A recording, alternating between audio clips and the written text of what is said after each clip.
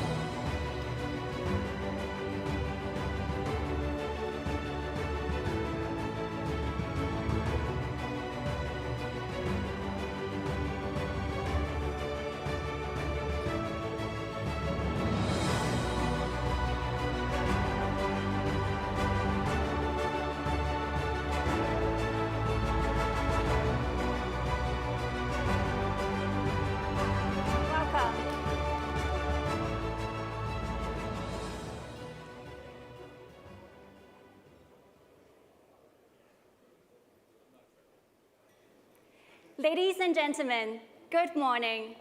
Welcome to the Global Financial Leaders Investment Summit 2025. I'm Teresa Lin from the Hong Kong Monetary Authority, and I'll be your host for today. Before we begin today's program, allow me to introduce the following honorable guests joining us at the summit today. They are the Chief Executive of the Hong Kong Special Administrative Region of the People's Republic of China, Mr. John Lee. And the Executive Deputy Director of the Hong Kong and Macau Affairs Office of the State Council, Mr. Xu Qifeng.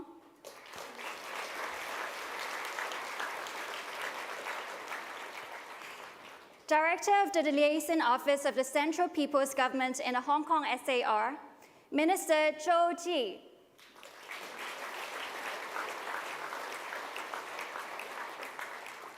And the Financial Secretary of the Hong Kong SAR, Mr. Po Chan.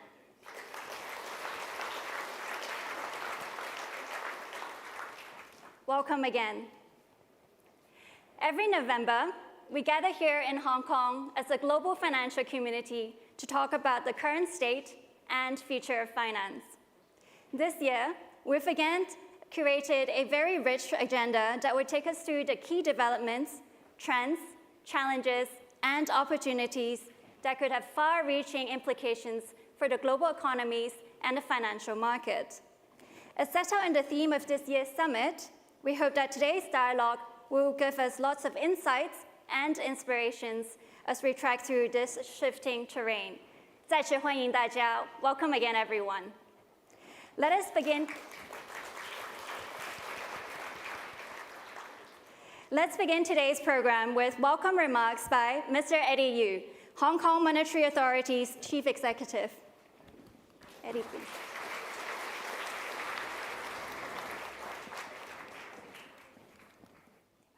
Chief Executive, Executive Deputy Director Xu Qifeng, Minister Zhou Ji, Deputy Governor Lu Lei, Vice Minister Zhou Liang, Vice Chairman Li Ming, Acting Commissioner Li Yongsheng, Financial Secretary.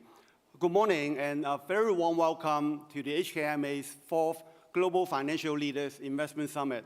And I'm really glad to say that the summit this year is finally spared from the typhoon, unlike the last few years. Many of you will recall that the summit actually started off as a one-off exit COVID event that was held in the middle of a very big typhoon. Little did we know that it will evolve into an annual tradition with more than 100 global CEOs joining us year after year, and we are truly grateful for your support. Our theme this year is Trekking Through Shifting Terrain. It draws inspirations from the numerous beautiful hiking trails crisscrossing Hong Kong. In fact, Hong Kong is home to one of the world's toughest trail races, a race so iconic and memorable that inspired the creation of an award-winning documentary. And the perseverance required to complete this brutal challenge perfectly showcases the can-do spirit of Hong Kong people. And those of you who joined our dinner last night, who have seen the edited documentary and the runners, should have felt it.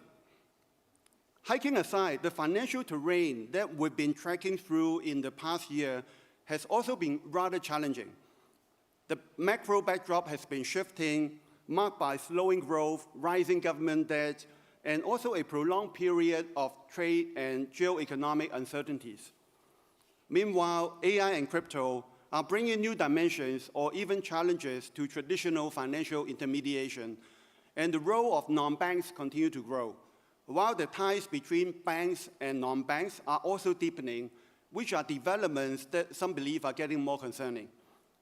Yet, somewhat at odds with this uncertain outlook, we've also been observing a continuous climb in asset prices for some time.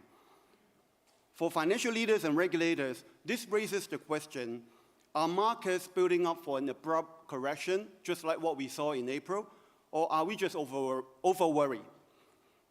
None of us can answer these questions with certainty, and that, however, does not justify inaction.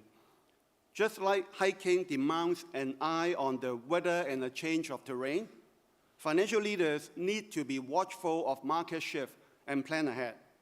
And this has very much been the approach that the HKMA takes, being the guardian of Hong Kong's monetary and financial stability. And this is also why we are all here today, to share and learn from each other and to leverage the collective wisdom to help us track our way through the uncharted territories ahead. With the gathering of so many bright minds and unparalleled experience in the room, I'm sure that we all have something useful to bring home from today's summit. Thank you very much.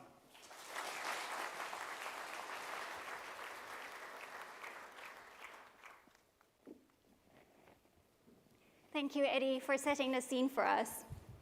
Next, I'd like to welcome the Chief Executive of the Hong Kong Special Administrative Region of the People's Republic of China, Mr. John Lee, on stage to deliver the keynote for us. Chief Executive, please.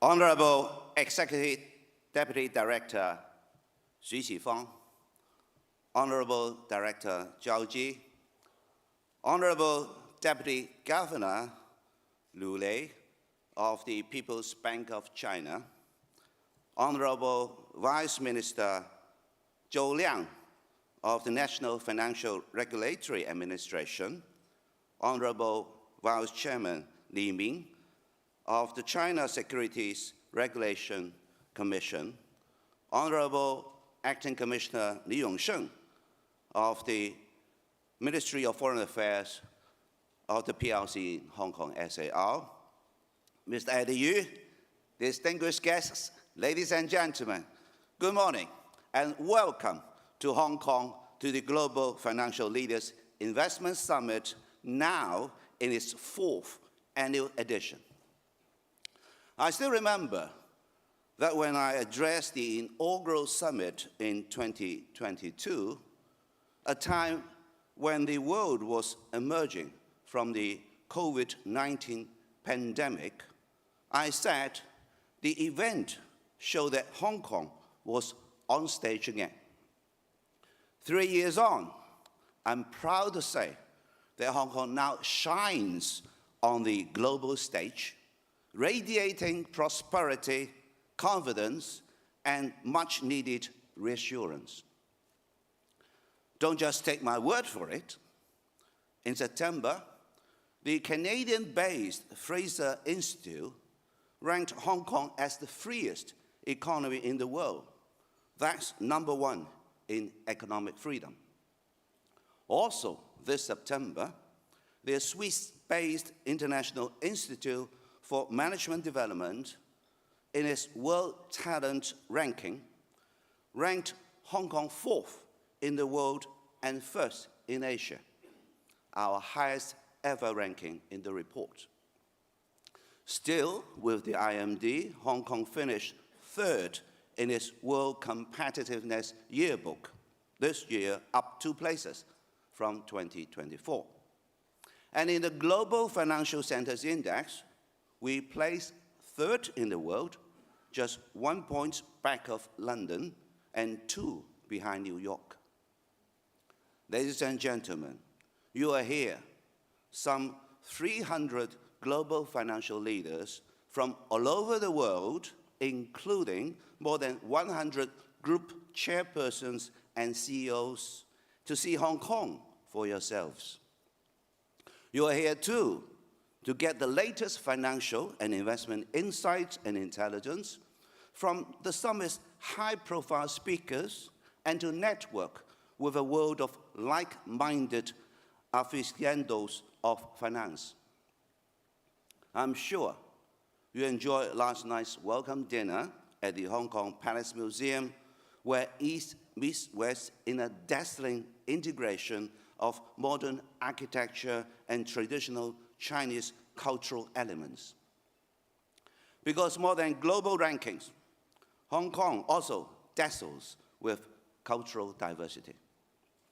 The theme of the 2025 summit, Tracking Through Shifting Terrain, resonates with yet another facet of Hong Kong's inimitable appeal. I'm talking about our remarkable network of prized hiking trails. You can explore them in our 25 country parks, covering about 40% of Hong Kong total land area, waiting for you and your hiking boots. Trekking through trails, marked and unmarked, shares a good many similarities with what financial leaders, all of you here today, face every day in this time of geopolitical uncertainty, market volatility, and headlong technological advances. I'm here to tell you that there's firm footing in Hong Kong, your steadfast partner. We offer certainty and clarity, together with confidence and opportunity for global investors and businesses seeking to diversify their assets and minimize risks. For the next few minutes, allow me to put a spotlight on 2 elements of compelling interest to you all here, our financial markets and fintech. Hong Kong's financial markets remain vibrant despite the uncertain global outlook. Our stock market has soared over 30% year to date, while average daily turnover has exceeded $32 billion, nearly double that of last year. In the first 10 months of this year, Hong Kong recorded 80 initial public offerings, raising over $26 billion. And that, I'm pleased to say, puts us #1 in IPO fundraising worldwide.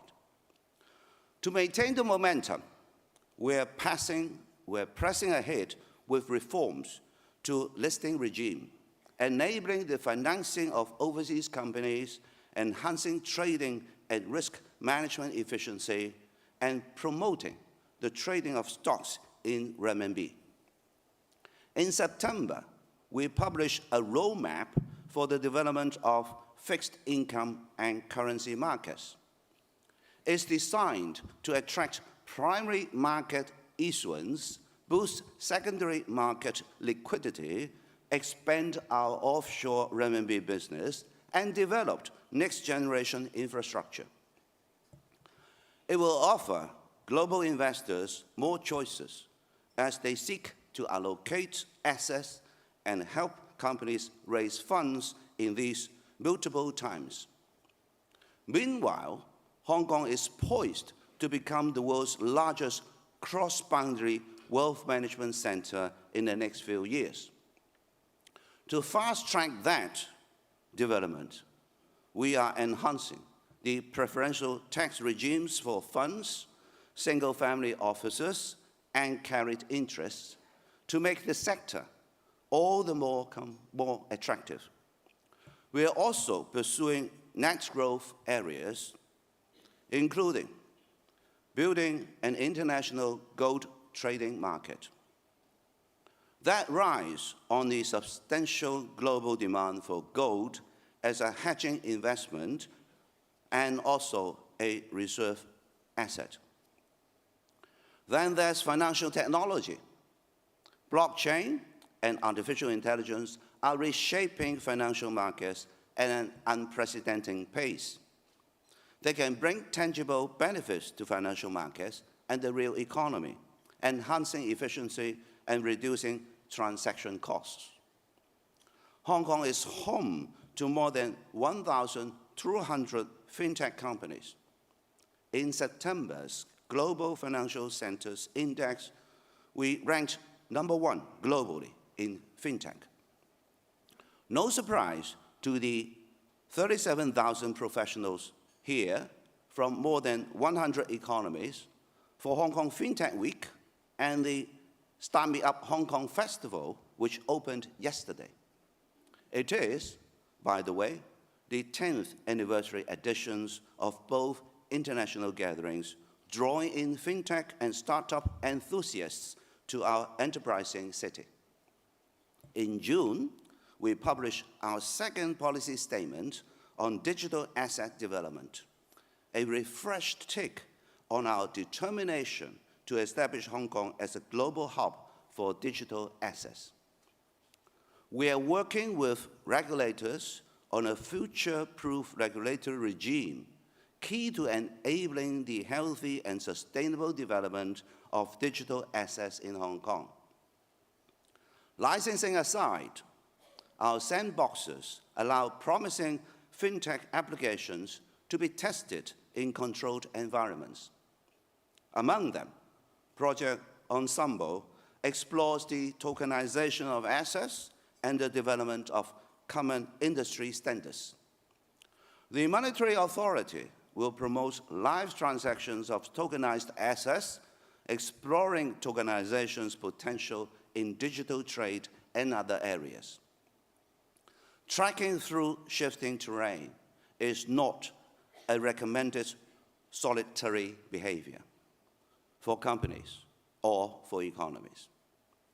It's why I'm grateful for the continuing support of market leaders, all of you here today. Hong Kong was built on reaching out, on seeking international partnerships and mutual opportunities. Our unique one country, two systems framework enables that, allowing Hong Kong to reach out to a world of prospects while maintaining unparalleled access to China, our country. I've just returned this Saturday from Korea for the APEC Economic Leaders Meeting. There, I had the pleasure of representing Hong Kong, China, a full and separate member of APEC, and meeting and working with leaders from a world of economies to advance the important cause of open trade and multilateralism. Later today, I will depart for Shanghai to attend the China International Import Expo. Also joining the expo this occasion will be 380 Hong Kong companies, which will promote their products and services and put a bright spotlight on Hong Kong brand. The Shanghai trip will also mark the first major promotional event by the newly established Go Global Task Force. This task force will make it easy for mainland companies to find foreign markets and global capital as the world looks to our country for its quality products and services. In finance, the term leverage refers to the use of borrowed funds for future investments. Here in Hong Kong, we leverage more than funds. We leverage our financial prowess for the benefit of investors, economies, and importantly, humanity. I'm pleased to note that the Asian Infrastructure Investment Bank, AIIB, announced just yesterday that it will set up an office in Hong Kong. The AIIB is a multilateral development bank that supports developing countries in infrastructure improvements. As a committee member of the AIIB, Hong Kong will do all we can to support its establishment of an office here. That includes leveraging our vibrant capital markets, world-class professional services, and diversified products. We will also help the AIIB in project financing, bond issuance, investment management, and much more. These examples, ladies and gentlemen, are more than business missions, meeting dignitaries and commercial operations. They are one country, two systems hard at work. They are shining examples of how the principle, how Hong Kong helps connect the world with the Chinese market. My thanks to the Hong Kong Monetary Authority, this summit's main organizer, and to each and every one of you for the invaluable presence. When you are here, do make the most of all that Hong Kong has to offer. That includes the scenic hiking trails I've mentioned. That also includes this very hotel we are at, which I'm glad to say has just been crowned #1 in the world's 50 best hotels ranking. And our many Michelin-starred restaurants and award-winning bars, one of which came first in the world's 50 best bars last month, recognized as the world's best bar. Asia's best, world's best, all here for you to experience. To eat, drink, sleep, and spend. Spend some good time in it, some good money in it.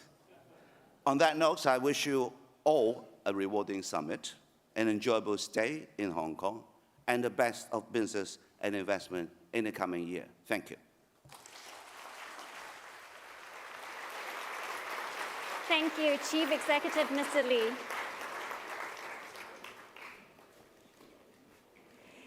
It is well known that Hong Kong is a major gateway to the Chinese mainland. Today, we're honored to have Mr. He Lifeng, Vice Premier of the State Council of the People's Republic of China, to deliver an opening keynote for us through video. Let us now welcome Mr. He. 尊敬的各位嘉宾、女士们、先生们、朋友们，第4届香港国际金融领袖投资峰会今天。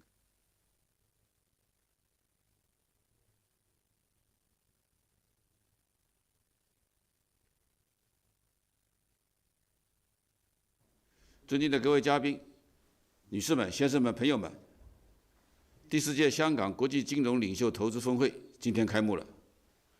受李湘总理的委托，我代表国务院对本届峰会的举办表示热烈的祝贺。习近平主席对香港的发展始终牵挂于心，强调“一国两制”实践已经进入新阶段，对香港全力拼经济、谋发展、奋力创造新的辉煌寄予厚望。我们由衷高兴地看到，特区政府深入落实习近平主席的殷切嘱托，在中央的支持下，全力发展经济，改善民生。今年以来，经济社会发展取得新的显著成绩。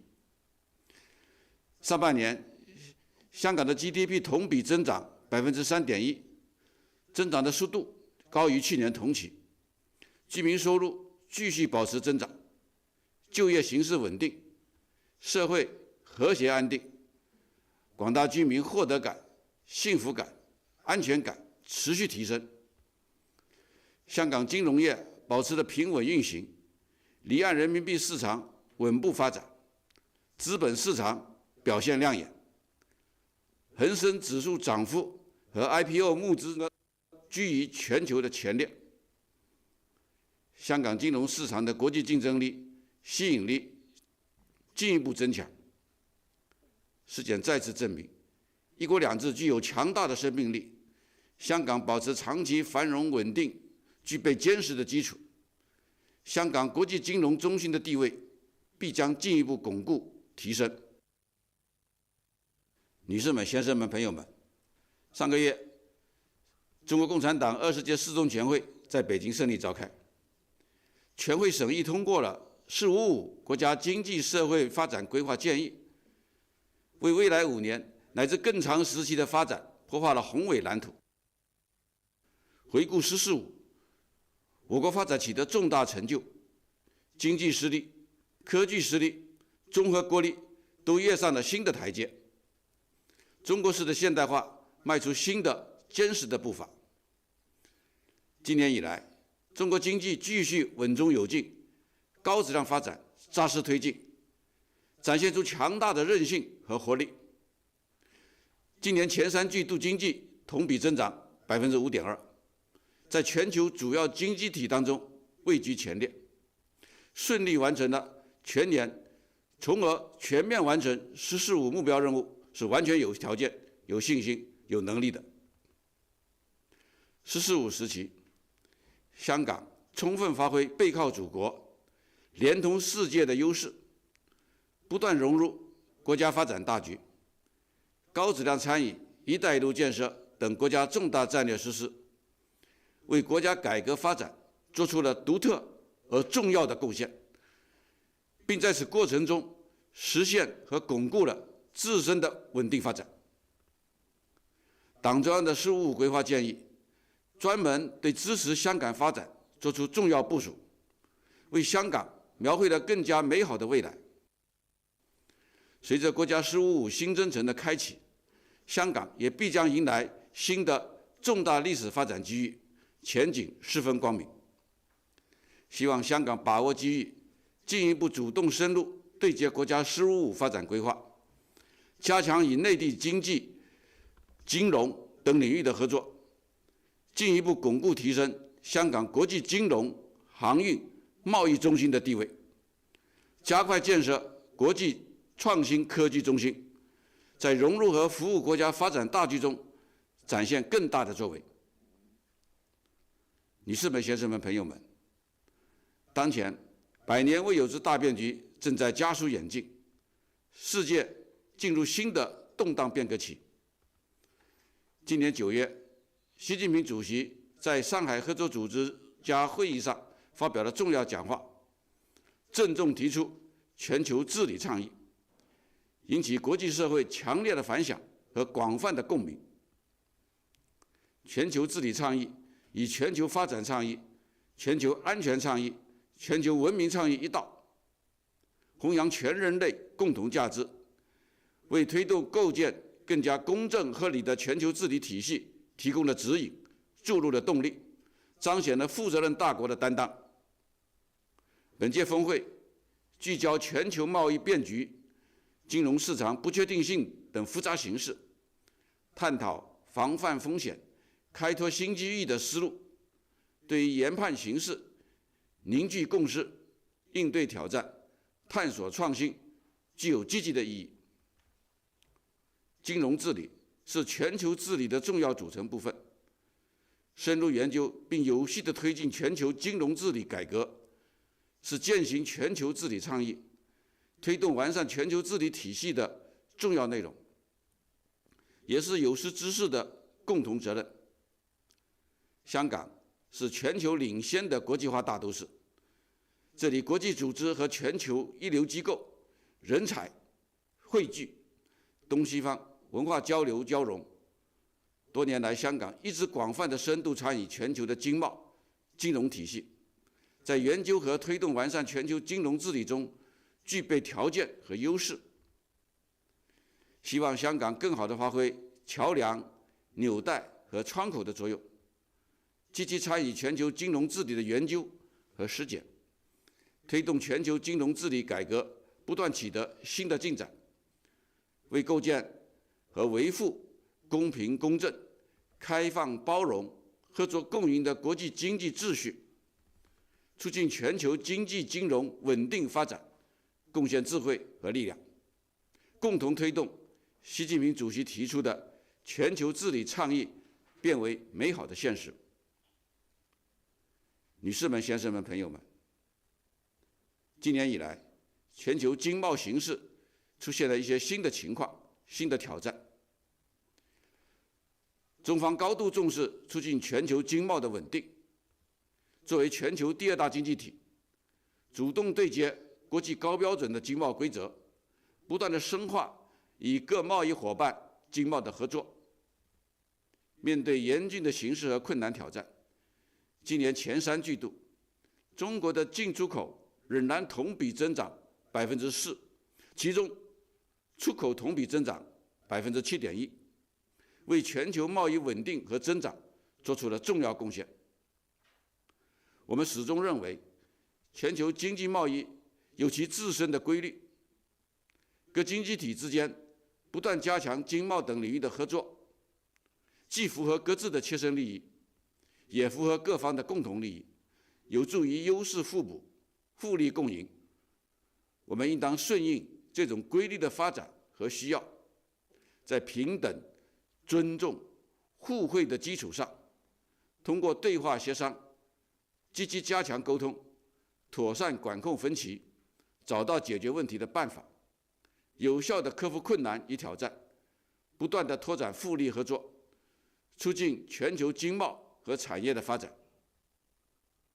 我们将顺应全球化大趋势，持续扩大高水平、制度型的对外开放，有序地扩大自主开放和单边开放，持续地推动贸易和投资自由化、便利化，进一步营造市场化、法治化、国际化的一流营商环境，打造透明、稳定、可预期的政策环境。我们将与各方一道，携手应对全球经贸面临的困难挑战，共同维护健康稳定的国际经贸秩序，努力保障全球产业链、供应链的稳定，推动全球经济增长，造福各国人民。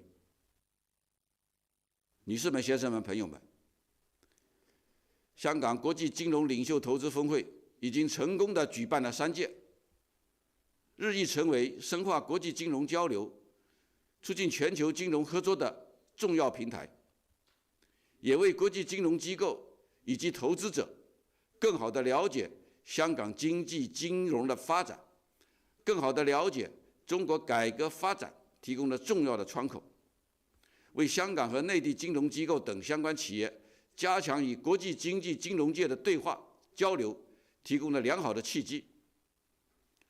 今天与会的嘉宾都是经济金融领域的专家，希望大家用好峰会的平台，分享真知灼见，就共同关心的问题深化沟通交流，不断地增进共识，共谋新形势下合作共赢之道。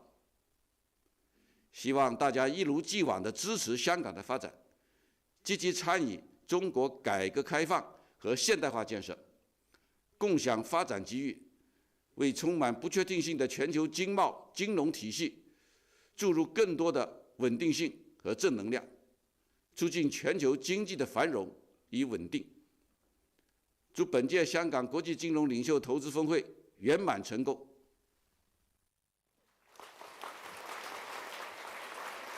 Thank you, Mr. He, for the keynote. Over the past 3 investment summits, many participants have told us that this event serves as an important window into the latest economic and financial developments of the Chinese mainland. With that in mind, we're pleased to welcome senior representatives from the Chinese mainland's financial regulators to this session. They'll share insights into China's current economic and financial landscape, as well as policy direction. This session will be moderated by Mr. Eddie Yu and be conducted in Putonghua. You may use the headset in front of you for English simultaneous interpretation, Channel 2. Now let us put our hands together to welcome Mr. Yu, along with our 3 speakers. Mr. Lu Lei, Deputy Governor of the People's Bank of China. Mr. Zhou Liang, Vice Minister of the National Financial Regulatory Administration. And Mr. Li Ming, Vice Chairman of the China Securities Regulatory Commission. 现在把时间交给你 Eddie。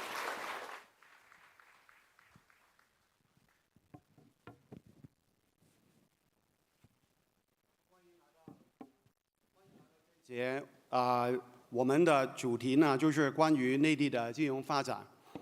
中国的经济发展跟金融市场的开放，一直以来是国际金融机构非常关心的一个议题。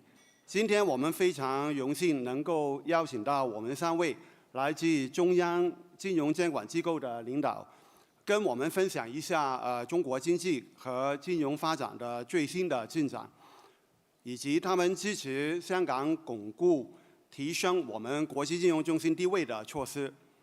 首先，我想邀请中国人民银行陆磊副行长跟我们分享一下今年以来人民银行实施的货币政策，推动内地跟香港金融市场的互联互通，还有支持香港离岸人民币市场建设等等方面的情况。我们有请陆行长。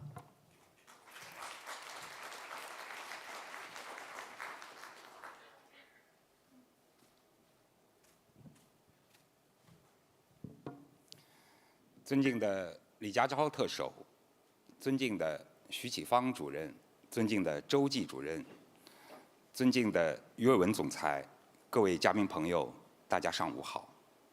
很高兴与各位新老朋友相聚香港，有机会跟大家共襄盛世，携手推动香港国际金融中心建设。香港背靠祖国，连通世界，是内地金融业对外开放的桥头堡，也是全球金融机构长期青睐的投资热土。今年以来，在中央政府的支持下，在特区政府的带领下，香港经济金融发展继续取得可喜成绩，内地与香港金融合作进一步深化。刚才何立峰副总理的讲话，为支持香港发展、加强国际金融中心建设指明了方向。中国人民银行将认真落实好有关要求。在全球经济不确定性增加的背景下，中国经济保持了稳步发展和坚强韧性，内地为香港持续繁荣发展提供了坚强后盾。作为中央银行，巩固提升香港国际金融中心地位，推动香港在国家总体金融改革开放中更好发挥作用，是我们的重要任务。大家都很关心中国人民银行在实施货币政策以及促进香港离岸人民币市场发展、推动内地与香港金融市场互联互通等方面的情况。受潘功胜行长委托，我就此与大家做一个交流。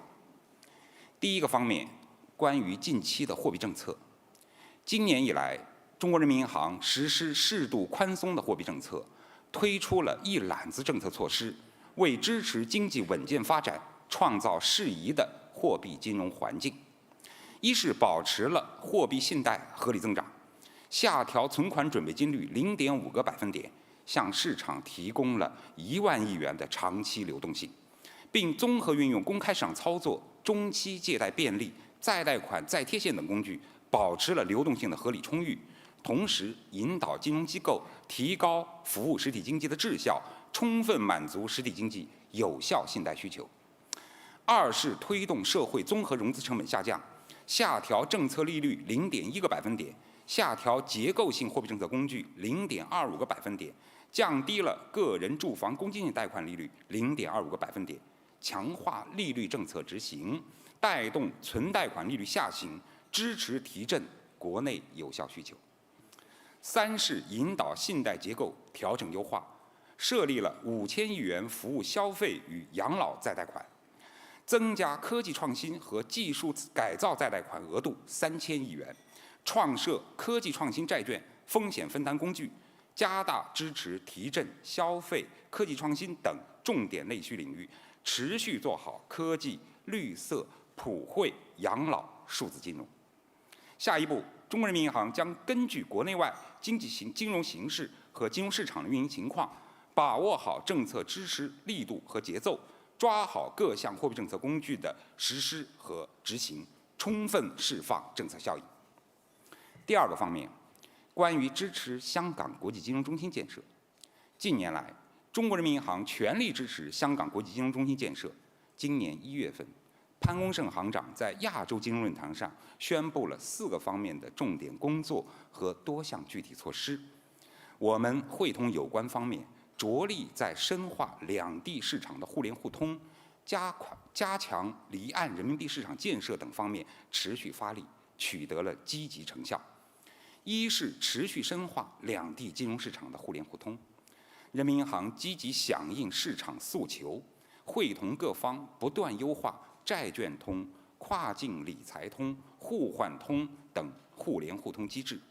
今年以来，支持各类境外机构投资者在内地开展债券回购，在香港推出以债券通债券为抵押品的离岸债券回购业务，推动债券通债券在香港市场成为广泛接受的合格担保品。同时，优化互换通，扩充报价商队伍，提高交易净限额，由每日200亿元提升到每日450亿元，便利境外投资者管理利率风险。截至9月末，已有1176家境外机构进入境内债券市场，覆盖了全球80个国家和地区，持债规模达到了3.8万亿元。截至7月末，16.46万名个人投资者参与了跨境理财通业务，汇化金额达到了1209亿元。截至8月末，互换通累计交易达到了1.5万多笔，名义本金余额总额约8.15万亿元人民币。在黄金市场互通方面，今年6月，中银香港的上海黄金交易所国际版指定仓库已经投入使用。二是积极支持香港离岸人民币市场建设。今年2月，我们支持香港金管局基于常备互换协议，推出总规模1000亿元的人民币贸易融资流动资金安排，并于10月升级扩展资金用途，为在港商业银行提供稳定低成本的人民币资金来源。9月末，该项安排下已累计发起交易近300亿元。同时，人民银行常态化在港发行人民币央行票据，会同相关部门在香港市场提供离岸人民币国债等高信用等级人民币资产，丰富离岸市场的产品体系。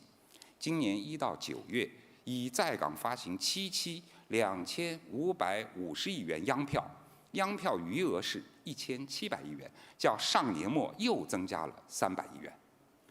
三是推动开户、跨境支付、征信等金融服务的互联互通。港澳居民代理见证开户已扩大至8家银行，覆盖了大湾区内地9城市。截止到7月末，港澳居民累计开立2、3类银行账户47.5万个，交易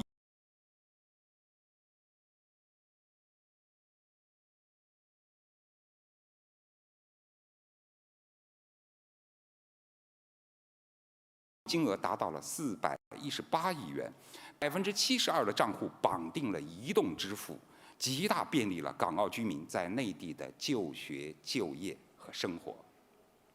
持续拓展完善人民币跨境支付系统，也就是 CIPS 在港业务。截止到9月末 ，CIPS 在香港的直参、建参已经达到了113家机构，有效便利了国际贸易、投融资的跨境结算。同时，推动上线内地与香港快速支付系统互联互通，也就是跨境支付通，数字人民币跨境数字支付平台，积极推动粤港澳大湾区2维码跨境扫码支付，为两地人员经贸往来提供更加安全、高效、便捷的跨境支付服务。在征信方面，内地与香港征信机构密切合作，截止到9月末，78家在深，也就是深圳的港资企业获得了银行融资21亿元。所有这些都立足于惠企、惠百姓，做到润物细无声。各位嘉宾、各位同事、各位朋友，当今世界100年未有之大变局加速演进，不确定性因素正在增多。诚如本次峰会主题，全球金融投资面临诸多变化和未知挑战。在此背景下，香港主动识变局、开新局，充分发挥独特优势，实施一系列改革发展措施，不断增强作为国际金融中心的吸引力和竞争力，未来有巨大发展潜力和广阔空间。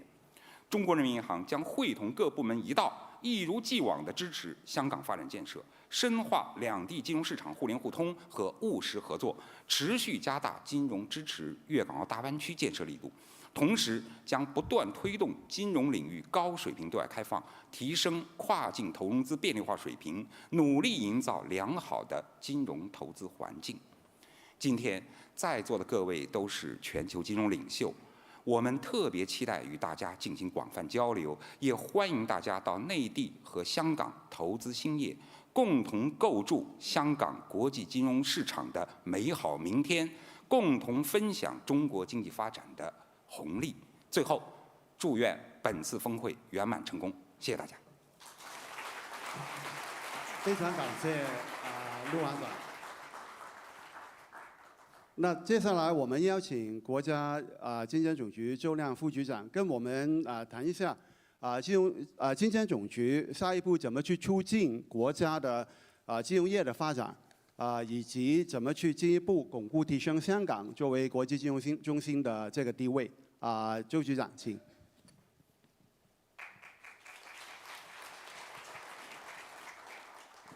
尊敬的李家超行政长官，尊敬的徐启芳主任、周记主任、陈茂波司长、于伟文总裁，女士们、先生们、朋友们，大家好！很高兴参加第4届国际金融领袖投资峰会。习近平总书记对香港特区长期稳定繁荣发展高度重视，做出了一系列重要的指示。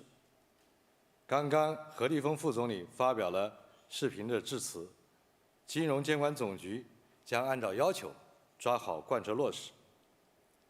大家知道，不久前刚刚召开的党的20届4中全会全面总结了“十四五”我国取得的巨大成就。那么其中内地和香港的金融业的发展取得的成绩是其中重要的组成部分。我个人体会有以下4个方面：一是金融业高质量发展迈上新台阶。目前，内地银行业、保险业的总资产超过了500万亿元，5年来年均增长9%。中国作为第1大信贷市场和第2大保险市场的地位更加稳固。内地与香港的资本市场表现强劲，信托、理财、保险资管机构管理的资产规模达到了100万亿元。全球1000强的银行中，中资银行占到了143家，港资银行的资产规模在内地外资银行中占据半壁江山，各项指标处于领先的水平。二是服务实体经济的质效大幅提升。5年来，银行业、保险业为实体经济提供新增的资金达到170万亿元，普惠型小微贷款的余额稳步增长，科技领域新增投资超过1万亿元，民生保障显著增强。保险业作为减震器和风险的减压器上，我们累计赔付了9万亿元，较“十三五”期间增长了62%。三是金融体系的运行更加稳健。我国的金融业主要指标都在健康的区间，其中银行业的不良贷款率1.47%，保险业的盈利能力大幅提升，行业资本和风险拨备的总规模超过了50万亿元，金融监管体制改革顺利完成，金融风险有序化解，房地产行业止跌回稳，地方债的化解也取得了明显的成效。四是香港的国际金融中心地位进一步巩固，保持着良好的韧性和活力。香港拥有全球40多个国家和地区150多家持牌的银行机构，保险业的渗透率和保险的密度分列世界第1和第2。今年的1到10月，香港资本市场的 IPO 规模全球第一。同时，香港还承担着全球75%以上的离岸人民币的支付结算业务。沪深港通、债券通、跨境理财通、互换通等各种互联互通的机制，助力香港更好地融入了国家发展大局。女士们、先生们、朋友们，党的20届4中全会通过了关于制定国民经济和社会发展第15个5年规划的建议，擘画了未来5年的发展蓝图。建议提出要加快建设金融强国，大力发展科技金融、绿色金融、普惠金融、养老金融、数字金融，优化金融的机构体系，推动各类金融机构专注主业，完善治理，错位发展。建议还提出，要发挥港澳背靠祖国、联通世界的独特优势和重要作用，巩固提升香港国际金融、航运、贸易中心地位，支持香港建设国际创新科技中心。这些目标和要求，为香港创造了更多的发展机遇。众所周知，香港连续多年在国际金融中心中名列前茅。在最新的排名中，香港凭借在筹融资市场、制度和法治、营商环境、金融人才等等方面具备的独特优势，成为了亚洲第一、全球第3的国际金融中心。随着“十五五”规划、“一带一路”以及粤港澳大湾区建设等政策红利的持续释放，内地与香港的金融合作必将迎来更大的发展空间。女士们、先生们，下一步我们将继续深化内地与香港的金融合作，推动香港全面融入国家发展大局，发挥香港的优势，进一步巩固提升香港国际金融中心的地位。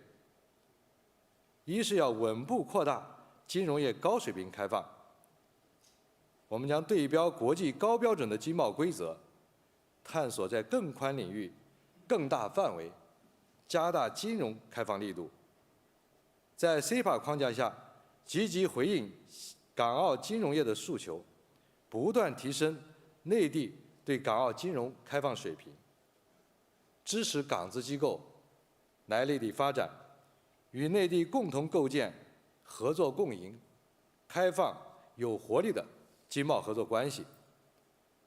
二是持续深化内地与香港的互联互通，我们要发挥好香港超级联系人的作用，支持内地的保险公司在香港发行巨灾债券，允许内地的保险公司在香港市场发行保险连接证券，助力香港国际风险管理中心的建设，继续推动提升大湾区的金融服务便利化水平，发挥香港在国际贸易、航运物流、金融服务方面的优势，与粤港澳大湾区、海南自贸港加强探索更多的合作模式，支持银行保险机构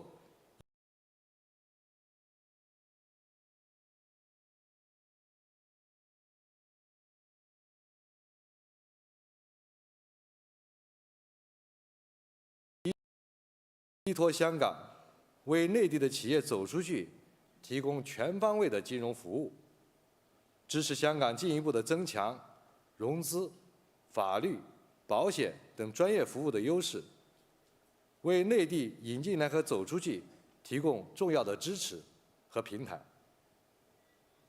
三是共同做好金融5篇大文章。内地与香港要加强科技、绿色、普惠、养老、数字金融领域的合作，充分发挥香港在科技创新和知识产权保护方面的优势，强化数字货币与电子支付国际化的试验窗口作用，支持港资机构深度参与内地的科技金融、数字金融实践，促进科技、产业和金融良性循环。借鉴保险领域香港的先进经验，推动内地养老金融大力的发展，加强内地与香港在绿色金融业务的合作和规则规制的衔接，为全球的绿色低碳转型提供更多的中国范例和经验，积极参与国际金融治理。四是加强监管的合作，防范金融风险。我们要有效地平衡好防风险和促发展关系，进一步完善内地与香港金融监管合作机制和政策框架，防范跨境金融风险，促进两地的金融业高质量发展，积极应对外部风险协作机制，加强监管的沟通，坚决维护我国的金融安全稳定。展望“十四五”的新征程，不管外部的环境如何变化，我们都会集中力量把中国自己的事情办好。我们坚信，在“一国两制”的独特优势下，香港必将能将国家战略需求转化为自身发展的新动能，在助力金融强国建设、服务中国式现代化建设的同时，续写国际金融中心的新篇章。最后，预祝本届峰会圆满成功，谢谢大家。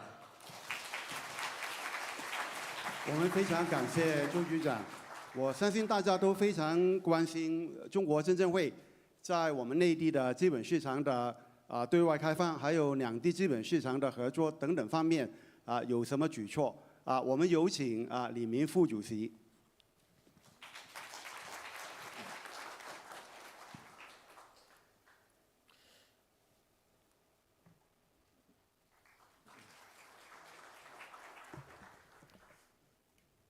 尊敬的李家超行政长官，尊敬的徐启芳主任、周济主任、陈茂波司长、于伟文总裁、梁凤仪总裁，各位嘉宾、女士们、先生们，大家上午好！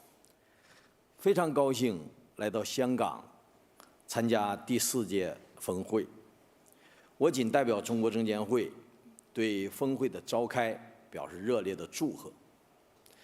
当前，世界百年变局加速演进，全球经贸秩序和金融体系面临的不确定、不稳定因素增多。本届峰会以驾驭变局、砥砪前行为主题，具有很强的现实意义。刚才，何立峰副总理发表重要致辞，对于我们准确把握国际经济金融大势，全面落实“十五五”规划建议关于扩大开放的战略部署，推动内地与香港资本市场的协同发展不断向更高水平、更深层次迈进，具有重要的指导意义。我们将会同相关方面，认真抓好落实。中国资本市场因改革而生，因开放而兴。无论国际形势如何变幻，中国资本市场始终坚定不移扩大对外开放，以协同发展、合作共赢的定数，应对外部环境的变数。“十四五”期间，面对错综复杂的国际形势，中国证监会认真落实党中央、国务院的决策部署，坚持市场化、法治化、国际化的方向，从市场准入到规则对接，不稳提及推出了一批牵引性强、含金量高的标志性开放举措，取得了积极成效。5年来，行业准入全面放开，全面取消证券、基金、期货机构外资持股比例限制，外资机构的经营范围和监管要求实现国民待遇，更大力度支持外资金融机构来华投资展业，新增核准13家外资控股证券基金期货公司，外资控股证券基金期货公司的数量呈现了较大的增长。5年来，市场互联互通持续深化，完善企业境外上市的监管制度，支持企业用好2个市场、2种资源。269家企业实现境外上市，持续优化完善合格境外投资者制度和沪深港通机制，扩大投资范围，为境外投资者参与 A 股市场创造更多的便利条件。境外投资者持有 A 股市值已达3.4万亿元，成为市场的重要参与力量。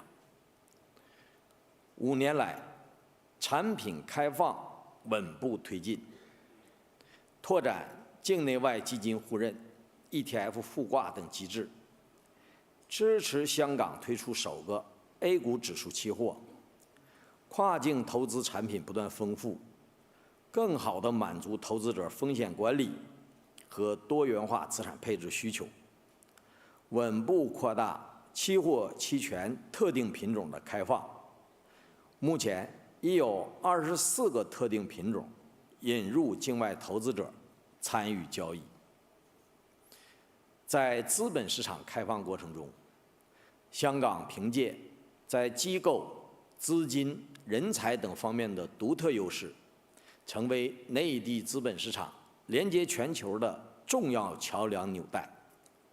我们欣喜地看到，今年以来，香港资本市场呈现出蒸蒸日上的良好态势。宁德时代、恒瑞医药等境内优质企业跨过湘江，走向全球。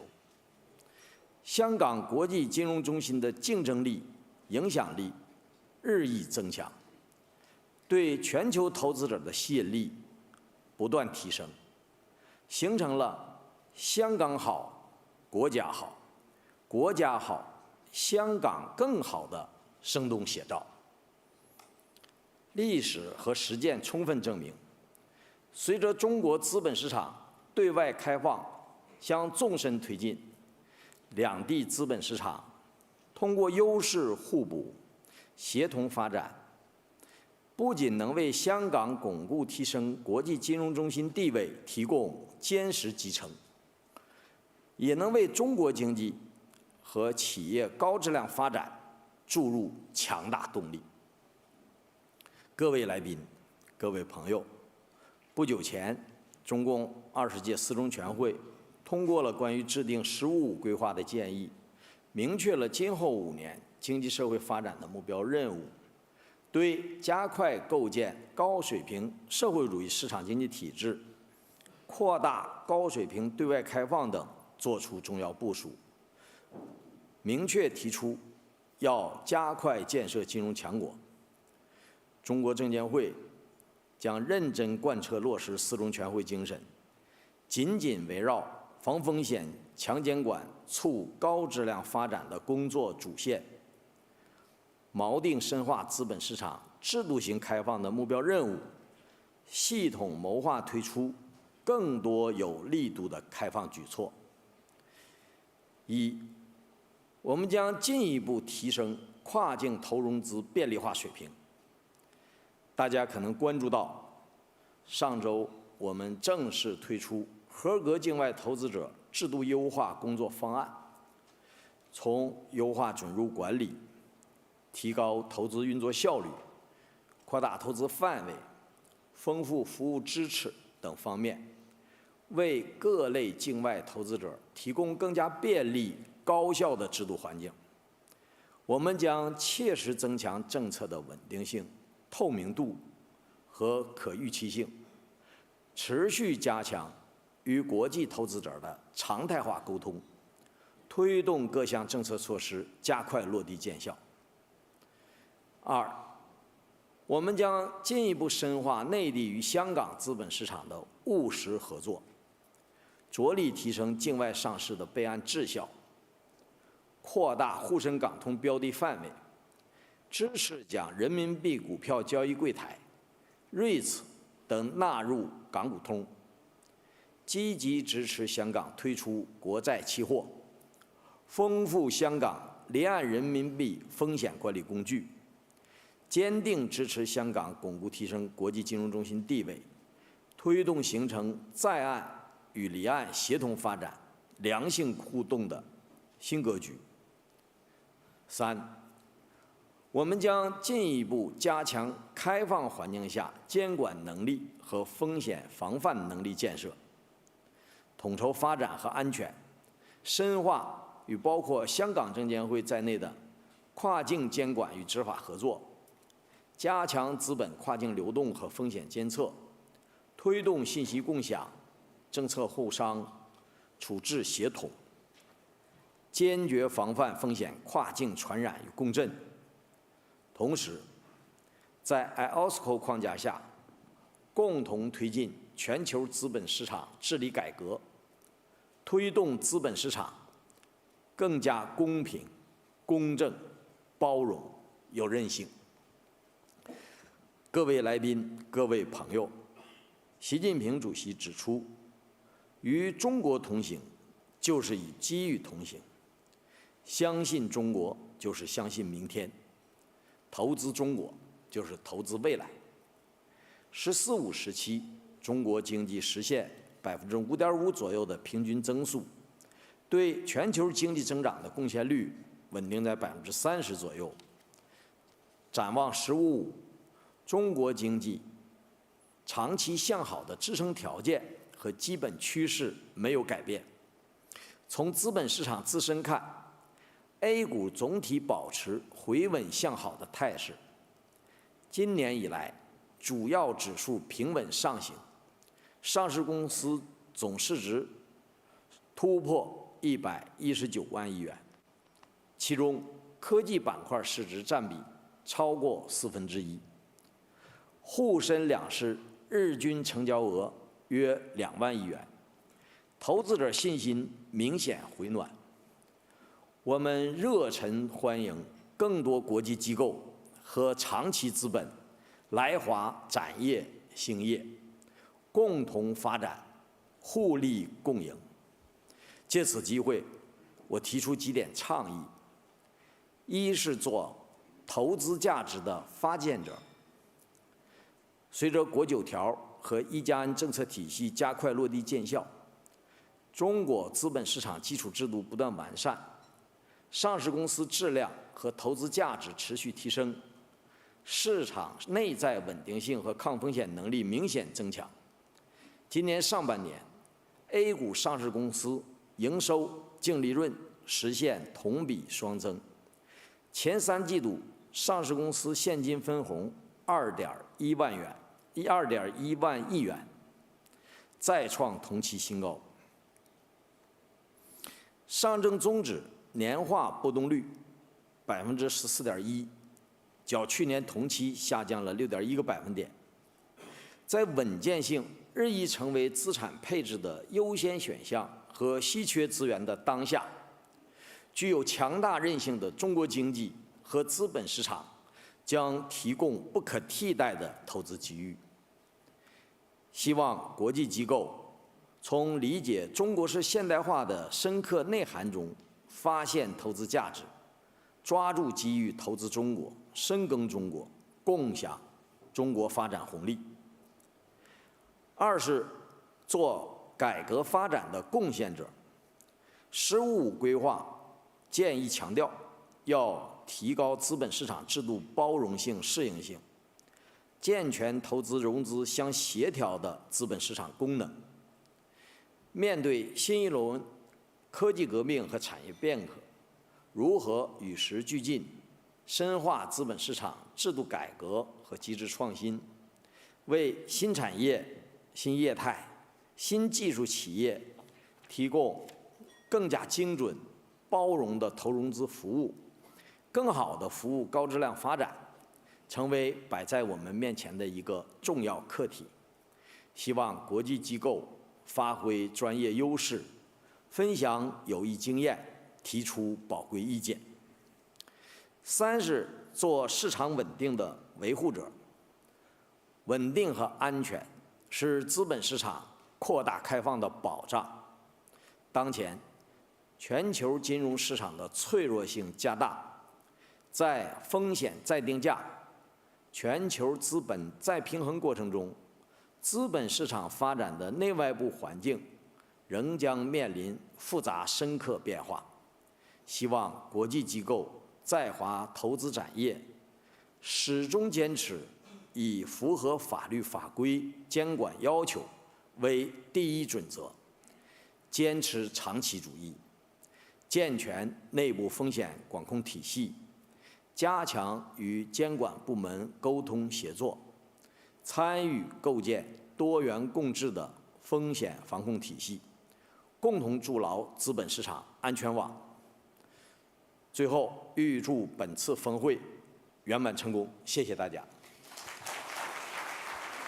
谢谢李主席，也非常感谢我们3位嘉宾为我们做出那么全面的非常有前瞻性的一个演讲让我们用热烈的掌声感谢我们3位嘉宾。感谢几位嘉宾的分享，请留步台上来一张合照。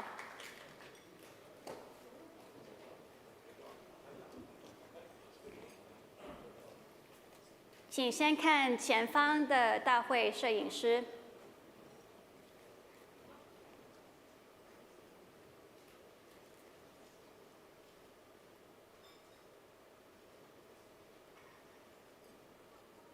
再看向左后方的媒体朋友。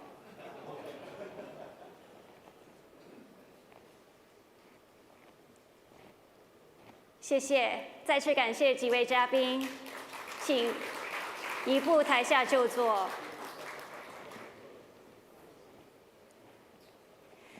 We'll now take a short break. Please remain seated while we set the stage for the next session. The Chief Executive, Mr. John Lee, Executive Deputy Director, Mr. Xu Qifang, and Minister Zhou Ji will now leave the venue due to other commitments. Thank you again, Mr. Lee, Mr. Xu, and Mr. Zhou for your time at the summit today.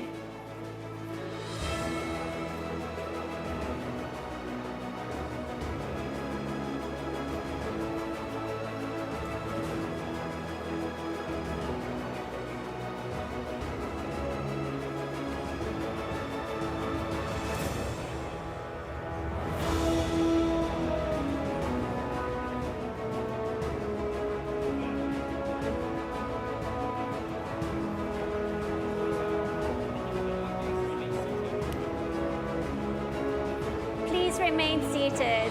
Thank you.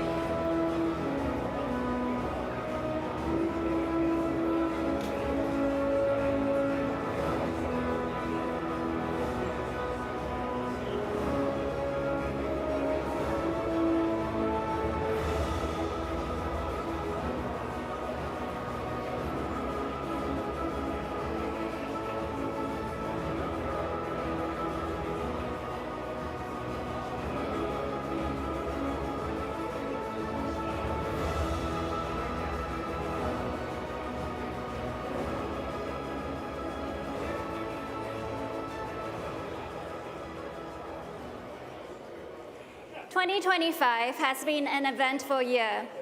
We've witnessed some of the most remarkable shifts in global economies, trade, politics, and diplomacy in peacetime. Are these becoming the new normal? Let us hear from the speakers of our next panel. Please put our hands together to welcome our moderator, Arthur Yoon from the Hong Kong Monetary Authority. And joining him on stage, our panelists, George El-Hedri from HSBC, Bill Ford from General Atlantic, and Com Keller from UBS.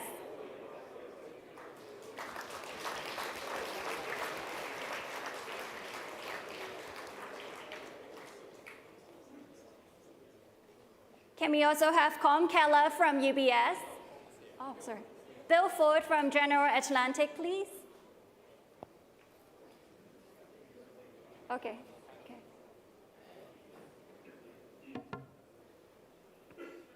So we're waiting for one more panelist, Bill Ford. Bill, where are you? Please raise your hand if you're in the room. I think he's coming this way. No. Thank you very much. Bill Ford from General Atlantic.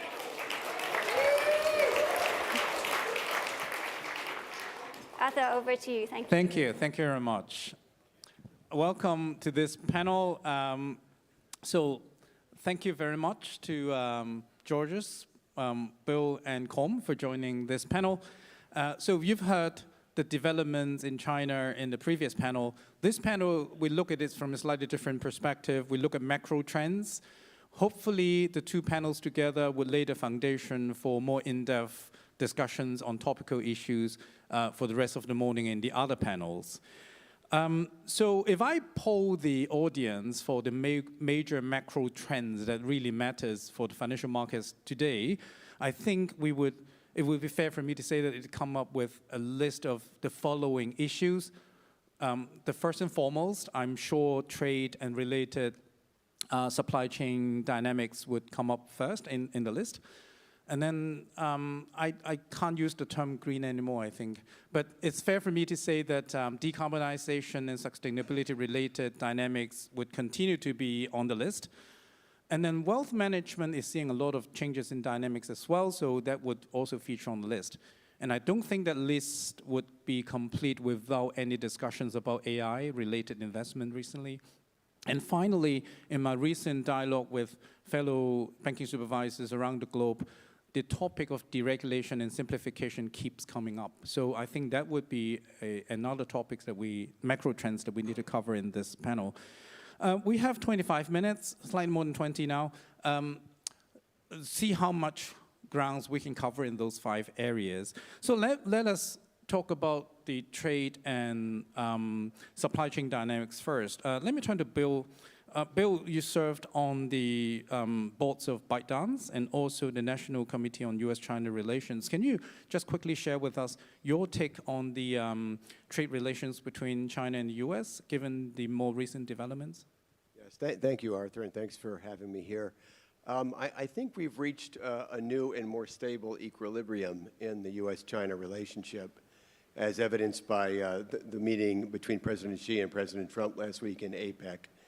And I think despite some of the noise on the surface related to tariffs and some of the exchanges back and forth on trade, I think below the waterline, there was actually a much more constructive engagement, as evidenced by Secretary Besson and some of the Chinese leaders in their 5 meetings during the year. And I think it set the stage for a very constructive meeting where 2 major things were accomplished. One was, fortunately, there was a TikTok agreement, final agreement, and second, a pause in any trade actions for another year. And I think it sets the stage for a much more positive and I think stable relationship between U.S. and China in the next year. So I would say it's on a cyclical upswing, despite some longer-term challenges related to national security and competition and technology.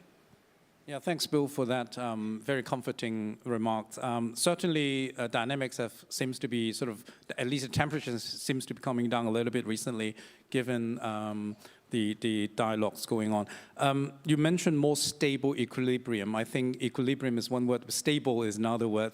I do hope that stability would continue, but given what happened in the past 7 months in the trade fronts, stability seems to be a very scarce sort of commodity to go by. Should we be worried about the stability part of it? Well, I think we've had a lot of volatility in the relationship going all the way back to the Trump's first term, and really a lot of movement in policy on both sides. But I think there's a recognition that both countries will benefit by a more stable and more predictable environment, and I think that was my takeaway from last week's meeting and some of the build up to it in sort of the lower level meetings between Secretary Besson and everybody else. Thanks, Bill, for that remarks. Let me turn to George. Supply chain uncertainties, definitely that's a very important sort of developments going on in the financial markets as well. Now, HSBC actually coined the terms Asia by Asia, I think, right? So can you share with us your take on that in terms of supply chain dynamics changes? Thank you, Arthur, and thank you, Eddie, for hosting us, bringing us together today for the next few days. Few observations I'd like to share on trade and supply chains. 5 observations. The first one is just echoing what Bill has said. On the 2nd of April this year, we felt that hell was breaking loose, and by the 31st of October, things seem to have subsided and stabilized, and we acknowledge that. There remain some challenges, but minor compared to what we were bracing for back in April. So this is the first observation. It's a relatively good news story where we stand today. The second observation is that trade has been resilient. Despite the last few quarters' uncertainty, trade has been resilient, and so we observe that 72% of global trade remains on WTO terms. This is down from 80%, but we're still talking high 70, in the 70s. Also, trade volume globally have increased by 2.9%. Again, this is down from 3.5% in 24, but we're still talking growth in global trade. The third observation is that trade has been reconfiguring. And this is exactly where the phrase Asia buys Asia comes in. This is one of the major reconfiguration of global trade, where we've seen effectively Asia starting to be much more engaged with itself through various intra-regional corridors, but also between Asia and the Middle East and other corridors around the world, somewhat taking, if you want, taking more prominence compared to what historically was the summary of global trade being China produces and then sells to the US consumer. That's definitely become much more sophisticated and nuanced today with Asia buying Asia. We believe Asia buys Asia brings about 1.8% additional GDP to Asia. So this is that much more wealth that will be created because of the Asia buys Asia. But this reconfiguration is also not only about the geographic reconfiguration, is also the content reconfiguration, and where we see now technology and AI goods contribute to about half of the growth in global trade. And we're seeing, of course, outside the trade in goods, trade in services grow at twice the pace of trade in goods. So there are definitely reconfigurations across geographies, content, and the substance that's behind it. The fourth observation, Arthur, I'd like to share is that trade is not only about trade. Trade has become a major driver of foreign direct investment and a major driver for employment. And we've seen that very clearly in ASEAN with Chinese foreign direct investment to build manufacturing capabilities, be it autos in Thailand, be it electronics in Malaysia, be it logistics in Singapore, et cetera, et cetera. Vietnam, Indonesia have been also big beneficiaries. But also places like India and Mexico have been big beneficiaries of these FDI flows. So they bring with them hard currency, they bring with them employment, they bring with them wealth, they bring with them export capabilities. And they partly benefited from low wages in many of these countries, compared now, for instance, to China. But also, the potential of this growth is massive, because when you look at the FDIs from within Asia, specifically China, we remain at substantial, or multiples lower than the FDIs of some of the more mature economies, such as the US, Germany, the UK, Japan, Korea. So there is massive potential for more FDI to come. And then the last point I'd like to share about trade and supply chains is that the US will have a different role in global trade. The first thing is the US was the consumer of last resort. Anything manufactured on this planet would find buyers in the US if they couldn't find buyers anywhere else.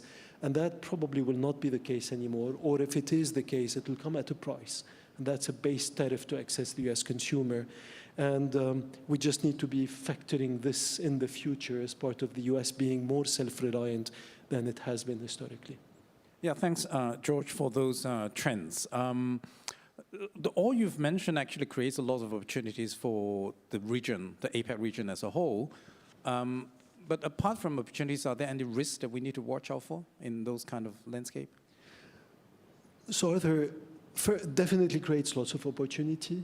I just take the opportunity to say that we have, on the 9th of October, announced an offer to invest more than $100 billion Hong Kong dollars in Hong Kong with our offer to take private Hang Seng Bank.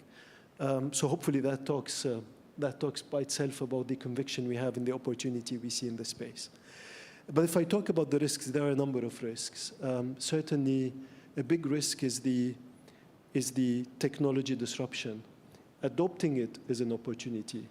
Missing out on it is going to be a major risk. And it still comes with some of its challenges. Adopting blockchain is a major opportunity. We already rolled out tokenized deposits for our customers in Hong Kong and a number of other jurisdictions. We're participating to the e-Hong Kong dollar. We're participating to Project Ensemble for the interoperability of blockchain. All these opportunities are real, but there's still a lot that's happening on the blockchain away from regulated financial services in some of these unregulated stablecoin issuers. And that's a threat because it's an activity we cannot engage in being regulated and living by different standards than some of these issuers. Hong Kong's addressing that through a recent regulation on stablecoins, but obviously it's still a major global challenge. And then the second, I'll mention the second opportunity, challenge, of course, is generative AI and large language models. Opportunity in how we can improve customer experience, productivity, coding, efficiencies, how we can improve fraud detection, and I can go on, simplification of organizations, et cetera, all of which we're dipping into.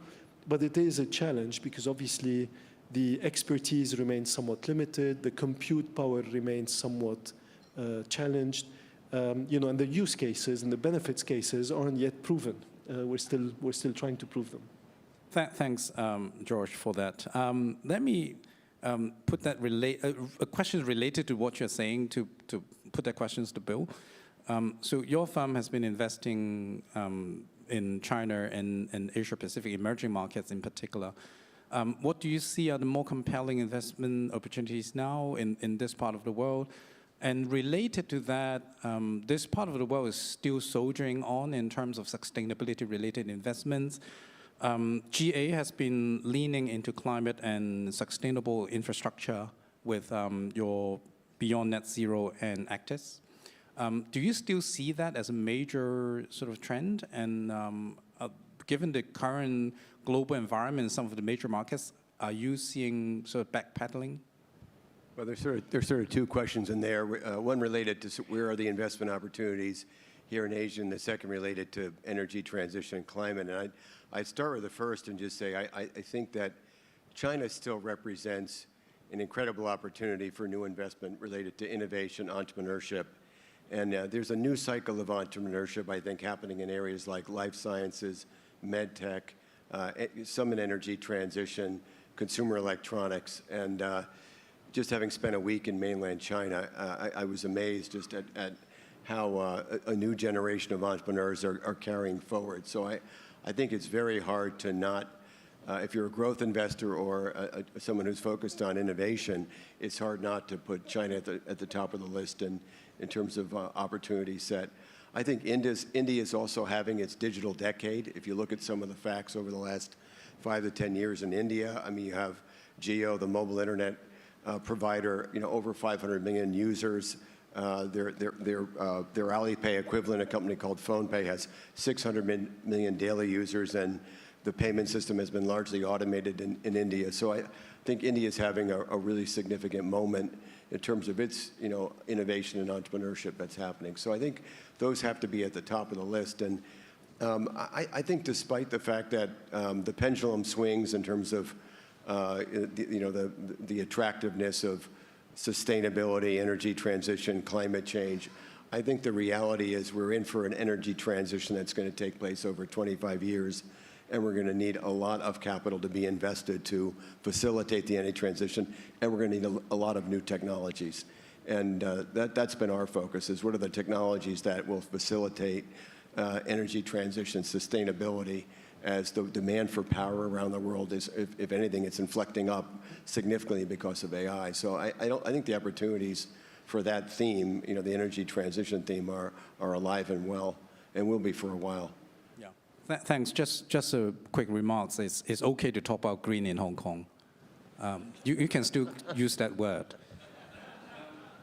Okay. Let me turn to Com. Switzerland. I really want to talk to you about Switzerland. Switzerland has always benefited from periods of uncertainty.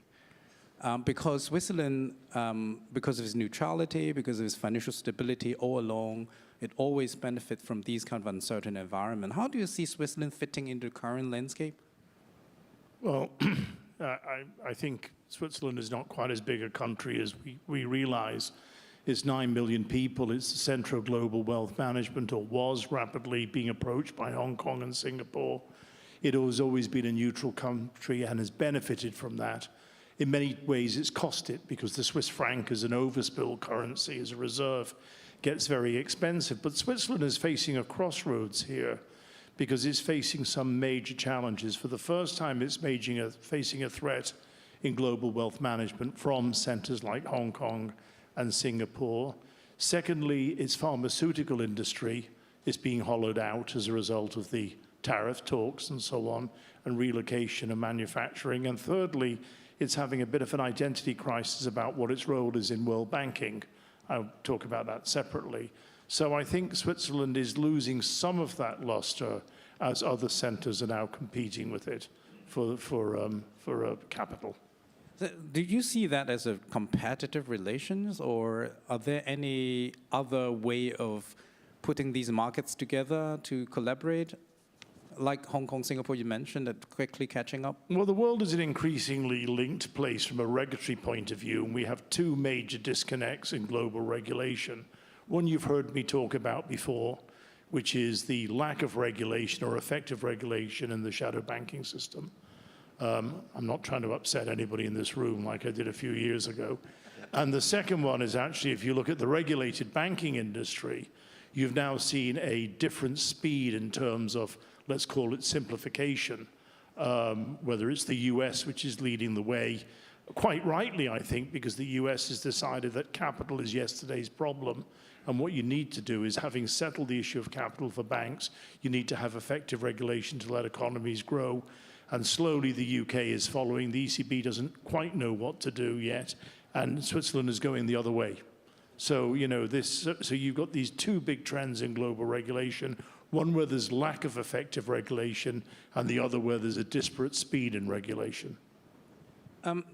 Interesting that you mentioned regulation repeatedly, because one of the areas that we want to talk about is deregulation, because increasingly I've heard that word being mumbled in the international community, particularly amongst the major markets. If I want you to pick one area of regulation that you think can be simplified or deregulated, what would you pick? Well, I think the US is doing it. They're talking about deregulation. In fact, what it is simplification and focus on what needs to be done.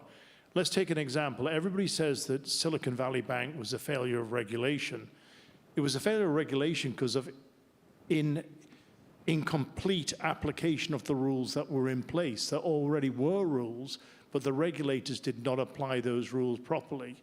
They got too caught up on orthodoxy, on rule application itself. When you have a CCAR submission that's 125,000 pages, who reads it?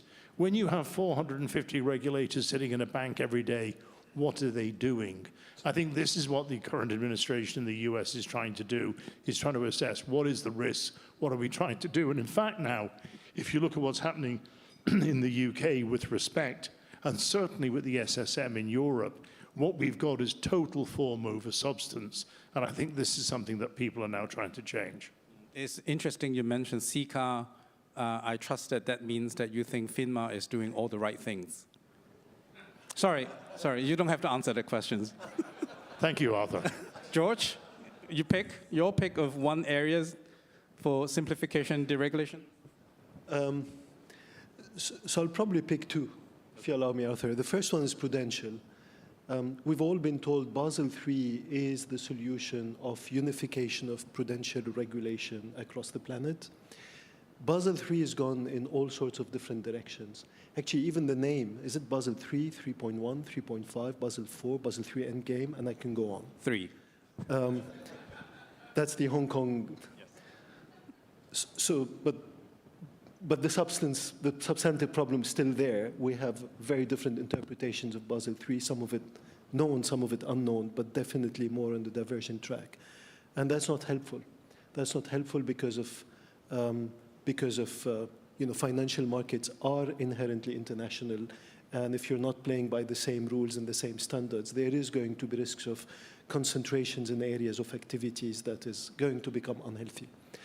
The second area I want to call out is regulation of the fully unregulated space of stablecoin issuers.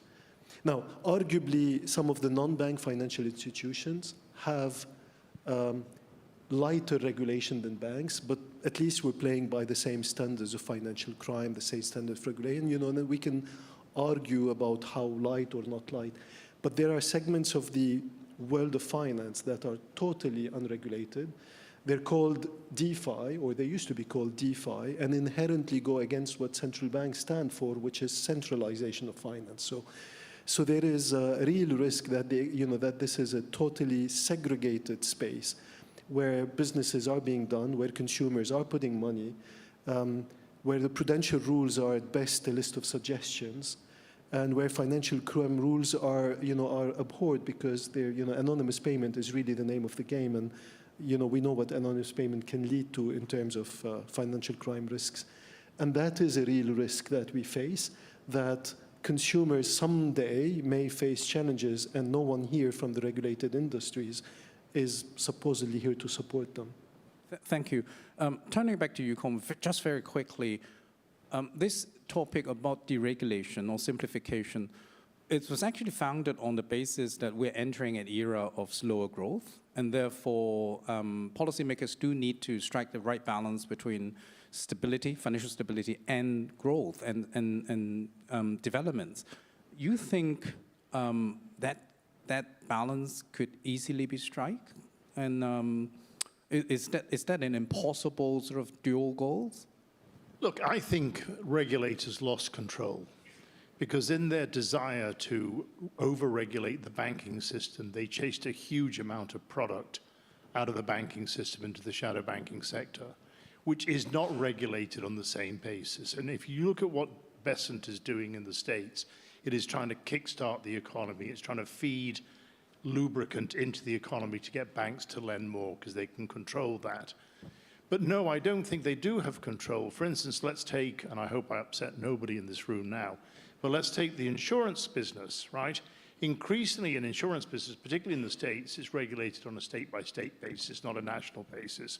We're beginning to see huge rating agency arbitrage in the insurance business. Remember, in 2007, subprime was all about rating agency arbitrage. What you're seeing now is a massive growth in small rating agencies ticking the box for compliance of investment.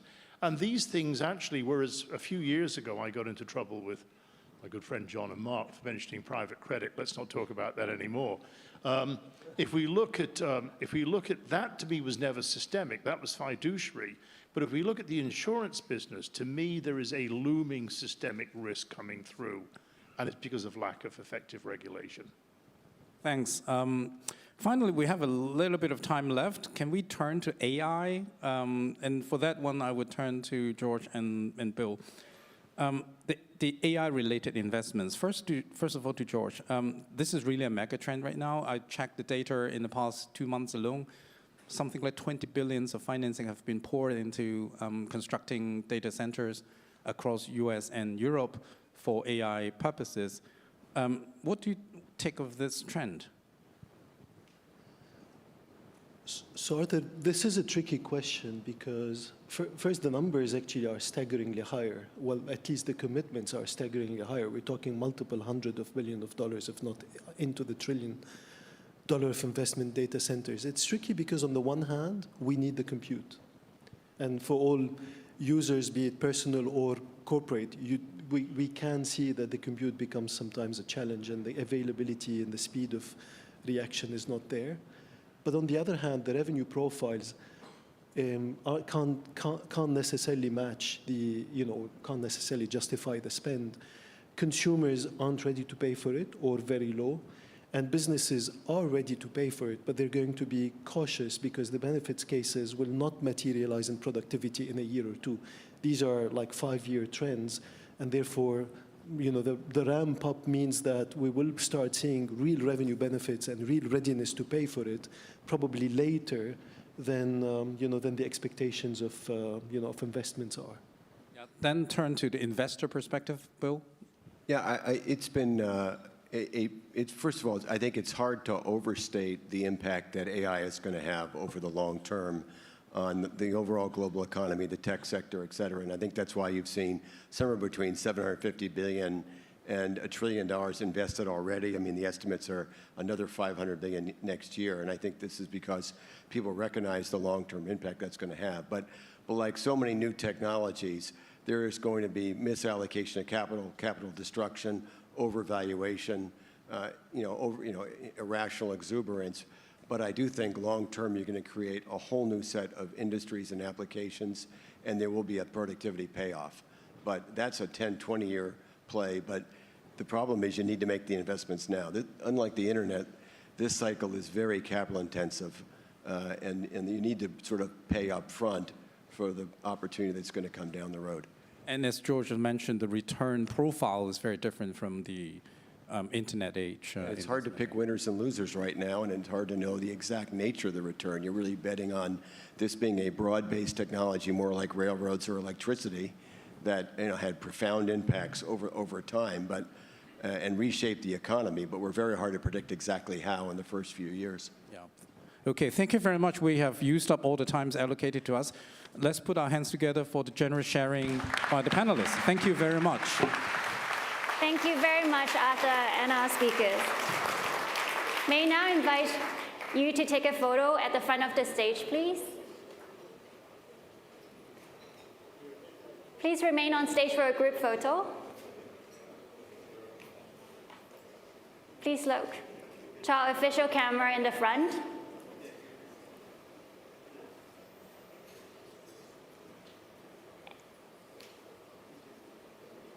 And now to the back, left black.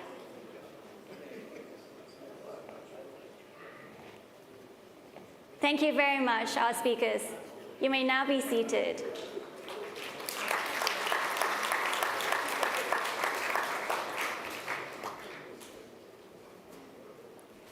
We've just explored the macro changes shaping our world.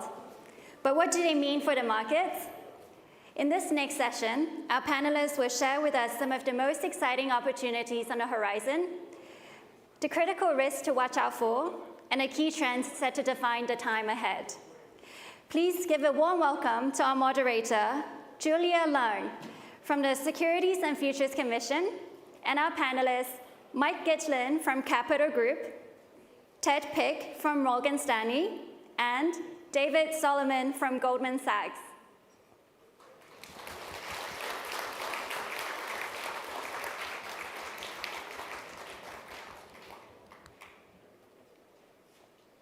Julia, over to you. Thank you. A very warm welcome to our panel on markets. And I'm glad that I'm joined by three CEOs who need no introduction. I'm Mike, Ted, and David. Just now, Arthur's panel on macro economics trends set a perfect backdrop to what we are discussing. To borrow the summit's theme of tracking and shifting terrains, the terrains have indeed shifted quite a bit in the last year since we last met here. Our macro panel speakers have just spoke of trade tensions, refiguration of supply chain, the AI and the technology, the money that's been plowed into technology, and of course the regulatory landscape, which are moving in different speeds and moving in different directions.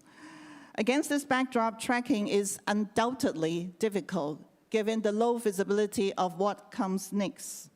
But when it comes to market, which is the theme of this panel, it's almost paradoxical that these uncertainties have not dampened the party spirit. US equities are setting record highs, driven by AI, deregulation, and rate cuts. So are many of Asia's equities market. Japan's Nikkei and Korea's KOSPI has hit new highs. Shanghai Composite is in the highest in a decade, helped by easing US-China sanctions and softening of US dollar and growing diversification. Hedges and alternatives are also booming. Gold, silver, Bitcoin prices have been up sharply, so are private markets and structured products. So is it risk on or risk off, or it's just formal? Surely alarm bells have set off. Jay Powers of US Fed sounded caution on the US stocks valuation. Andrew Bailey of Bank of England was concerned about the rapid growth of structured products, and IMF warned of the potential for a sharp market correction. To borrow an English idiom, which is often used in Chinese in exactly the same term, some would say the risk-reward profile right now is like pulling chestnuts out of the fire. So would the proverbial cat's paws be burned? So that's why, gentlemen, here's my first question for your quick take. Is all this sustainable going into 2026? I'll start with Mike. Well, thank you, and I appreciate being here. Is it all sustainable going into 26? We tend to think of 2036 more than 2026, but if you look forward, what are some of the things that are sustainable? AI deployment and diffusion, adoption, productivity will continue to get better. It will take a long time, but it will continue to get better. Diversification into non-dollar assets. We continue to see demand for non-dollar assets around the world. Dispersion in terms of corporate opportunities and company opportunities around the world for investment. We talked a little bit about deregulation. There's a positive growth impulse to that, and I think the economies, and Colm talked about this, and I always love presenting after Colm. It makes it so much easier, so thank you. If you look at the deregulation, I think that's a positive growth impulse. And last, earnings. Earnings are strong, and that's super important. What's a little more challenging are valuations. I think everybody in this room, if we looked at a pendulum or a scale and said we had cheap, fair, and full value, and you had a plot somewhere on there, I think the majority of people in the room would say we're somewhere between fair and full. But I don't think a lot of people would say we're between cheap and fair. So on a valuation perspective, that's challenging. And I think if you look at the credit markets as well, if you look at 30 years of data, we're in the richest decile of credit spreads. So stock markets aren't cheap, credit's not cheap, and there's speculation in both precious metals and also cryptocurrency. So I think on a near-term valuation side, there's some challenges, but there's some long-term sustainability in some of the themes. Ted. Yeah, I agree with everything Gitch just said. We've come a long way. There's still policy error risk. There's still geopolitical uncertainty. But you think about where we were a year ago sitting on this stage, new administration coming in, talking about re-architecting industrial policy and addressing these enormous fiscal and trade imbalances. And look at what's happened. In April, we had the height of the headwinds when we had DOGE and immigration and the bill being put through and tariffs if the courts hold them up. So we come to today, and yes, markets seem expensive, as Mike said, but the reality is systematic risk is probably narrowed. So if we were sitting here thinking last year about whether risk-taking in equities was itself problematic, now we're talking about valuation itself, which gets me to the same place looking into 2026, which is earnings. I think to the extent that companies are able to demonstrate on the back of pretty benign consumer and corporate data that they can inure the needed spend on AI and they can actually continue to build comparative advantage and produce good earnings, they're going to outperform. We're going to see that dispersion. Those companies that can't, they will underperform. But the new issue market is active around the world. Investors want to take risks. So I'd say the overall environment feels pretty good going forward. We should also welcome the possibility that there would be drawdowns, 10 to 15% drawdowns that are not driven by some sort of macro cliff effect, just the reality that, for example, metals have really run. I think that's a healthy development, and what we'll be looking to see in 26 is whether the market, in fact, broadens and we see that kind of dispersion. So David, would you agree with them or not? Well, going third is always easier because the two smart gentlemen on the stage have said most of what I would say on those topics. I mean, things I'd add just for perspective. You know, in 1996, Alan Greenspan started talking about irrational exuberance in markets, and the NASDAQ was 1,300, and it peaked 3.5 years later at over 5,000. So when you have these cycles, things can run for a period of time.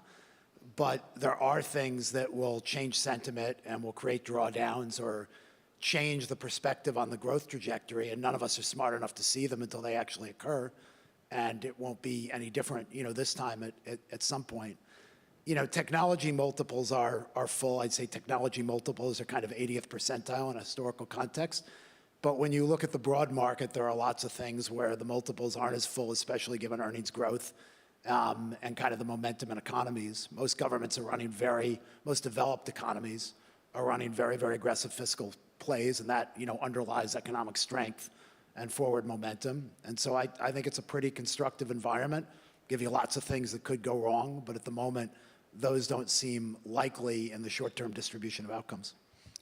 Well, David, you actually, my next set of questions is about strategic asset allocation, which will be directed individually to you. So I'll start with David. You actually mentioned drawdown and Ted as well. Not recently, then you have actually say that you expect and predict a drawdown in the next 12 to 24 months. That's a very long span. What are the factors? I mean, maybe you can elaborate on the factors that trigger that drawdown. And you guys have avoided using correction or crash or something, but drawdown. So explain what is your advice giving your clients to prepare for that drawdown? Our advice generally, the firm's advice for a long period of time has been to stay invested and look at your portfolio allocation and stay invested, and that advice has served people well. You know, none of us are market timers. It's a little bit what Mike said. He's looking at 2036, not 2026. But if you believe in growth in the world, you have a portfolio allocation as a global capital allocator, and generally speaking, you know, a 10 to 15% drawdown, which by the way happens often through, you know, even positive market cycles, is not something that changes your fundamental, you know, structural belief as to how you want to allocate capital. So, you know, when I made that comment at Italian Tech Week about a month ago. I said, and I don't remember how the question was framed, but the question was framed in a way where I said, of course, it is likely there'll be, you know, a 10 to 20% drawdown in equity markets sometime in the next 12 to 24 months. And I'd say there are very few people in this room that don't think that that's a meaningful possibility. It doesn't mean that the general direction of capital flows, investment, portfolio allocations changing. It just means things run and then they pull back so people can reassess. All right, it's more like while the music goes on, then let's continue to dance. No, I didn't say that. Right. Ted, as a strategy to diversify, investors have increased allocation to alternative investments. Like Morgan Stanley has suggested between 15 to 20% allocation to alternatives. So which alternative assets in particular and private market seems to present a case of high risk, high reward, as seen in the First Brands bankruptcy. So how are you going to take advantage of these opportunities while mitigating the risk, or, so to say, avoid the cockroaches that your peer said? Well, diversification, risk management, they all matter. Pricing, liquidity. The context here is that the private assets market has tripled to $15 trillion over the last decade. So there's been the real institutional branding of the product, and now it's come of age. Over the last 12 to 18 months, we've now begun to see, through deregulation and technology innovation, the democratization of those private assets for retail.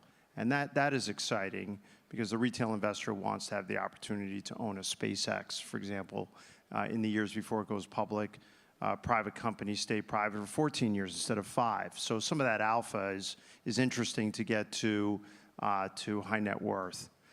If you look at our own allocation to private assets, we have about $5 trillion of non-self-directed wealth management assets in the U.S., and about $250 of that $5 trillion is in private assets across private equity, private credit, real estate infrastructure. That's about a 5% weighting, right?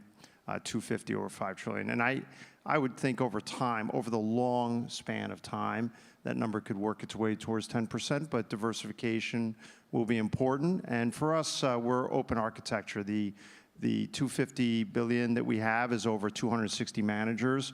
We have product from these gentlemen's shops. We also have evergreen products where you can, on single ticket, a product we call PMAX, you can have a single ticket that gives you diversified coverage and investment to a broad array of strategies, so you are protected from the single CUSIP or single company experience. The other piece of this, of course, is the ability to trade those private assets, and there too, I think that's going to be an exciting development. There are products and companies like EquityZen that will be able to trade these private assets on a single name basis before they go public. That's interesting for those private companies as they look to grow into fees option plans, but it's also interesting for investors who want to be able to allocate not just funds across these strategies, but single companies too.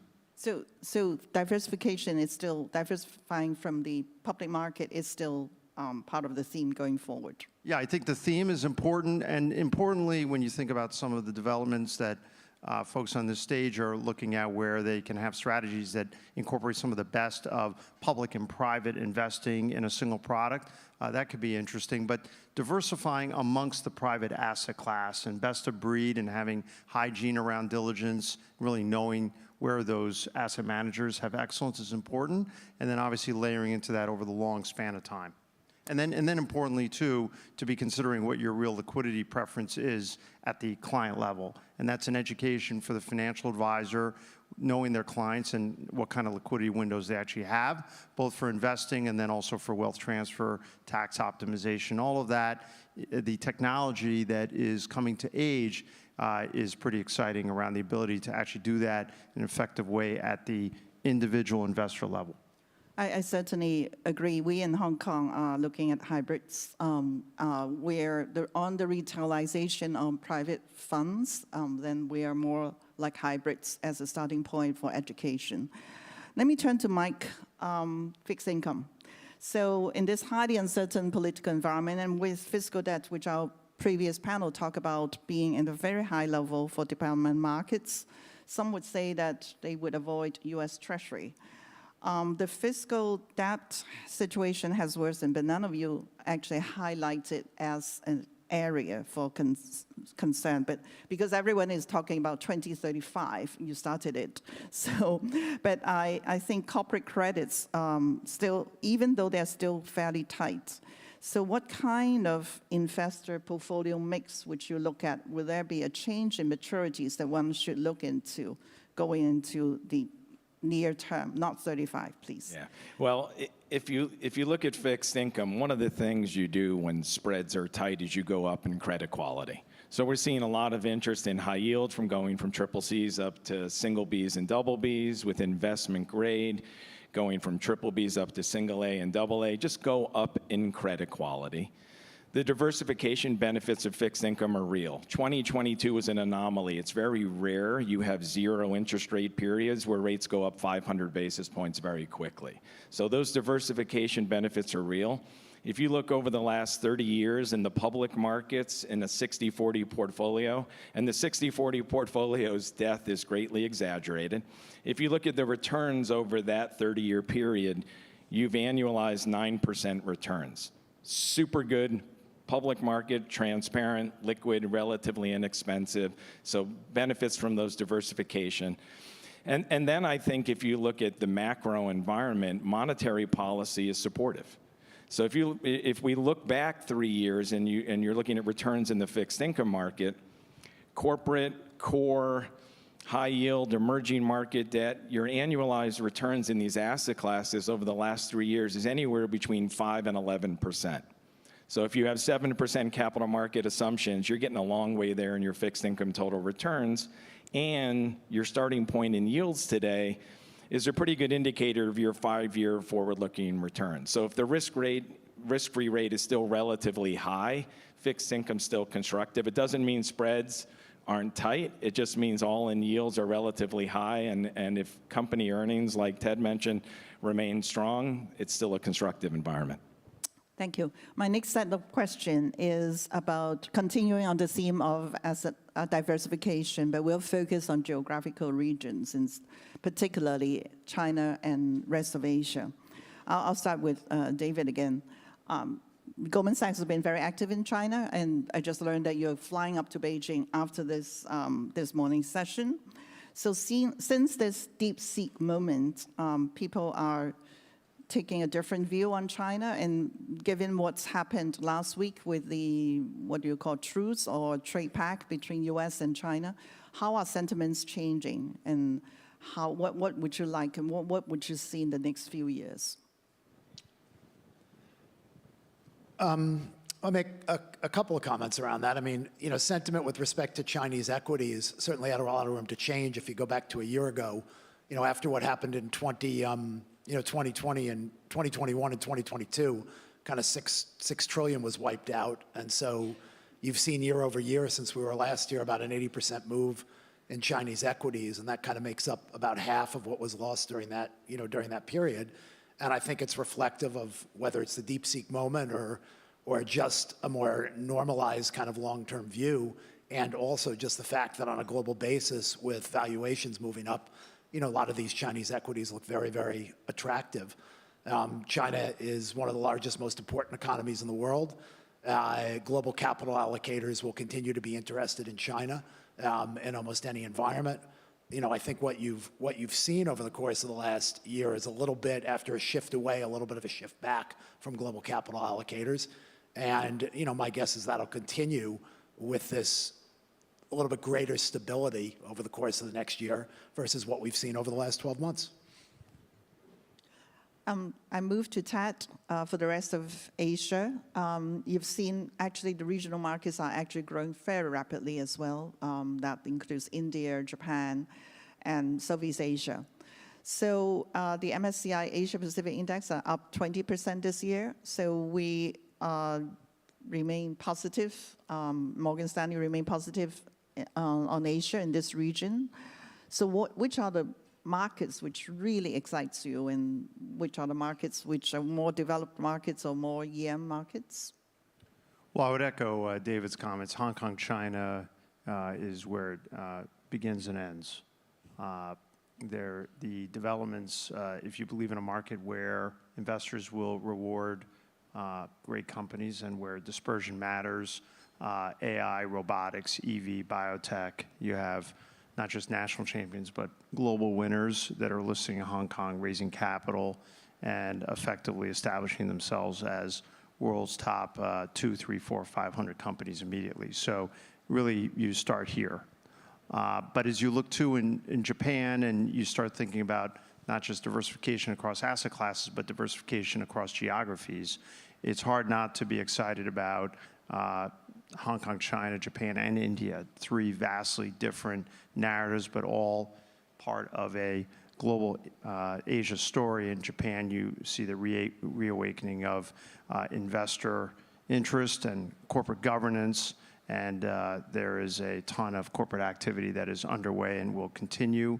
And then you have in Japan the reality of demography and the very slow but inexorable move of yen plus real estate is a savings portfolio into something that looks like a traditional invested portfolio, and that's something we're very excited about. And then India has enormous infrastructure-led runway, will be one of the world's most deeply held markets once we see the kind of deregulation that we would expect over the next 5, 10, 15 years. So if you think about the next 5 years, and we talk about the need to diversify as between risk and non-risk assets and between public and private assets, it really does matter now to have that geographic footprint in all 3 major locations. Very different narratives, but all should generate alpha and positive risk-adjusted returns over the next 3, 5, 10, 20 years. So Mike, A year ago, or even before then, we're talking about the growing power of passives, and passives ETFs been like dominated. New money is going into passives. But now it seems that it's moving to active and active ETFs again. Maybe you explain a little bit about that trend change and where would it lead to and how should Asian investors benefit from it? Yeah, I think what's starting in the U.S. is expanding globally. If you look at ETFs, it's an investment vehicle. For 30 years, we let the vehicle be described as passive because there weren't active alternatives. Now that there are active alternatives, the adoption rate is much faster than any of us would have imagined. I'll just give you a sense for us. We launched active ETFs in the U.S. 3 years ago. We reached $100 billion of assets this week. And the flow rate is about $1 billion per week. So the interest in getting those active outperformance in the ETF vehicle that's so well desired, again, in the US for mainly tax reasons as well, but globally the vehicle adoption's growing. I think what you'll see over time is that installed base, so back to the US ETF market, 90% still passive, 10% active. The flow rate is about 35 to 40% into active.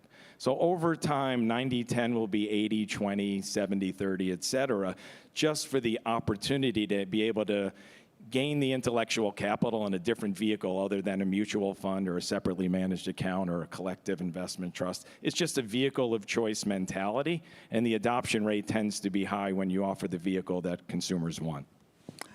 We have enough time for one more question for all three, a quick response.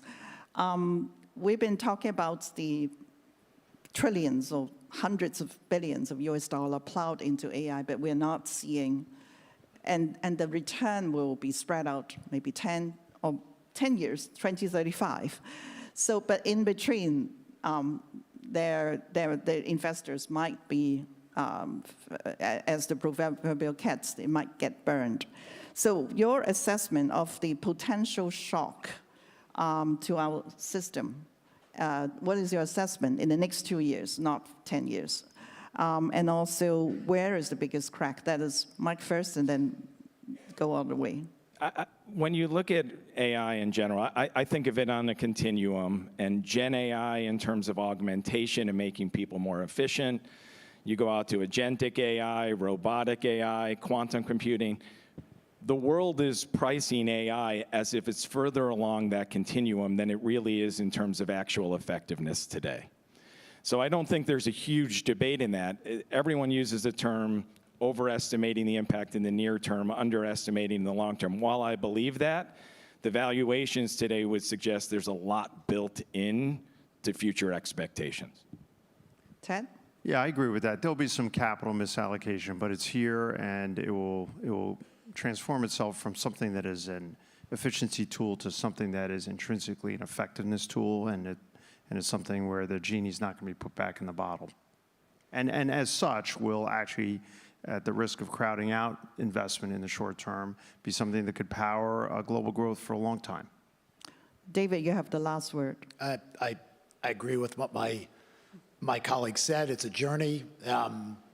You know, there's a lot of focus right now on data centers and chips and compute, and some very smart people I talk to are focused on a lot of value being created in applications and the application layer.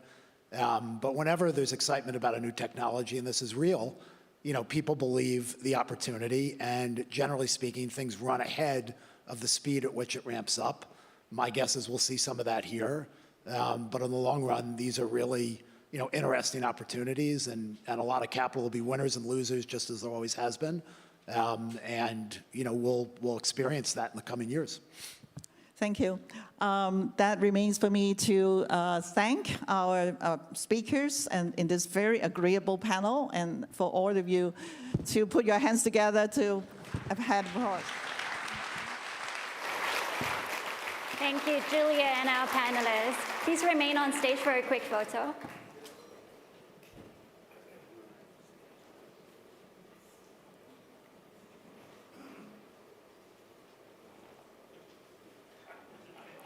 Please now look towards the left for our media friends.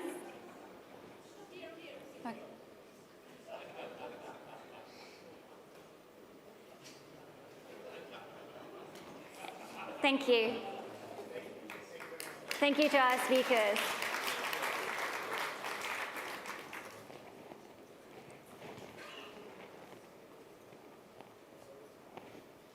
Ladies and gentlemen, we'll now take a 15 minutes break. Coffee and refreshments will be served in the foyer area, and we'll see you shortly. Thank you.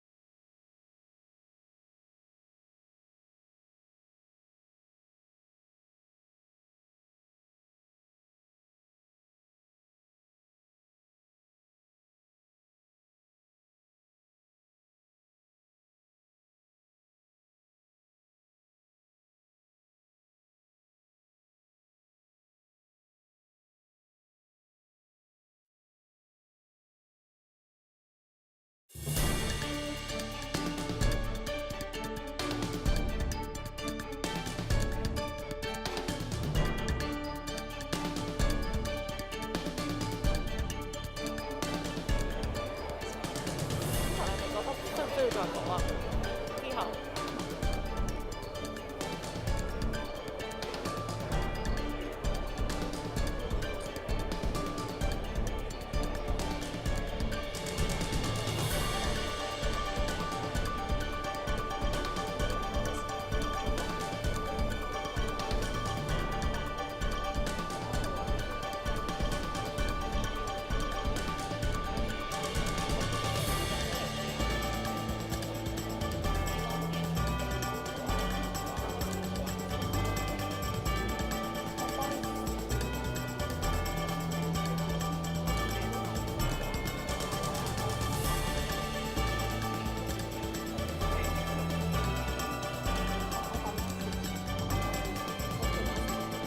Ladies and gentlemen, the next session is about to begin. Kindly return to your seats as quickly as possible. Thank you.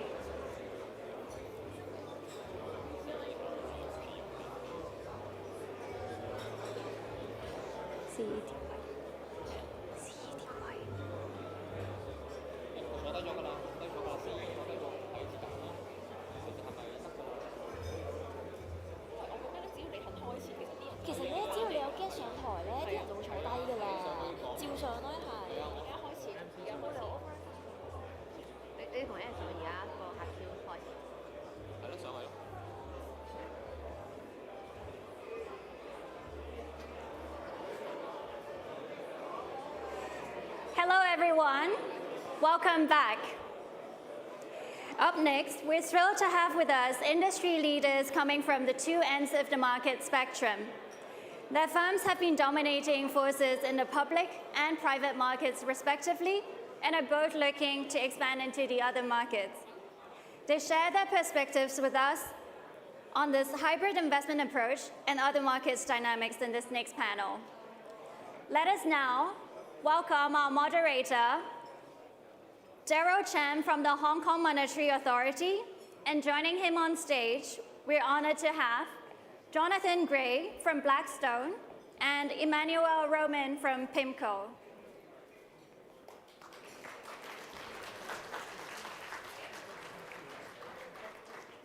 Daryl, over to you. Thank you.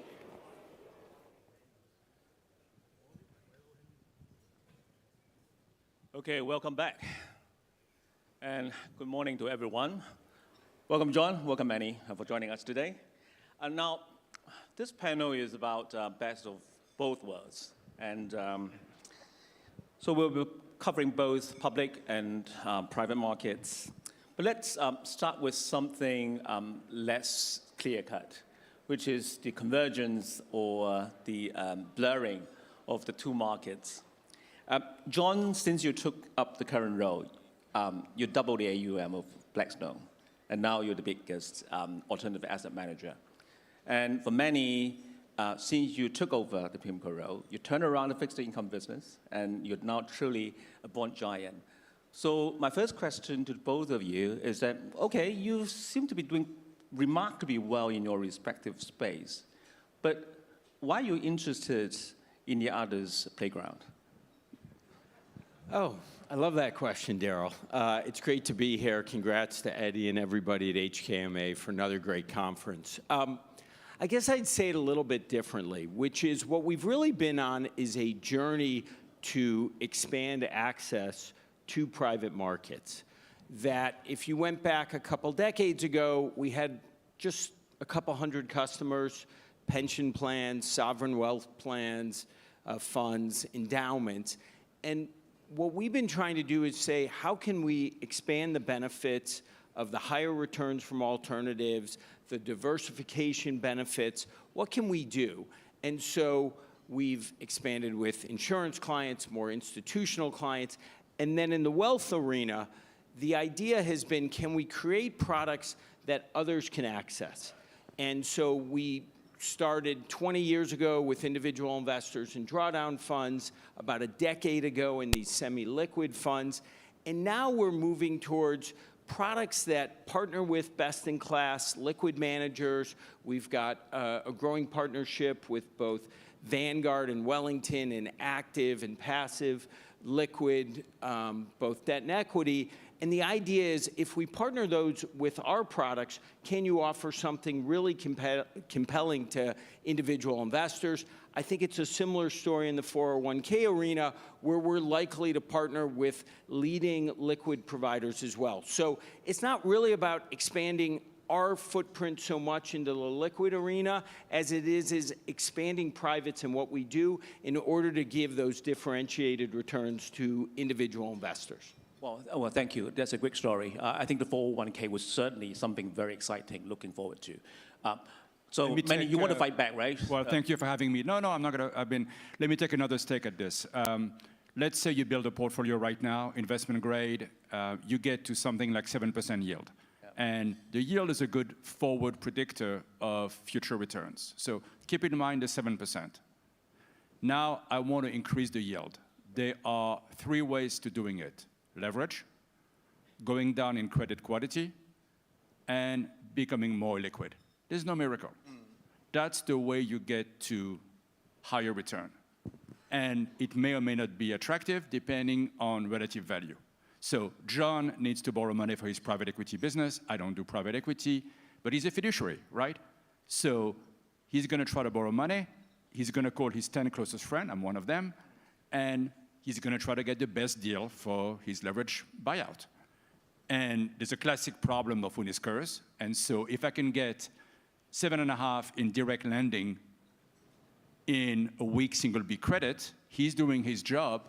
I may not doing mine because I don't think it's that attractive. Right. But if I can get 10, then I think it's very attractive. And so it's all in the price.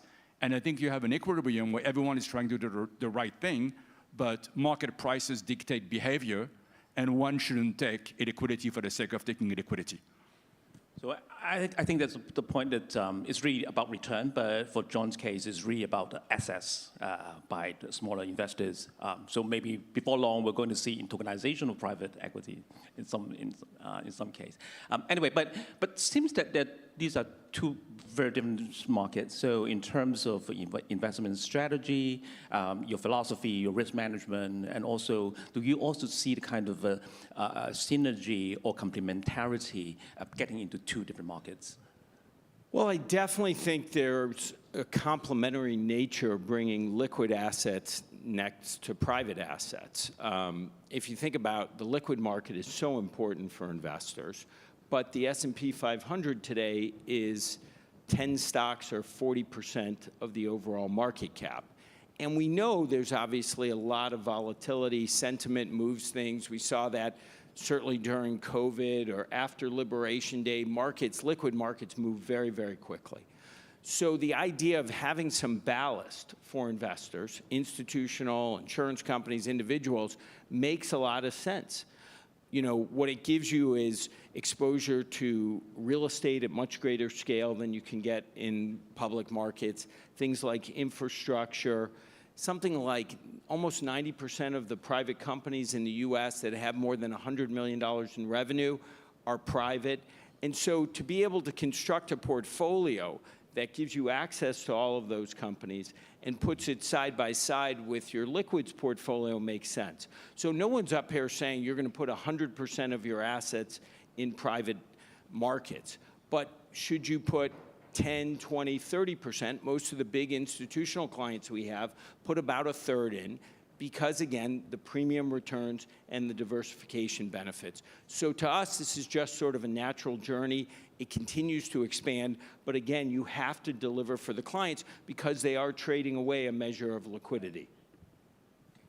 So let me take a slightly different angle. In fixed income, you have a biodiversity second to none. So you have a very liquid market, you have structured product, you have asset-backed finance, you have a municipal bond market, you have more exotic type of payout like royalty finance and aviation and so on and so forth. And so at any point in time, different segment of the market may be more or less attractive depending on what the opportunity is. So I think either Ted or David mentioned before that investment grades are very, very tight. They're tight. It's good for John to borrow. It's less good for me to invest. And high yields are very expensive. You know, we have this chart which shows that between 1992 and 2008, you made 70 bips a year owning high yield. You lost everything in 2008 and more.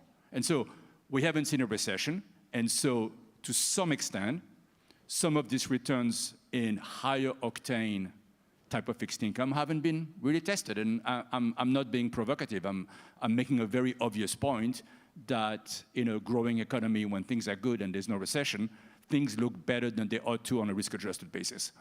Yeah, that makes a lot of sense, I mean, in terms of allocation. So let's move on to the next question, which is about private markets. Now, John, the first question is, some say that the private credit space has been having a lot of strong traction in recent years, and that partly has to do with the challenges in fundraising as well as exit in the PE space. What's your take on that? I see it a little differently, Daryl. I think it really has happened because of the excess return you've been able to deliver. If you think about what private credit is, we're bringing an investor, let's say an institution, right up to the borrower, and in the process, eliminating a lot of origination, securitization, all those costs that ultimately take away from the individual, from the ultimate end investor. And so when you're able to have that direct-to-customer model, farm to table, you can deliver higher returns. For our insurance clients with private investment grade, we've been delivering in the last year 170 basis points premium. So if you can deliver 7% instead of 5%, that's very helpful. Similar story in the leveraged loan market versus direct lending, where again, by having that direct-to-customer model, you provide a premium. So that, to me, has really been the driving force. It was certainly accelerated after the inflation surge, after rates went up and spreads widened because you got these very, very high rates of return. But that cyclical element, as it goes away, doesn't take away from the long-term secular benefits of private credit. And so I think this trend will continue, and it will take up a larger component of investors' portfolios. Again, they'll still have a very large liquid fixed income portfolio, but just like they have a big public equity portfolio, they now have a larger private equity portfolio. It'll be the same dynamic in credit. Okay, thank you. That's the upside, but let me talk a bit about risk in the private credit space. Now, in the media interview in August, you said, and I quote, "Private markets haven't been tested." And recently, we're seeing some high-profile bankruptcy cases in some private credit-backed investments. There's even mention of the crawling little creatures out there. Not my words.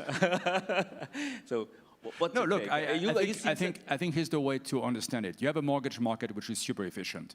For lower quality borrower, you always had other form of financing where the credit is much worse, and then the risk of fraud is higher. I mean, I was telling you when we were preparing for this that I remember a case in 1999 which pretty much looked like the one we're seeing today. Right. And so if you've been through this and you've seen fake invoicing and all of these things that we both know about, I think you sort of mentally prepare for it and you make sure that you don't do it. And so that's, I think, part number one. How many more are there?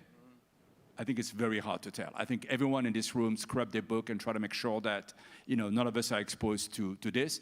But it could be that one of the sector where you've seen a lot of activity, like software, for example, where AI is going to be a major disruptor, you're going to have a problem, not because anyone is doing anything wrong, simply because there's a business model that is being destroyed by technology. And I think that's, that's a Schumpeterian way of looking at an ecosystem, and I think that's, I think that keeps everyone in this room awake at night because, it's a good, bad thing in terms of what's happening. John, you want to jump in on that point? Well, I would agree with Manny's comment. I think these high-profile bankruptcies were interesting in that they were non-institutional borrowers. What we tend to do is lend to private equity firms or public companies. These were non-traditional borrowers. They also, it appears, committed fraud, asset-backed, where there wasn't really assets there. And then to look at that and say somehow, therefore, the direct lending market or the investment-grade private credit market is flawed, particularly where in both of the high-profile cases, these were bank-led situations, that seems like an odd conclusion. But it matters how people underwrite. And yes, you have to be mindful of what you're doing in the credit space. But I think these are both idiosyncratic. And when we look at the overall credit books of the banks, of public debt markets, of the private credit, you see very low default rates, very low losses. To me, that's more representative than a couple of these idiosyncratic cases. Okay, thank you. So perhaps no need to grab the pesticides, at least for now. Agree. Oh, okay. So my next question is on AI. So everyone is talking about AI. We can't avoid that. Private credit and PE, big investors in AI infrastructure, data centers in particular. But there's also increasing concern whether there's actually a bubble out there. And so there's a guy saying that, well, okay, so this time it's probably a good bubble. Well, meaning that, well, the investment put into it, the productivity gain, that will actually benefit, leaving lasting benefit for the society, even if the shares collapsed. So do we have a bubble, good bubble or bad bubble? John? I'm a little more optimistic. Whenever you have this kind of change, doesn't matter, railroads, electricity, the internet, there will be misallocations of capital, there will be bad business models, there will be people who lose, no question. And there'll be an excess of enthusiasm in certain areas.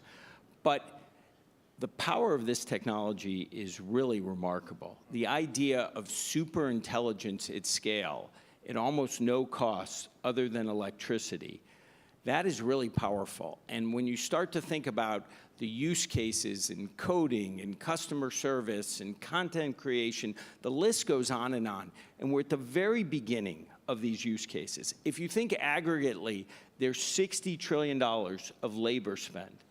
If this technology makes individuals, companies, 15% more productive, that's $9 trillion a year. That can cover a lot of spend for data centers and for gas plants and all the infrastructure that needs to make this compute power a reality. So I'm definitely aggregately more optimistic that what's happening makes sense because the size of the prize is so large, but acknowledging there'll be losses. The other thing, and I think Manny was very smart to point this out, is that everyone's focused on this bubble over here. I think what you have to be concerned about as an investor is the disruption that's coming. It could be lower value-added IT services. It could be certain horizontal enterprise software companies. It could be what happens in the auto supply chain or auto insurance as a result of autonomous vehicles. I think underestimating what will happen, even if these changes take time and as multiples compress, as people get worried, that's the thing as investors we've got to worry about. There seems to be these days much more focus on the bubble and misallocation of capital.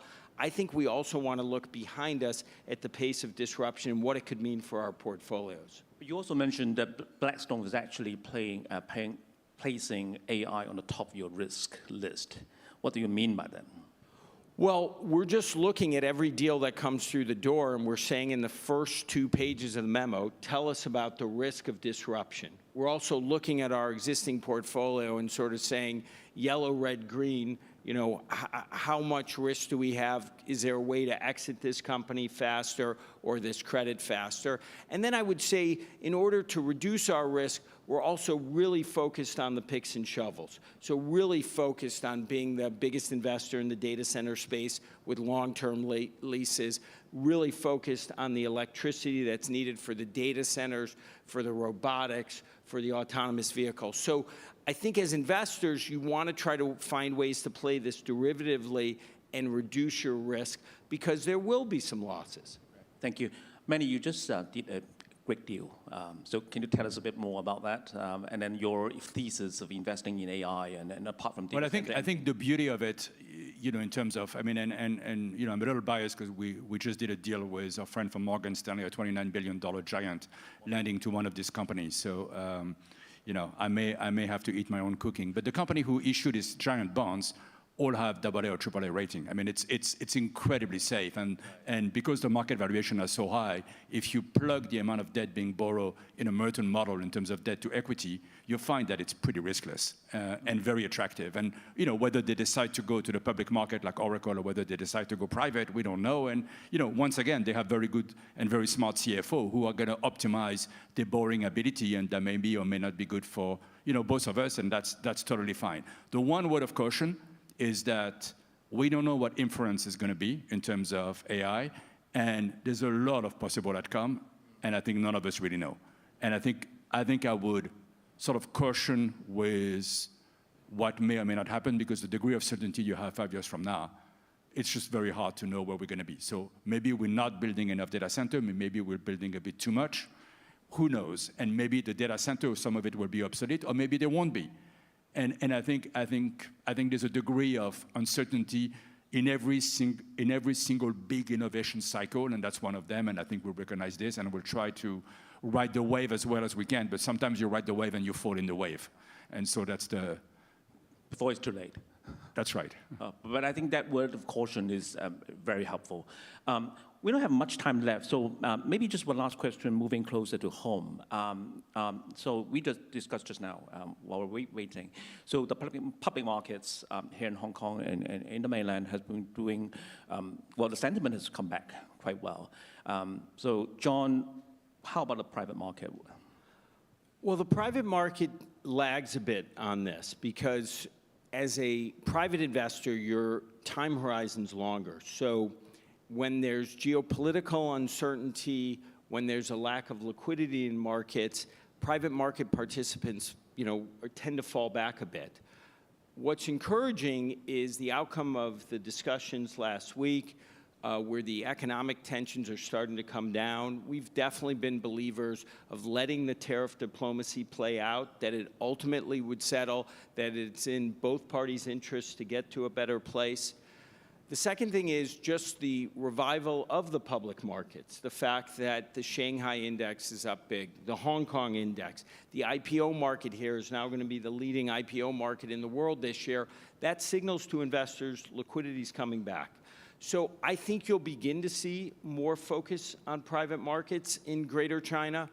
I think there'll be a lot of focus on the domestic market, on growth and consumption, on leisure, hotels, logistics. Those things make sense to me. And I think Hong Kong will probably be the tip of the spear here in terms of the recovery. You can feel people coming into this market. The sentiment is changing. And so this place has had a tough few years, but it feels there'll be some compelling opportunities, particularly in the real estate, which I know has been badly beaten up.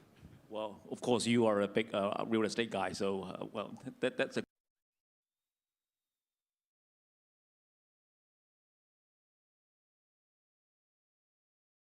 underinvested in Asia for very obvious reason. If you look at benchmark, Asia is a much bigger part of the benchmark than what they invested in, and so there's a flow of money. Some of it goes through global bonds, some of it goes through global equity, some of it goes to local equity. Hong Kong is the gateway to China and to Asia. It's the center. It's where every one of us has big offices, and it's the role you play, and I think it's very good in terms of capital markets, but it's going to grow. And remember that one of the flip side of what we've seen in the US is there are some countries like Canada and Australia who have more difficult relationship with the US, where their own capital market is not big enough to be able to allocate locally. And so all of a sudden, there is some rebalancing from the US to other part of the world, and you've seen the dollar correct by 10%. I don't think it's over, but I think you've seen some smallish realignment in terms of flow of funds, and I think you'll see some of this happening here in a positive way. That's actually very good advice for us while we and the SFC are rolling out a roadmap to really grow our bond market here. Thank you so much for the advice. Now, we're out of time.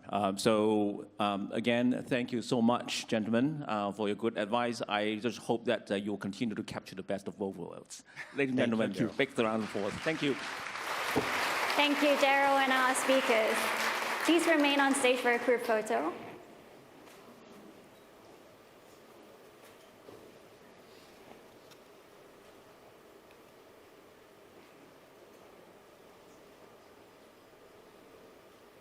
Please look towards the back for our media friends.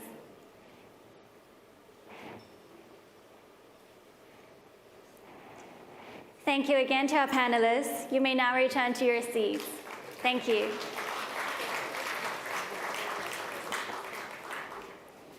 The private equity landscape is navigating a period of change, with shifting investment strategies and an evolving market environment that are reshaping the competitive landscape. Let's hear from the industry leaders on their take of the state of the private equity. Please give a warm welcome to our moderator, Juan Delgado Moreira from Hamilton Lane, and our panelists, Joe Bay from KKR, Rob Lucas from CVC, and Harvey Schwartz from Carlyle. Juan, over to you. Thank you. Thank you. Good morning, everyone. I think the job is, I'm standing in for an extension of HKMA. My job is to ask tough questions as an investor would look at this, and notice the challenge word on the title, right? Fortunately, thanks to the previous panel, we don't have to cover private credit. So that one's done. But I think it's fair to acknowledge that we have a period of transformation and change in the industry. All of us are meeting clients all the time. The first thing that comes top of mind is for the last 25 years, out of those 22 years, you outperform public equities. Congratulations. Unfortunately, the last 2 or 3, you have not. And so it's easy to get used to 22 years of one trend. What does that mean for the future? But I also want to connect that to a number of new developments in the industry, such as the development of secondaries, continuation vehicles, the explosion of a number of new transactions that are taking more and more space into portfolios and becoming front of mind. So with that as a backdrop, I'd like to go to Harvey first, since he's far out in the corner, and just can I have your perspective to kick us off on this evolution and this journey and your outlook for 2026? Sure. Well, it's great to be back in Hong Kong. Congratulations to Eddie and the HKMA. What a fantastic event for all of us. A little bit of this has been talked about during the course of the morning. I think it was Ted that talked about the fact that companies are staying private for longer, up to 14 years. If you actually go back to you take a look at the Wilshire 5000, the Wilshire 5000 peaked in the late 90s at 7,500 companies. Today, it's just over 3,000 companies. And there's this massive transformation of public companies, not just delaying becoming, private companies, not just delaying becoming public, but also not becoming public at all. And what's occurred during that period, one, as we all know, is the transformative nature of private capital. It was the complete build out from the early days of private equity to private credit, venture capital, and the full suite of capital tools that allowed CFOs, treasurers, CEOs to actually stay private. And it was the most efficient form of capital, in addition to all the public capital they could get, whether they're dealing in the bond market, et cetera. But it really was just about efficient capital allocation. Along the way, there was a proliferation of private equity firms, and there were extraordinary returns. And if you look at the cycle, all that's really happened over the last couple of years is there was a period of congestion where capital was being recycled very, very quickly. But it's gotten a lot of attention. I actually think at this stage, the narrative is a little stale. If you see what's happening in the industry, the private equity ecosystem, if you think about private equity primary and secondary activity, one of our fastest growing businesses, as you know, is really just in the beginning of creating a more dynamic flow of capital for the entire industry. And I think when you step back, the questions we have to ask ourselves, against the backdrop of a lot of things that have been discussed today, when you think about what's happening geopolitically around the world and some of the big macro trends that we're just living through a huge shift in, going from a deflationary world to a slightly more inflationary world, global cooperation, steep inflection in technology again, the demand for capital of all forms for the next 5, 10, 15 years in the business that we're in is only growing. And everywhere we go in the world, and it was discussed here earlier today, it's about economic growth and economic competitiveness, and the demand for capital will be very high. So I feel quite optimistic. We've taken 4 companies public in the last year, largest privately owned company in Japan, largest private owned company in India, third largest IPO in the United States. the capital is really starting to return to the industry, but more importantly, the opportunity set going forward, because the capital demand is high and we're not seeing a structural change in how companies get capital and how they optimize capital. That's great. Harvey, you mentioned liquidity there indirectly and speed of recycling capital. Can I go to Joe now, actually? In how do you answer that question from investors? What's your guidance to liquidity? Another statistic that is quoted, Hamilton Lane data on a run rate basis, this industry on the PE side was delivering 23% of your prior NAV in liquidity on an annual basis. That wasn't the case last year, last 2 years. I'm sure you get this question. What's your guidance? What's KKR's guidance for that? Well, I think context matters here. So it's hard to generalize about the entire industry because I think the bifurcation of performance is quite extreme today and probably more bifurcated than it's been in the last 10 years. I'll give you a good example. I think what's happening now is some of the congestion on the exit side. You really have to contextualize really around what happened in 2020 and 2021 and early 2022. The industry underinvested in 2020 in the middle of COVID. Capital markets were shut, a lot of dislocation, and the industry didn't lean in enough to deploy capital in that window. In 2021, with the response by governments around the world, the massive liquidity that was injected, interest rates going to unreasonably low levels at that point in time, there was a rush of deal making at high prices when there's a lot of liquidity in the marketplace. And if you think about our private equity business, we're holding companies for 4, 5, 6, 7 years, right? Those deals that were done in 2021 at the peak, if you will, at high valuations with a very aggressive amount of leverage because interest rates are so low, those are the deals that are stuck today in the industry. But again, I think what you're going to see, like the firms that are doing well in this environment are the firms that were very disciplined, I think, in terms of pacing of investment in that time frame 4 or 5 years ago. Our deployment in 2020 went up 40% in the middle of the dislocation versus 2019. And our deployment was flat in 2021. Right? So if you look at our US private equity business in the last 5 years, for every dollar we've invested, we've returned $2 of capital to our investors. This year is going to be our big year for Asia liquidity, given the stock markets in this part of the world. Half of our global distributions in private equity are going to come out of Asia, which really speaks to the capital market development in this part of the world you're seeing. So I think a lot of what you're seeing, the context really explains a lot. One of my partners recently did an interview, and she said, how is it that there are more private equity funds in North America than there are McDonald's franchises? Right? And it's true. 14,000 McDonald's locations in the US, and more than that in terms of private equity funds in the US. So it's hard to generalize. I think you have to really look under the cover and see how people have invested. And I think today people also talk about the slowdown in deal making and activity. I think people are resetting and trying to get back to basics. Valuations are objectively high today, right? People should be more cautious in deploying capital in this type of valuation environment. And there's no shortage of financing, whether it's public financing or private credit financing, right? And I think you have to be very disciplined in a market like this and focus on what private equity is meant to do, which is fundamental operational value creation in companies, bring better governance to the table, and I think that's how you're going to generate consistently and outperform the public markets. Thank you. Rob, to you, Joe connects cycle, deployment pace, vintage. From a European vantage point, do you see any difference in terms of the point in the cycle, the level of exits, and the outlook? Yeah, thank you. And thank you, Eddie, for having us back. It's great to be here. I think it's a very exciting time at the moment, I've got to say.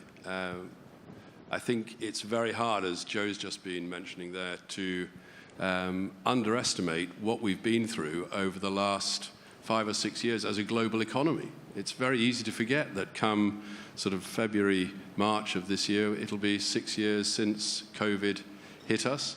All the destabilization, all the volatility since, geopolitical, economic, and actually the resilience of the global economy, but the resilience of the world in which we're in, the alternatives, I think has been pretty astounding in actual fact.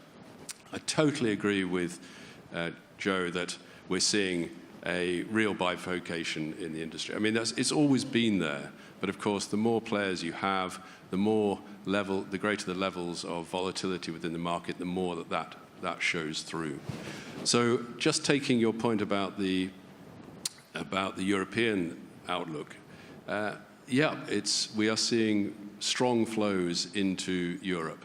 And Europe's always been a very interesting and successful place for private equity investing and alternate investing. I mean, by way of returns over the last decade, I think it might take quite a lot of people by surprise that the net IRRs in Europe over the last decade have been higher than they have in the US. 16% net IRR over the last decade in Europe versus 15 in the US. But it's even more interesting, and the key to investing in Europe, when you look beneath those figures, when you look at the amount of alpha, and alpha's been talked about a lot this morning, and I'm sure will be further. It's very, very important within our world. And if we look at what Europe has managed to produce, within Europe, half of that 16% is alpha. In the US, there have been, we know, very strong tailwinds to the US market. But that has actually meant that the levels of alpha have been 1.5% as opposed to 8%. Now, why is that? Well, the US market is a very active, very liquid market, but it's also a very efficient market.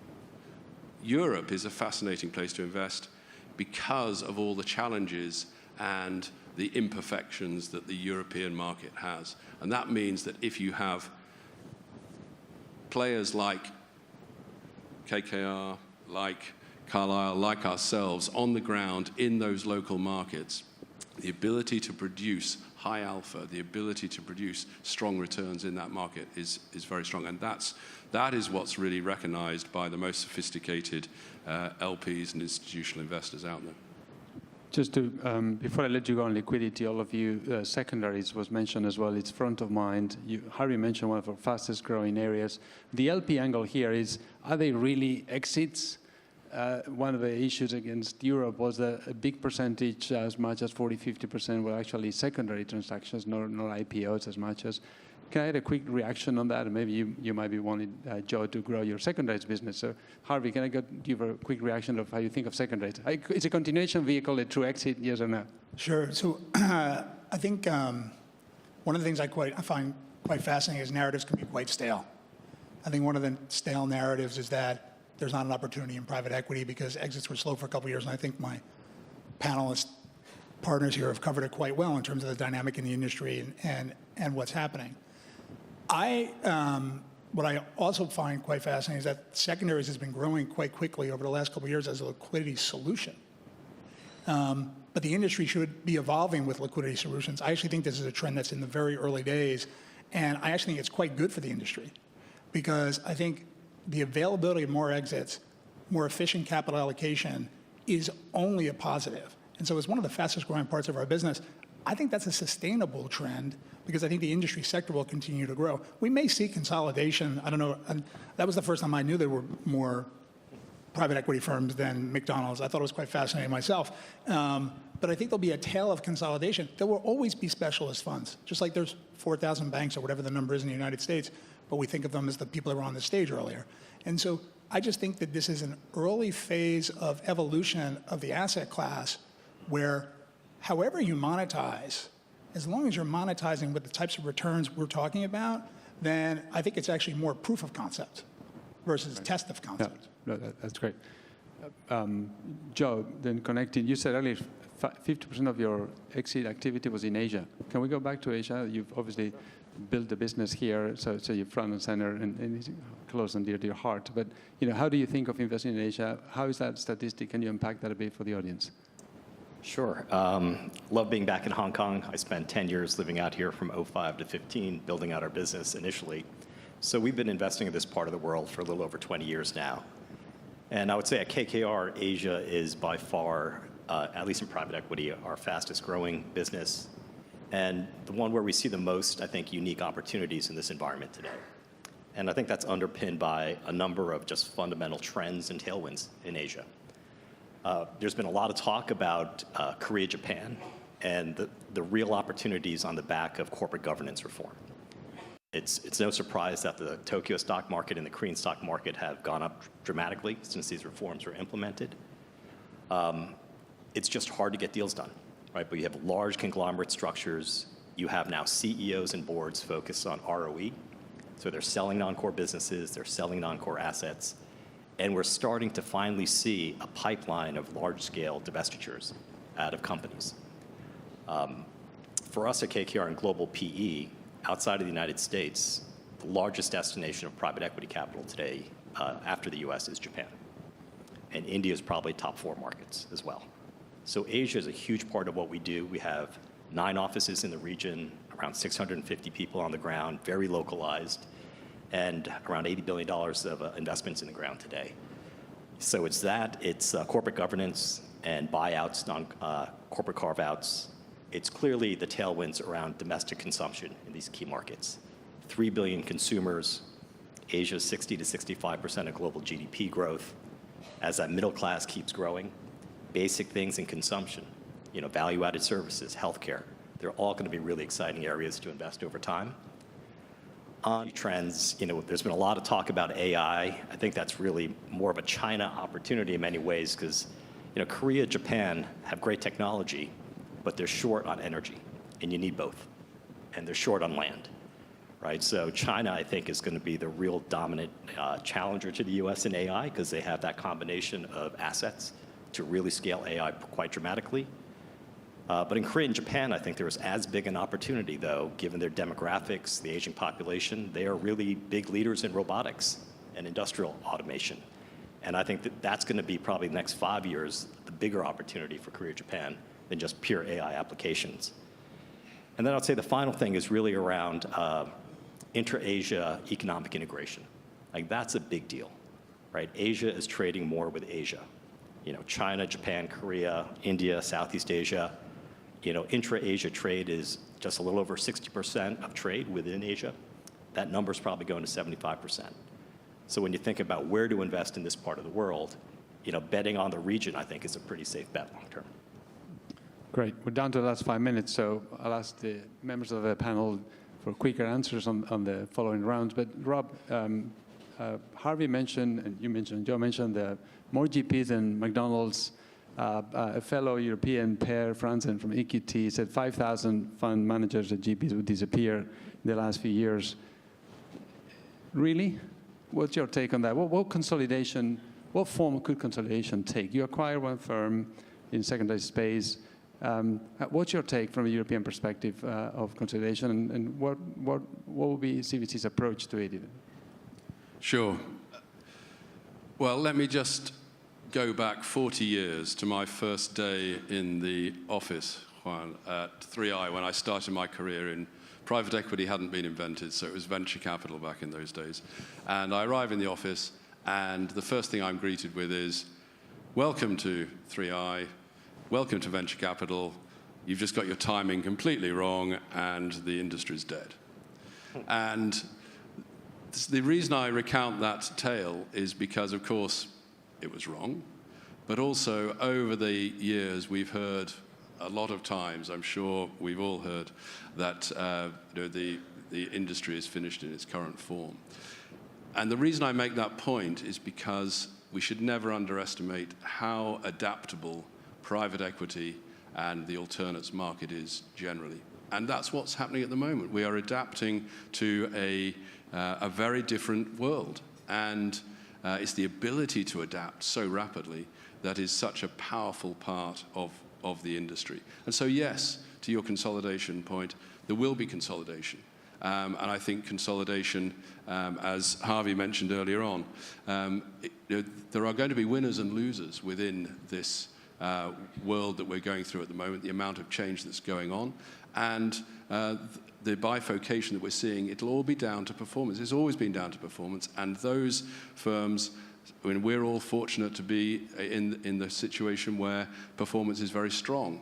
But there are a lot of players out there where performance is less strong. And the LP community is a very discerning and very sophisticated community.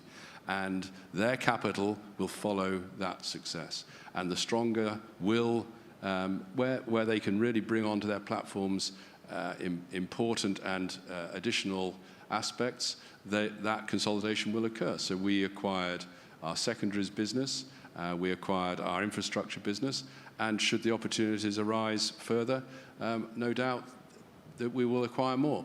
But it's also very, very important to say within that it's about culture, it's about scalability, it's about finding real quality so that we can build the businesses going forward. But I'm sure that's going to be part of it. But equally, as Harvey said, there'll be new businesses generating themselves within our environment. And so the environment is just very dynamic. And so I don't see consolidation as being in any way a negative aspect. I think it's a sign of strength. Connecting, if I may, consolidation with the conversions, also linking it to the previous panel. Harry, you started us off, closed us off on public and private hybrids. We can ask Joe, how's it going? Because you have one, but are you two looking at? Well, just to emphasize what Rob said before, I was on a trading floor in 1998 when long-term capital went out of business, and a very senior person was standing behind me. I was just a kid and said, that's it, the hedge fund industry is over. The hedge fund industry sequentially has grown for almost 30 years since then. So I think to Rob's point, calling the inflection point in any industry, banking, public markets, ETFs, public bonds, these are all very, very valuable tools for capital allocation. In terms of the earlier panel discussion, and I want to leave some time for Joe, I think this is, again, not revolutionary. All of us have worked as fiduciaries for municipal workers, firemen, people in the United States for pension plans, and wealth has been a big part of this industry for a long time. It was one conventional vehicle or a wrapper. So again, I don't think this is revolutionary what's happening. This is just about asset allocation. And I could agree with both Manny in the last panel and with John about the debate around where you're going to get a better return. I think ultimately it's how people think about their own portfolio construction. But this is, again, completely evolutionary. I don't even think of this as particularly creative corporate finance. I think this is just about solving a client problem globally, whether it's wealth, mass affluent, or in the retirement channel where we've been providing these services for a long time. Rob, may I rudely skip you and give Joe the last 20 seconds? How's it going? It's going great. I mean, we have an amazing partner in capital, and you heard from Mike Gitlin earlier this morning, so it's the early stages of this partnership, and I think as people have said this morning, this is really about giving individual investors more choice, fundamentally, right? So if you're a doctor or a dentist in the United States, historically, you don't have a big pension plan, so you don't have access to the alts. Really what these products are fundamentally doing is democratizing access to the alternative space and giving individuals just that much more choice. So it's going to take time. This is not going to be a silver bullet, but I think in the next 10, 20, 30 years, you're going to see that wealth channel be a major part of the alts industry. That's great. And that's a wrap. Thank you so much to the panelists and the leaders. Thank you. Thank you very much, our speakers. Please remain on stage for a group photo.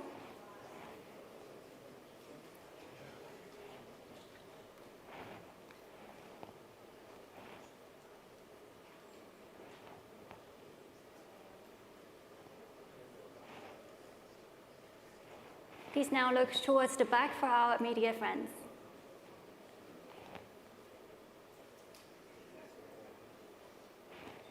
Thank you very much. You may now be seated.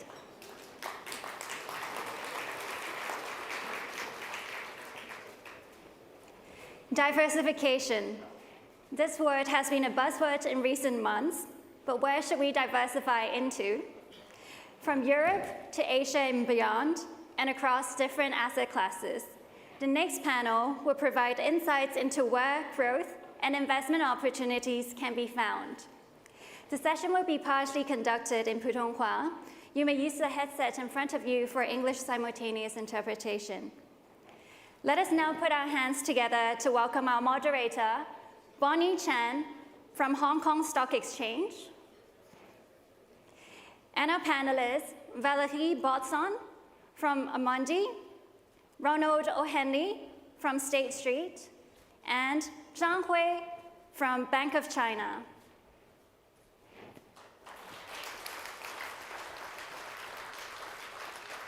Bonnie, Bonnie, over to you. Thank you. Thank you, and good morning to everyone. I'm sure everyone has been enjoying the summit so far. And this panel is about diversification from Europe to Asia and beyond. And diversification is a word that we've heard a lot of this morning. In fact, I think it's prominently featured in quite a number of preceding panels. And of course, we have seen a significant reallocation of global capital this year as investors respond to many things, right? From the geopolitical side of things to macro volatility, and also as we see increasing growth and risk management opportunities. So as the world seek for this new equilibrium, shall we say, I think we should just expect this trend of diversification to continue. So I think for this panel, we really want to look into what it means for the different geographical areas.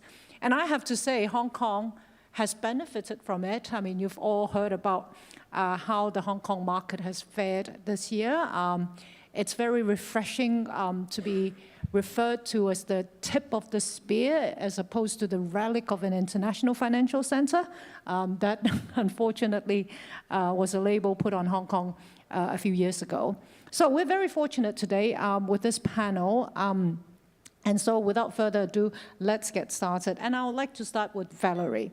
So Valerie, we are seeing opportunities arising from the EU's competitiveness agenda. And I think similar to the Hong Kong market, quite a number of European markets have also done very well. The DAX have improved more than 20% year to date. So can you help us understand this?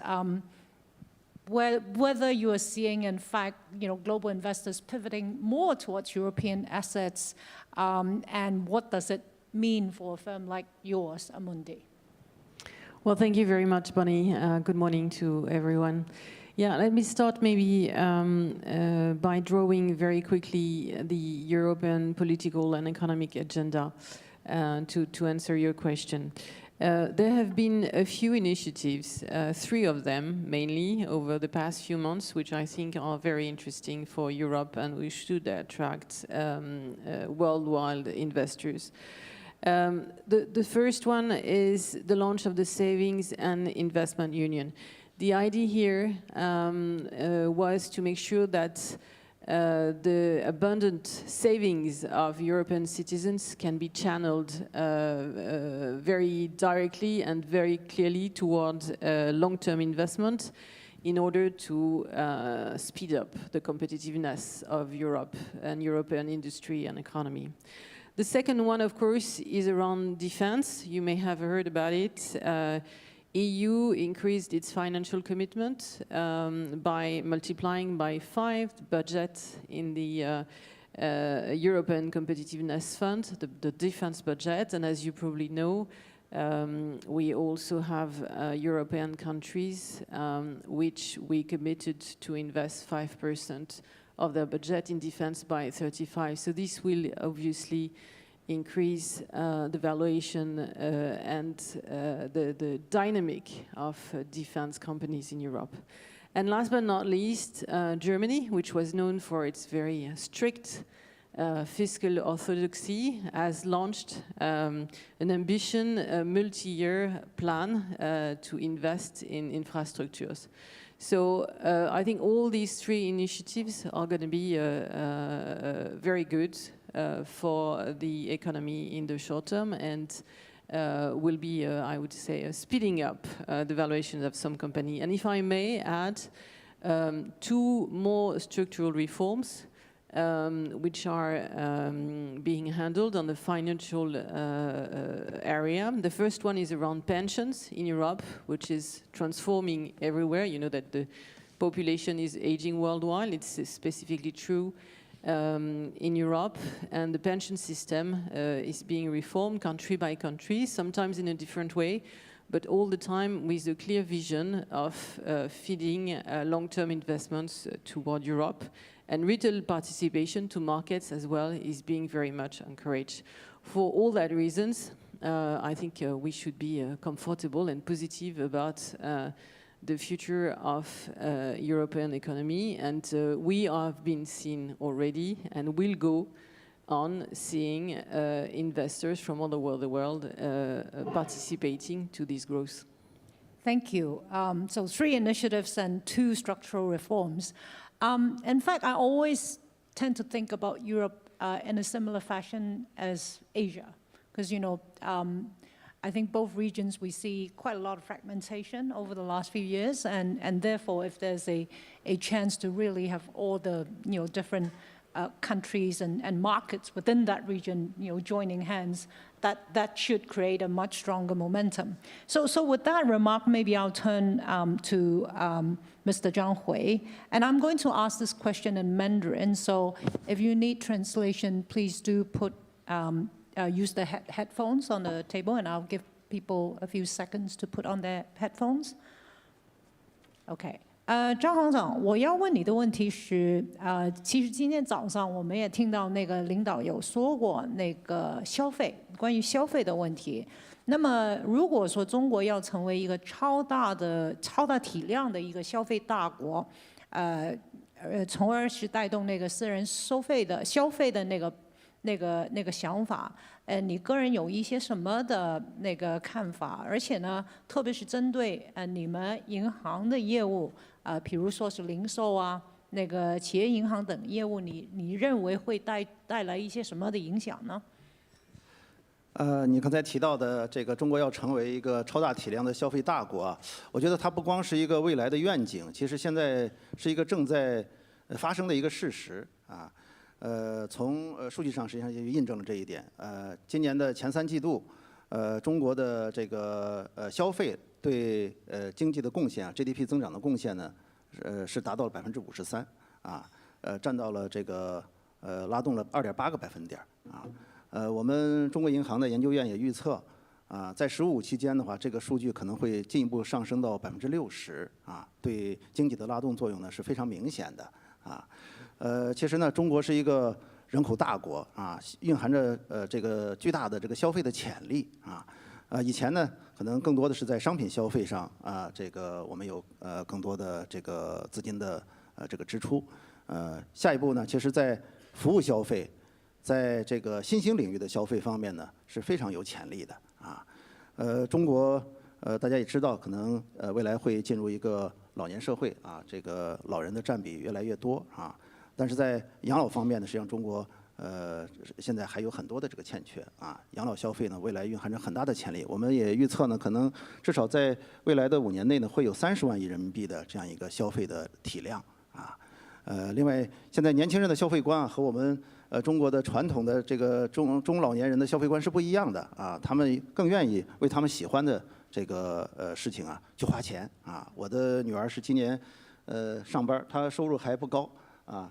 他也不买什么奢侈品，但是呢，他在这个他喜欢的像这个运动啊这些方面，他愿意花大的价钱啊。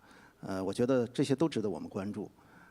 中国的这个消费呢，它是也有一定的这个基础的支撑，因为大家也知道，现在中国的人均 GDP 是不到1.4万美元吧啊。我们如果达到中等发达国家水平2万美元的话。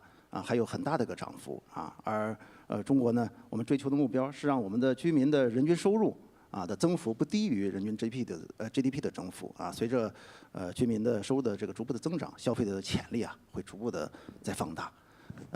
刚才你也问到对我们银行的影响，其实这些影响现在已经在成为现实啊。以我们中国银行为例，我们在今年前3季度，我们的个人消费贷款的增幅啊达到了26%啊。我们在服务领域的信贷的增量啊，达到了17%，这些都远远超过我们中国银行自身的这个资产的这个增幅啊，我们的资产增幅是7%左右啊，这其实已经给我们带来了非常好的一个支撑啊。下一步其实我们要把握好这个机会，一方面呢，中国银行大家也知道是一个全球化的银行，我们发挥好我们全球化的这个作用啊。我们现在已经在37个国家和地区，我们开办了个人业务的服务，为我们华人群体啊提供了有效的个人业务的支持。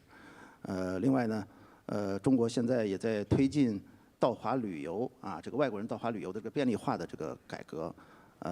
我们中行目前代理了19个省市自治区的离境退税的业务等等，这些呢都是我们在全球化方面的优势，可以为全球的包括我们国内的这个旅游这些方面呢提供更有力的这个支撑另外呢，在供需两端其实我们都可以做工作在消费的需求端我们可以通过提供各种类型的消费贷款消费融资来发掘引导这些消费能力的这个焕发。同时呢，在供给端我们会给和消费相关的，特别是服务消费新兴领域消费相关的这些领域企业主体进行融资的支持然后供需两端呢共同发力。另外还有一个很重要的一点银行呢是可以通过为客户特别是个人客户提供财富管理，来提升他们的这个收入和消费能力我们也可以在这方面呢，其实把握住机会更多的去发挥我们的作用。就说这些。谢谢行长。Well, I guess this topic of consumption is an interesting one because we were earlier talking about diversification, and from my vantage point, when I look at my pipeline of companies waiting to get listed on the Hong Kong Stock Exchange, I would say half of them are in the new technology space, so a lot of biotechnology companies, specialist technology companies, AI, energy transitioning. But also quite prominently featured is new consumption, what we call new consumption, and the idea of intellectual property. Companies focused on really developing an equity story out of that concept is a growing part of the pipeline. So, I guess we should monitor that space. So let me now go to you, Ron, and let's maybe go back to the more traditional asset classes or things which investors generally consider as safe havens, US Treasuries. Do you think that's really challenged as the ultimate and primary safe haven asset? And what do you consider as alternatives? Over to you. Well, firstly, let me just thank the HKMA for yet another great convening. And your question, Bonnie, really is, I think, about U.S. Treasuries embedded in it. Is the U.S. still a great place to invest in or not? And certainly that bet has been a great bet for a very long time. If you think about performance, both equity and the Treasury markets, it's been a great place to be. And it's actually really hard to question that even now when you think about the performance of U.S. companies, the profit levels of U.S. companies.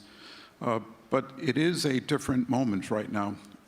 We've got this, you can call it what you like, you can call it a reordering, you can call it a deglobalization, you can call it a reglobalization, but both in trade and capital flows. Secondly, you've got a fiscal situation in many parts of the world, really driven by sovereign debt. The U.S. isn't the only one, but it's certainly in terms of the sheer volumes. We have a debt situation there. And we've seen, certainly we've seen the rates on treasuries go up. And the question then becomes, is this and when you see what's happening with the dollar, is this a de-dollarization or is this a depreciation in the dollar? And I don't think we know the answer yet. My own view is that it's going to take a long time to de-dollarize.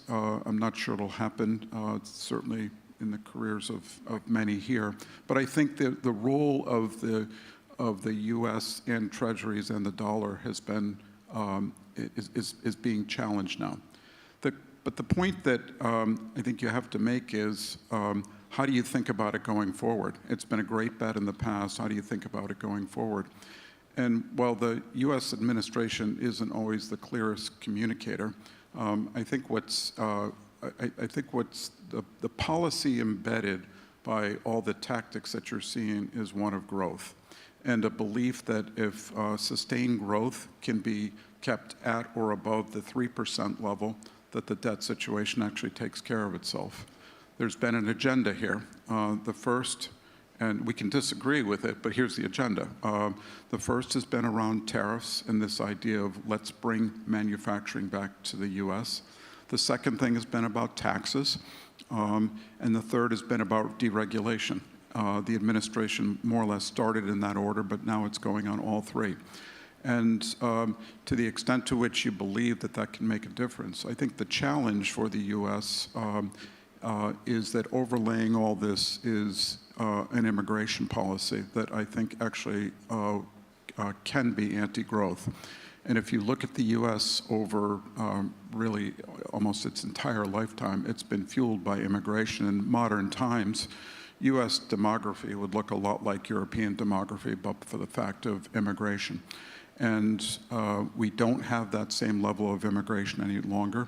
And it's not just illegal immigration that's being stopped, but legal immigration, including the kind of immigration that's really driven a lot of growth, a lot of prosperity, a lot of company formation in the US. So to me, the biggest challenge to all that we're seeing in the US will be what happens in immigration, and do we have, what kind of policy emerges from that? Right now, there's not a clear and coherent policy. So having said all that, to finally get to the answer to your question, I do think that treasuries are, it's going to take a little bit more to spur buyers of treasuries. The US is unlike Japan, where lots of government debt is basically bought internally. Most of the US government debt is bought externally, and people and investors will be seeking a yield. Thank you. So the jury is still out whether we are seeing de-dollarization or a depreciation of the US dollars. Now, this clock is ticking rather fast. So I would like to ask a perhaps impossible question of all three of our panelists, which is, reflecting on everything that we've heard today, and the theme of this summit, tracking the shifting terrain. So just imagine you have the magic wand and you can put together a perfect investment portfolio, and let's put a time frame to it, right, for the next 12 months. What geographies, asset classes, combination are you going to put your money on? We'll start with Valerie and then on to Ron and then finally Mr. Zhang. Well, I think that, as you know, we have at Amundi, we are a leading European asset manager. But we are based worldwide, and most of our clients are either European or Asian. So I will answer with this important DNA that I share with our European and Asian clients. What I see is that they're all questioning their US heavy exposure today. First, they've been reassessing their aging strategies recently, considering the dollar topic we just mentioned. And when it becomes too expensive, they're really looking for diversification, which is what we really, really advise them to do. Speaking about Asia, I think that globally Asian assets are very well positioned. The valuations are globally attractive when we compare them to in a worldwide area. Of course, you need to be selective, but Asian assets for us are a must. In Europe, I think investment-grade corporate bonds are interesting, and when we speak about equity, we always look today mostly at quality business and valuation. If I had one advice to keep is to switch from a market cap weighted portfolio to a GDP weighted portfolio. I think it's the best way today to be clever in diversifying your portfolio. Well, I like that answer because that's a little biased towards Asia. Ron, over to you.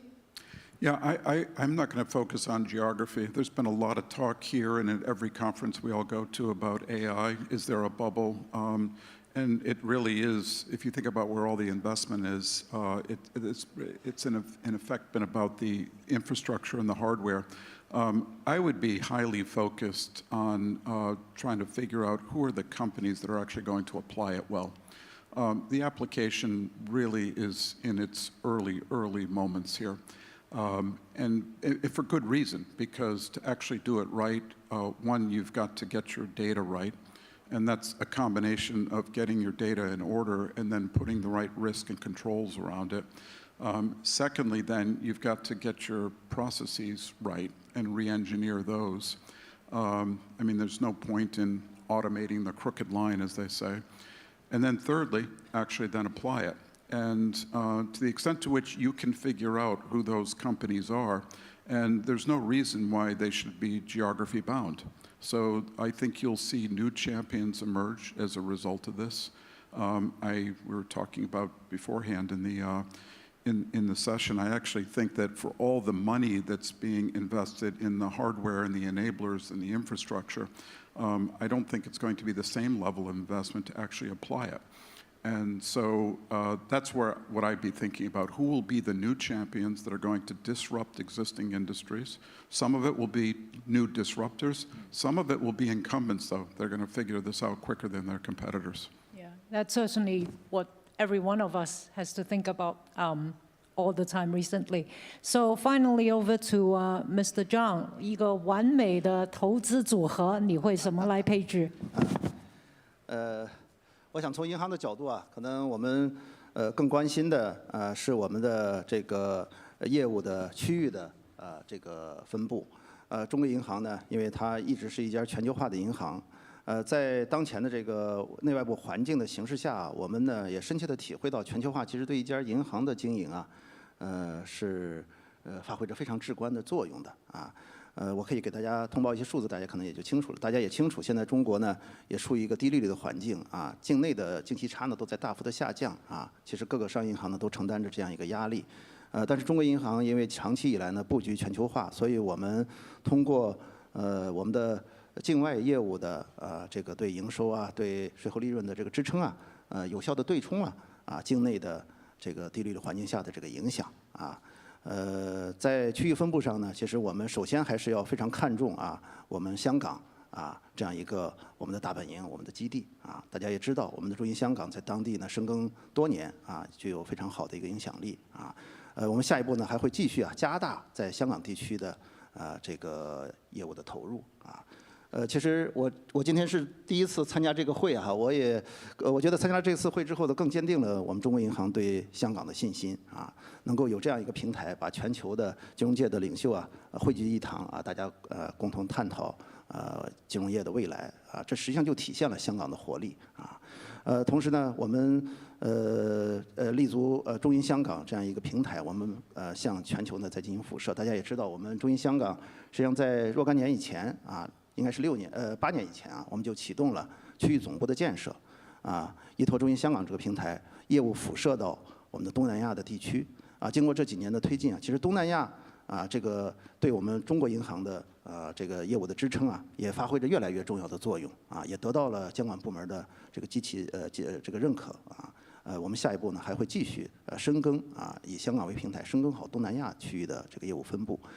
另外在中东地区这个中亚地区包括刚才这个提到的欧洲地区呢，都是我们中国银行下一步在业务组合方面的一个非常重要的方面。另外，其实今天大家也都谈到了AI 的这个投资我觉得可能大家更多的关注的是 AI 包括通用大模型本身的投资，但其实呢，应该把眼光呢放到 AI 加AI 对产业的这样一个支撑作用看在哪些领域通过有效的应用 AI 的技术可以实现产业的爆发性的增长，这可能是我们更应该关注的投资的领域。我就说这些，谢谢。Thank you.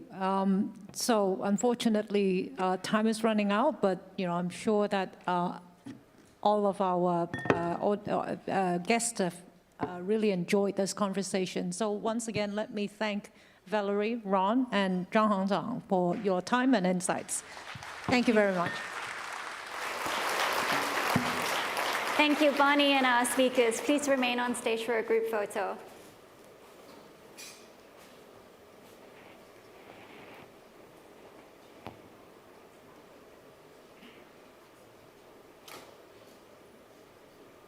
Please now look towards the back for our media friends.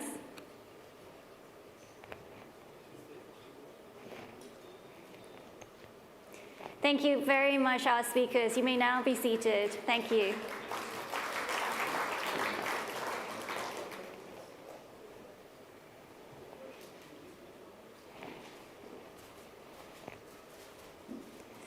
Digitalization and urbanizations have profound impact on our cities and infrastructure, particularly for the demand, generation, and transmission of energy.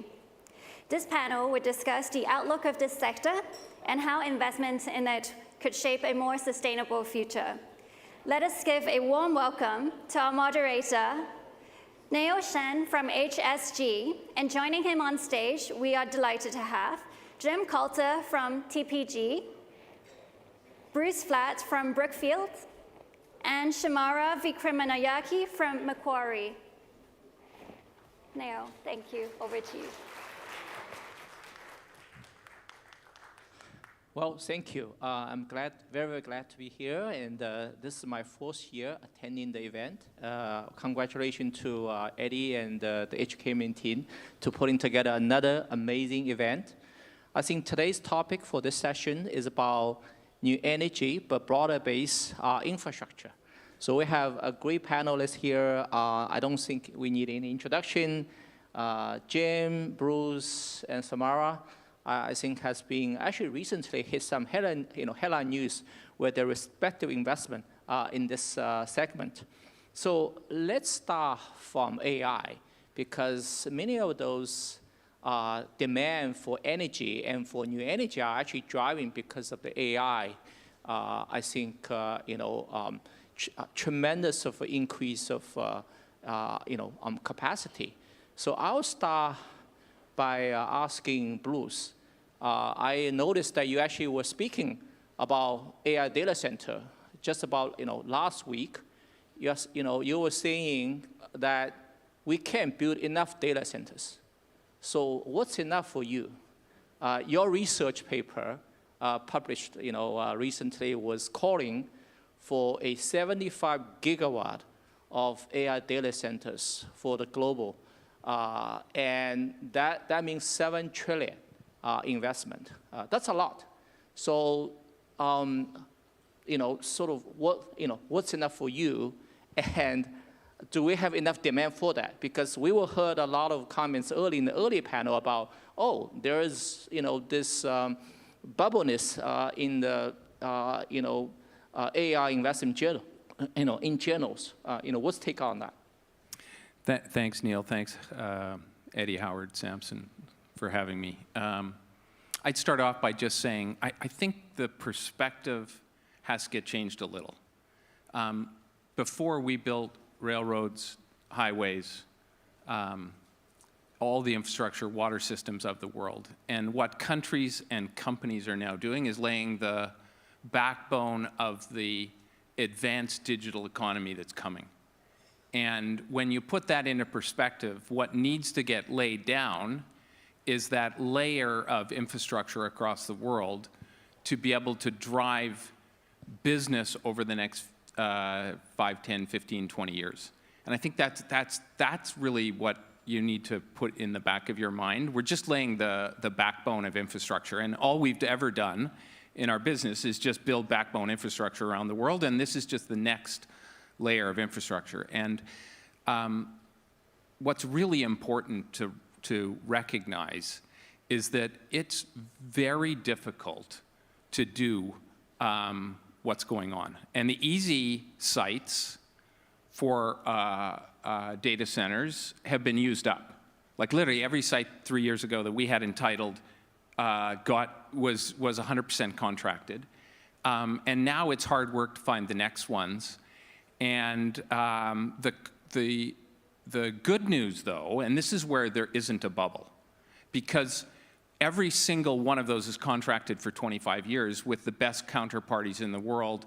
And those today are either sovereign credit, so we're leasing it to countries, or they're hyperscalers with trillion-dollar-plus market capitalizations. And that's what's different. When fiber was laid down and everyone said we had Global Crossing going to go bankrupt, and it did, there was nobody leasing the fiber. What's different today is these are all, virtually all let on 25-year contracts. So I think we've got a long, long runway to go in this, and the inhibitor is power and execution capabilities. So it's not capital. So you're basically alluding to that the hyperscaler has such strong financial power, and they have cash flow able to support it. And that's something you are betting on. Yeah, these are 100% let often to very well endowed organizations which are driving enormous profitability within their businesses today, not from artificial intelligence, that hasn't come yet, but they're investing today. Legacy cash flow. They're spending $500 billion a year. Let's say for the next 5 or 7 years, that's $2.5 trillion. In the context of their businesses, it's not that much. And what that is laying the foundation to be able to deliver enormous profits a decade, 15 years from now. And if this all works out, these are going to be $10 trillion companies. Looks like a good math.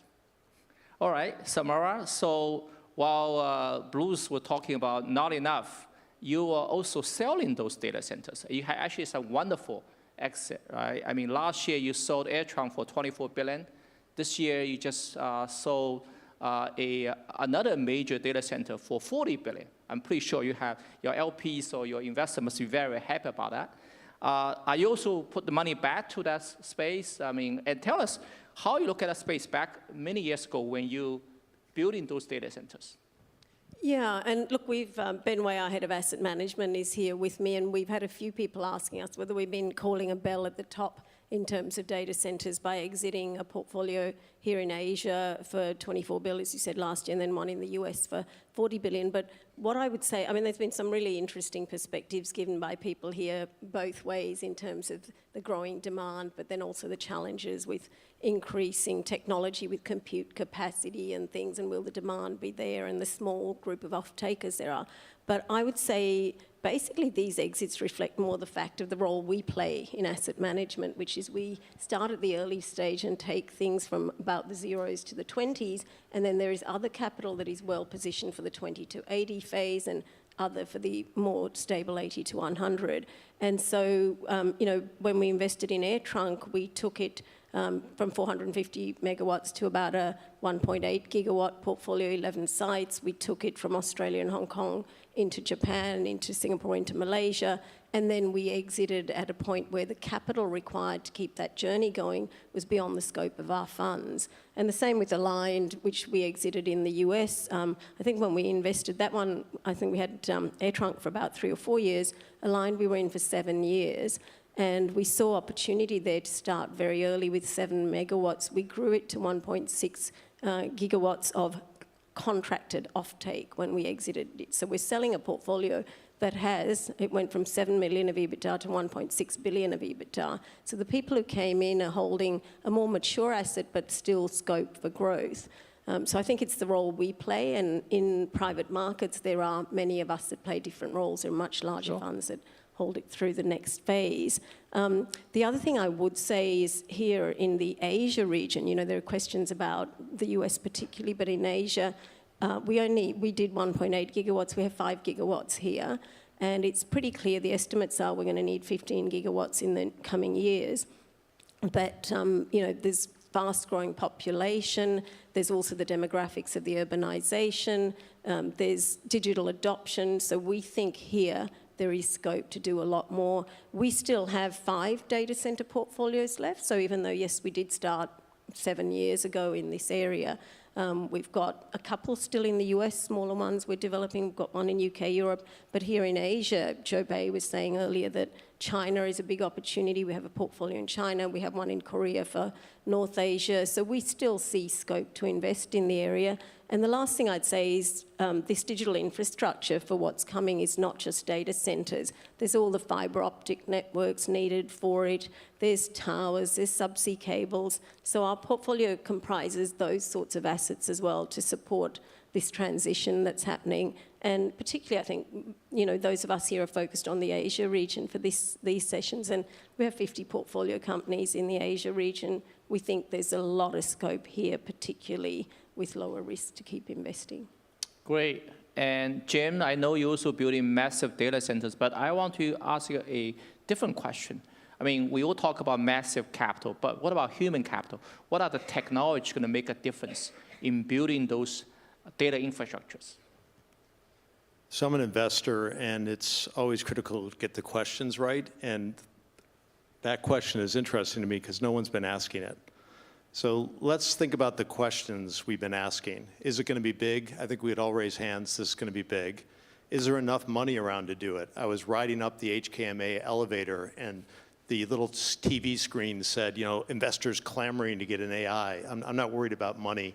You're right, Bruce. They've got $40 billion or $20 billion market cap. They can borrow $2 billion to do data centers if they need to do it. And is there going to be a bubble? We've asked that 5 times. Of course there's going to be a bubble. There is in every major. The idea that the market would totally land this perfectly is of course wrong. But here are the questions that are much on my mind. The sheer physicality of this, as you're talking about. So the biggest thing in real estate right now is Jamie Dimon's new headquarters. $3 billion in New York, it's taken 10 years, articles everywhere. I'm sure you guys are doing the same thing. We have one project in Texas that is $40 billion that we're spending in the next 3 years. No one's written a single article about it. How is that going to happen? Or if you go to the high level, the 10 biggest energy companies in the world outside of Aramco are $2 trillion. Data center spending over the next 3 years is going to be $2 trillion.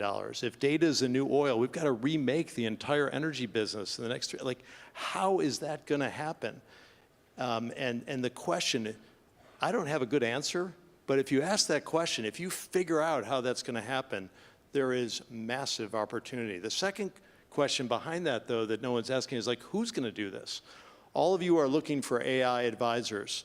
I moved in high school. The first people who want to be your friends are not the people you want to be friends with. If they are advising you and they're really good, they should be in San Francisco, because I can tell you that's where it's happening. There's $200 million pay package if you really understand. Likewise, you guys know there isn't the human capital to build a lot of these data centers. The old data centers are real estate plays. They were just hook it into the energy, hook it into the trunk. Like, these are total, we're building massive energy malls. There's only a few people around the world that these large hyperscalers are going to trust to do it. And then, are you even thinking about it right? We tend to think by asset class. To understand what's going on, you've got to have technology, you got to have chips, you got to have services, you got to have a supply chain. So this is a massively complicated set of questions. And we keep asking the same question over and over again, where the benefit is going to be in these questions that were maybe not even asked. So if you go away from this, I hope you'll actually take some questions home with you, because I certainly don't know the answer, but one of the great techniques in investing is to buy complexity and sell simplicity. So if we can buy the complexity of this market and figure out the simple answers, that's the key. Great, and we all knew that, energy is a key bottleneck of that AI ramp up, right?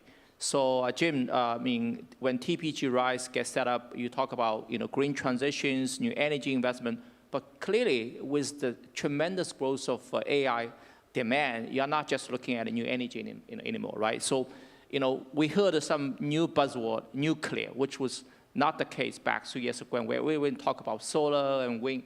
So what are the pockets of opportunity in the new energy space that you are most excited about, or broader-based energy? All three of us will have a lot to say about this, but there's been, you need to first of all start with a totally different mindset than we all had a few years ago. So let me just go through the mindset shift that is happening. First of all, we were talking about energy transition. The key now is electricity addition.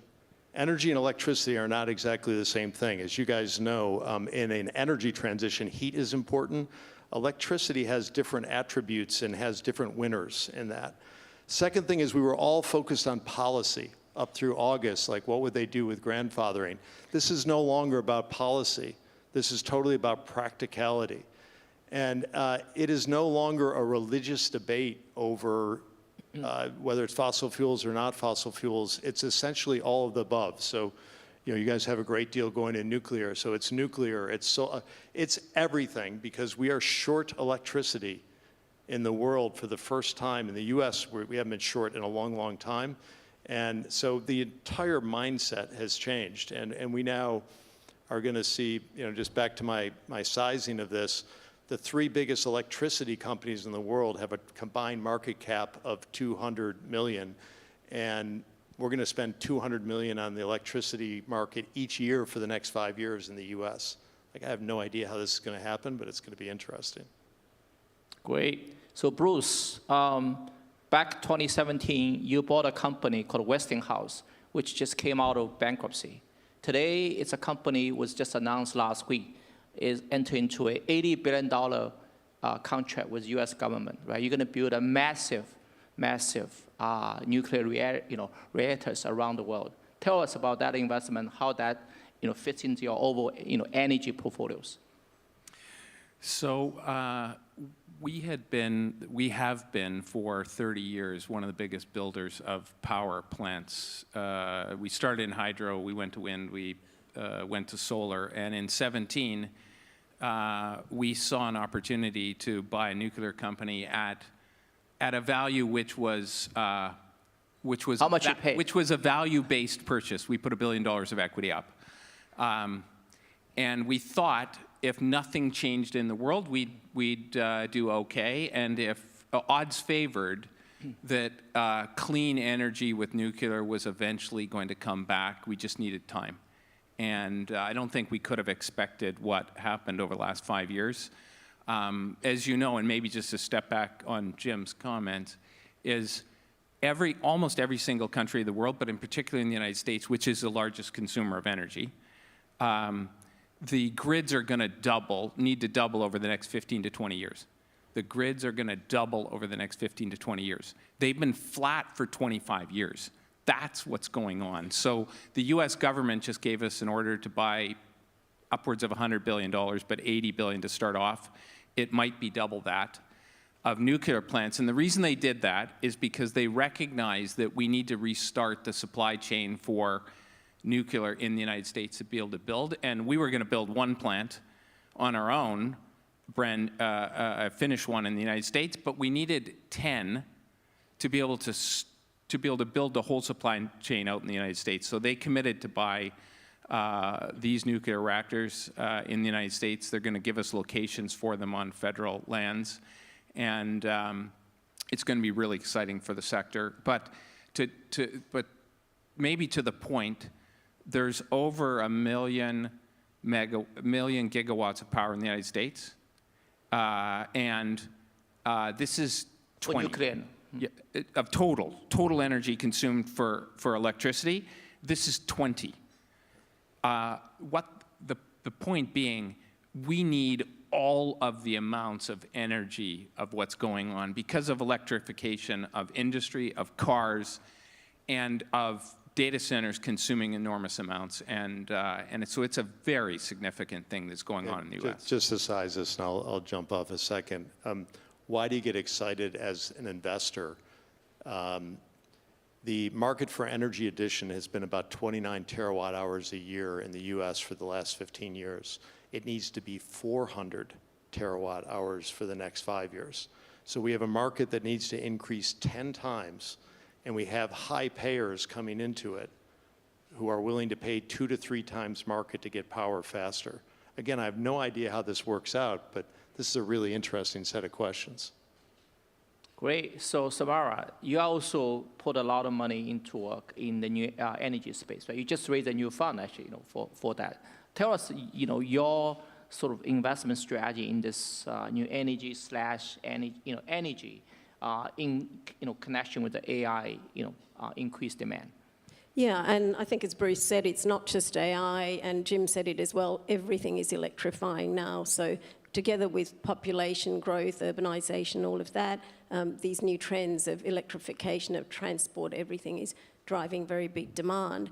And I think, sadly, we're dealing now, I know previously we had a sustainability climate focus on this, but we realize now we have to thread the needle between availability, you know, the accessibility and also the affordability of energy sources together with dealing with the climate impacts of it. And that is a difficult needle to thread, but it's going to need massive investment, not just in generation, which is what we've been talking about, but we need a lot of investment in midstream infrastructure as well. Grid capacity is constrained in just about every market we're in, transmission, distribution, also pipeline networks. So I think it is a big area that's going to need investment.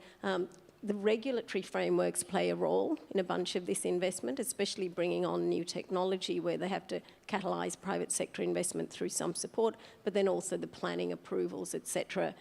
So having a good glide path for each country is important. So I think we work also with the public sector in most of the regions we're operating in to try and think about that glide path and what role our private capital can play, but we're going to need a huge amount of capital, expertise, etc. to deliver this. Thank you. So let's go back to the legacy infrastructure investment, Bruce. So you also invest heavily into commercial real estate globally. What is the dynamics there? Do we see that market coming back as people back to work? What's your take? So real estate in general, it's a cyclical business. One should always remember that. And there were two things that happened this time versus others. Interest rates went up quickly, and their mindset changed that people were not going to go and be in places. I think those are the two fundamental things. Each cycle is different, and this time it was those two. On the opposite side, fundamentals of most real estate in the world, Hong Kong a little different because the leases are short, but in most other places of the world, fundamentals are really strong. So you have underlying fundamentals are strong. What happened was the psyche of lenders and buyers got messed up, and interest rates went up quickly, and that affected financing. What's happened now is that interest rates are coming down. Everyone understands. Everyone's going back to the office.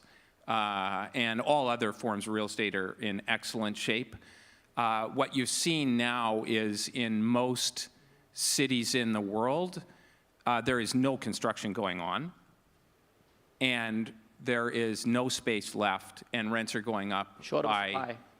Rents have doubled in New York in good buildings, and they're going higher probably by another 50%.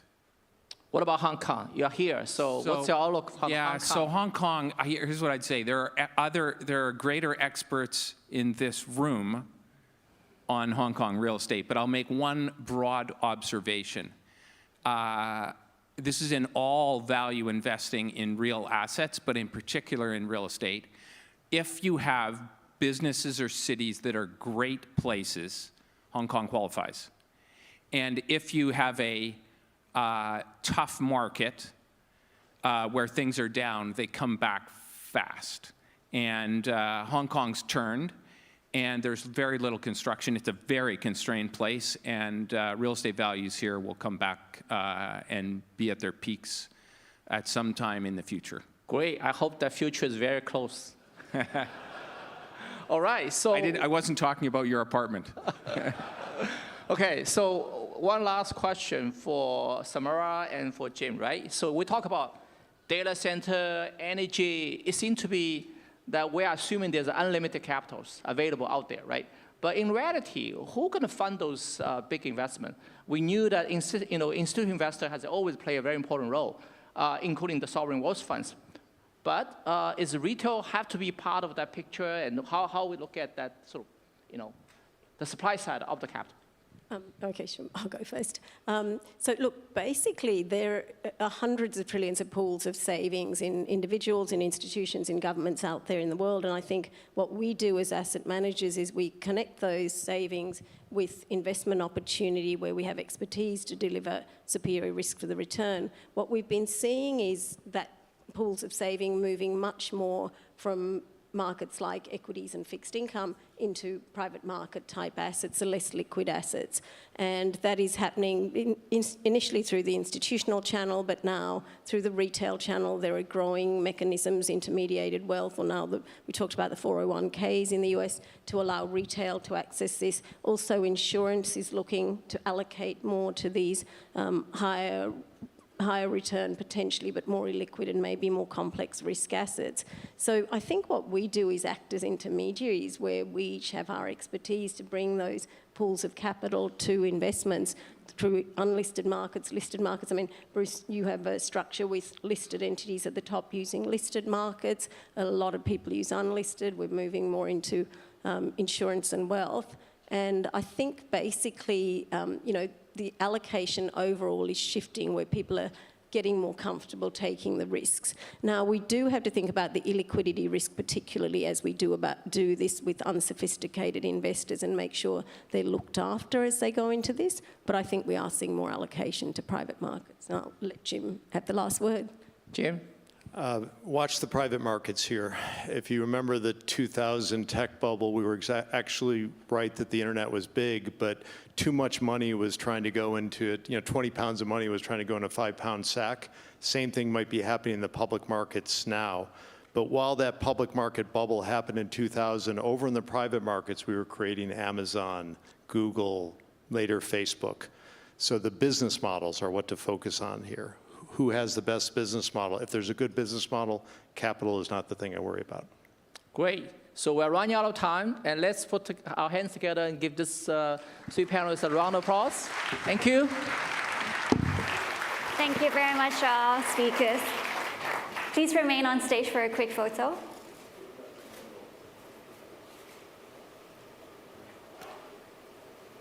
Please look straight to our official camera.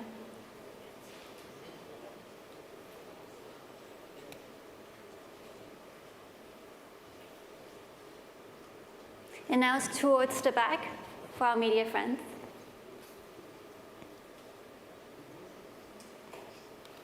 Thank you very much, our speakers. You may now return to your seats.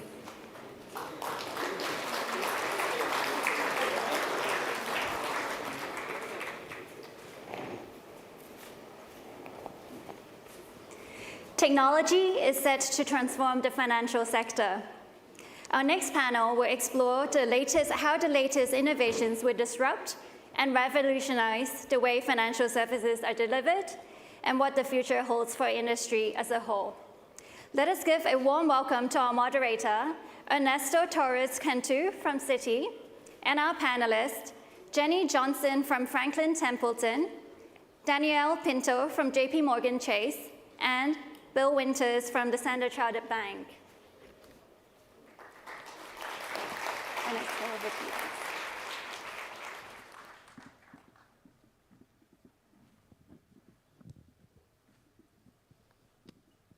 Very good. Good afternoon, everybody, and thank you, HKMA and Eddie, for another wonderful event.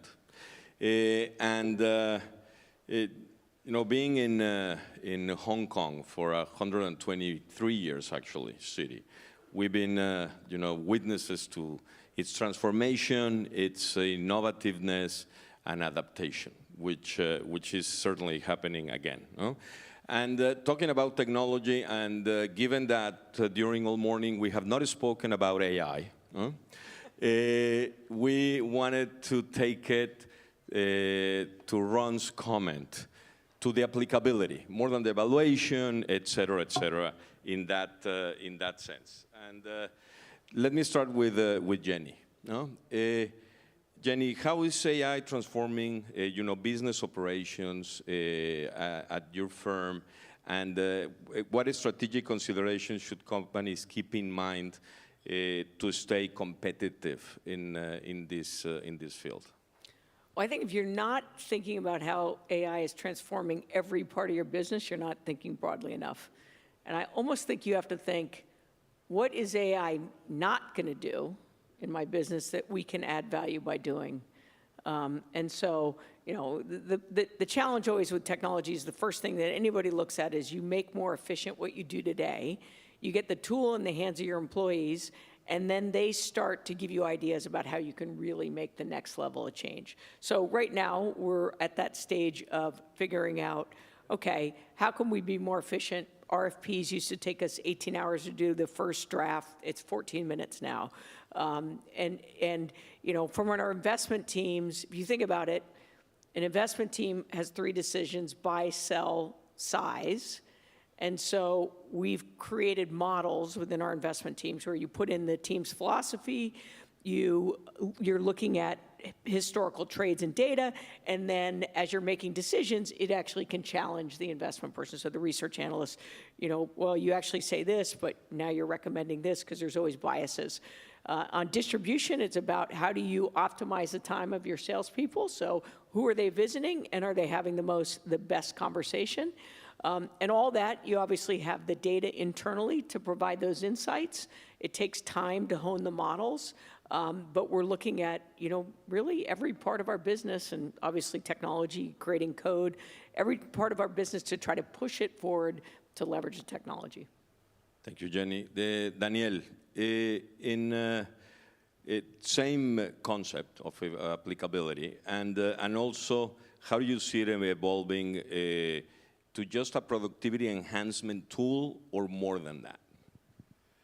So I think that as a big company, traditional company, so the way to succeed, in my view, is to look at, as Janie said, every part of a company will be challenged or transformed.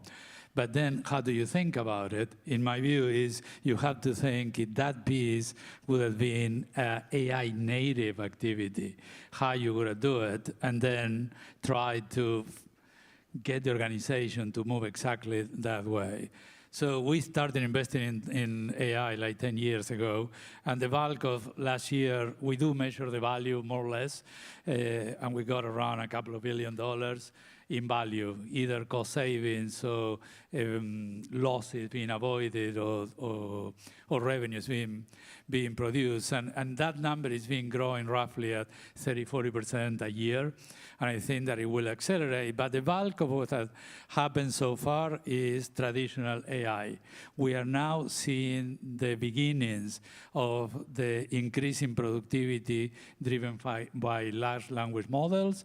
And probably the next step will be agents, and how those are going to increase not just productivity in operational processes, technology, call centers, but things like in research, enhance the capabilities of our researchers, in bankers, particularly junior bankers, that they can become a lot more productive and go and face clients a lot sooner.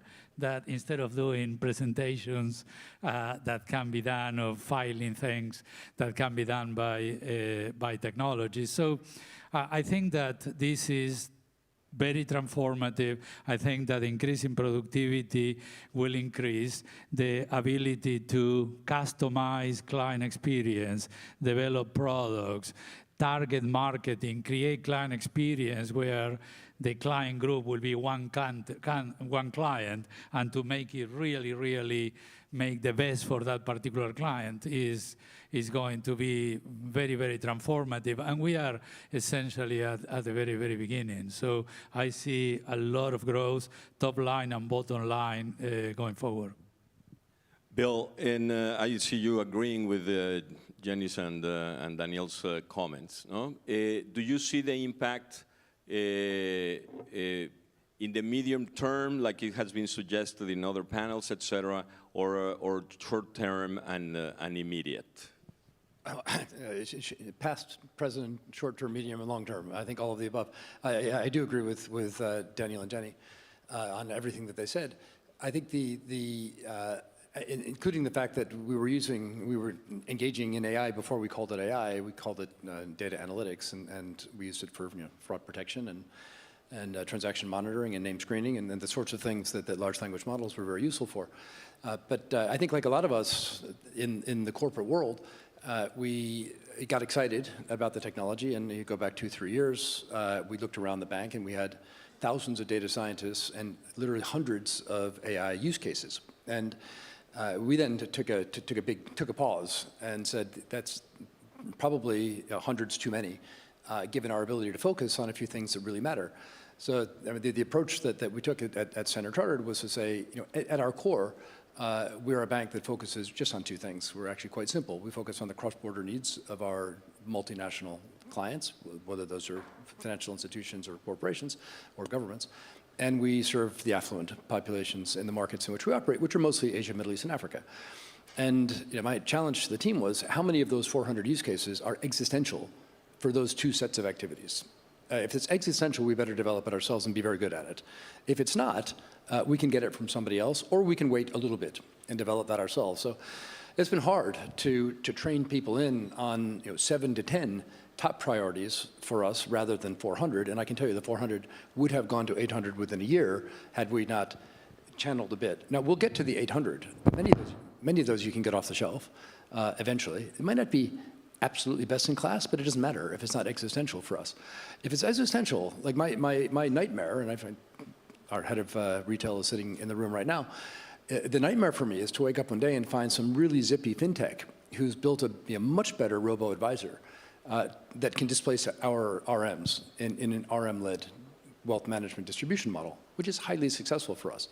So if that's your nightmare, then you better have something that is keeping pace with the nightmare. That's what we've done. That's what we're doing. So we've got an excellent, I call it AI augmentation tool for our relationship managers to make them, position them as best in class. And at some point, as appropriate, we'll expose our clients to those tools, but only when they're ready for it and when we're ready for it, which is not today. That's the medium and the long term. Very good. Thank you, Bill. Now let's move on to the other big trend, stable coins and digital assets. Jenny, you've spoken quite a bit, and clearly about the potential for tokenization and blockchain technology to transform financial services and your industry in particular. What operational challenges need to be addressed to truly unlock its potential? What operational challenges? Well, so number one is that you have a bunch of different blockchains out there that aren't all integrated, so integration's one. Number two, so we rolled out a natively on-chain tokenized money market fund in 2021. We were fortunate in that we picked a chain, Stellar, that optimized what we were trying to do. If we had picked other chains, it would have been much more expensive, potentially more expensive than our existing money market funds. So you got to pick the right chain. There's some people that are concerned about the number of transactions per second, but actually there's certain chains that are optimized for that have that are faster than even Visa and MasterCard process. So you're working through a lot of these. But the biggest issue is probably most people don't have a wallet. You can't really hold a token if you don't have a wallet. I'm always hearing about alts managers say, can't wait till blockchain can democratize alternatives. The reality is that technology exists today. You don't have market makers. You don't have the infrastructure around it. And honestly, today, there's almost two worlds. There's the TradFi, the traditional finance world, and the digital asset world, and they're only now beginning to kind of come together. And as that happens, a lot of the traditional learnings that have happened will be brought over and much more professionalize, I think, what's existing in the digital assets. But there is no question, I fundamentally believe the infrastructure and plumbing of financial services will be replaced by blockchain. Yeah, quite a statement. Daniel, your firm's perspective on digital assets has evolved significantly in the last years. What prompted that shift or change? The reality that it hasn't. So obviously, you know Jamie's views on Bitcoin. That is, and he was very clear. These are personal views. For me, Bitcoin is transforming into an asset class. My concern about Bitcoin was more about if you start losing keys, so keys get stolen, it's going to destroy the confidence of this as a class. The reality, a lot of keys were lost and stolen, and here we are. So it just became an asset class that is never been is a place to store value if you believe that you will sell it at a higher price than it was. It's not a method of payment because it's slow and expensive. So it is what it is. And I think that in the big scheme of things, Bitcoin is very relevant. But the technology I've been working for many, many years. We launched the JP Morgan coin in 2019. But everything that the industry have done is even private networks, like the JP Morgan coin, that is a very, very effective tools for clients to optimize the flows of funding, program payments, and do instant effects. And many clients are using it, working very well. We have done with Bill and other banks the Patriot program that is a 24/7 network of transferring payments among banks, led in Singapore. So we have done quite a lot. And right now we are at the point where we start experimenting with tokenized deposits, start experimenting into the public chain space that Jenny has mentioned, with essentially white label clients that you are approved your part. It's not that you put your coin there, your token there, and see how it goes. I think that that is the next layer. I think that tokenized deposits is an effective way to make a bit more interoperable the banking sector with the crypto space.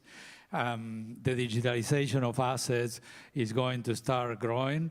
The issue in the banking sector is regulation is a big challenge. When you look at the Basel regulation and their interpretation, essentially prohibit banks to be in a public chain, because the capital intensity is so huge that it makes essentially not possible to do that. So the Genius Act in the US for stable coins of certain characteristics is not going to follow, apparently, the Basel. So in which case it's possible, and I think that there are a bunch of use cases of stable coins that are obvious, like cross-border, small value, cross-border payments.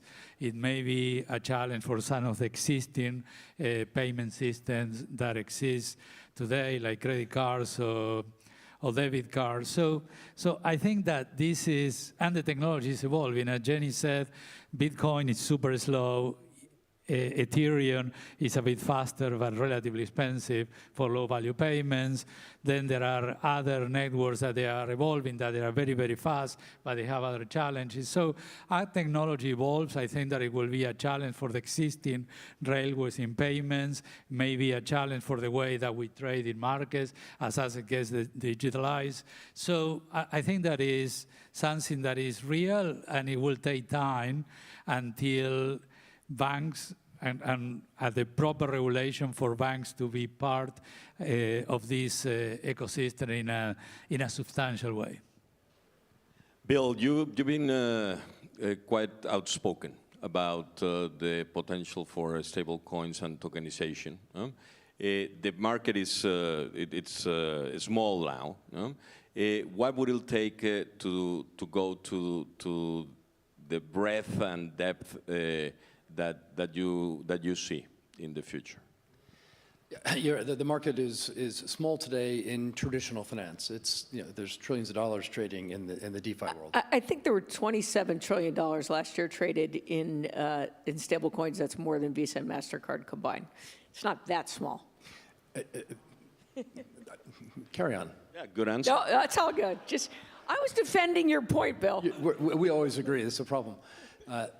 There's a ton going on. Obviously, it's anchored in the crypto world, and that's where it started, and it's growing. And as Daniel said, the technology is the same. It ports from the crypto world into the TradFi world.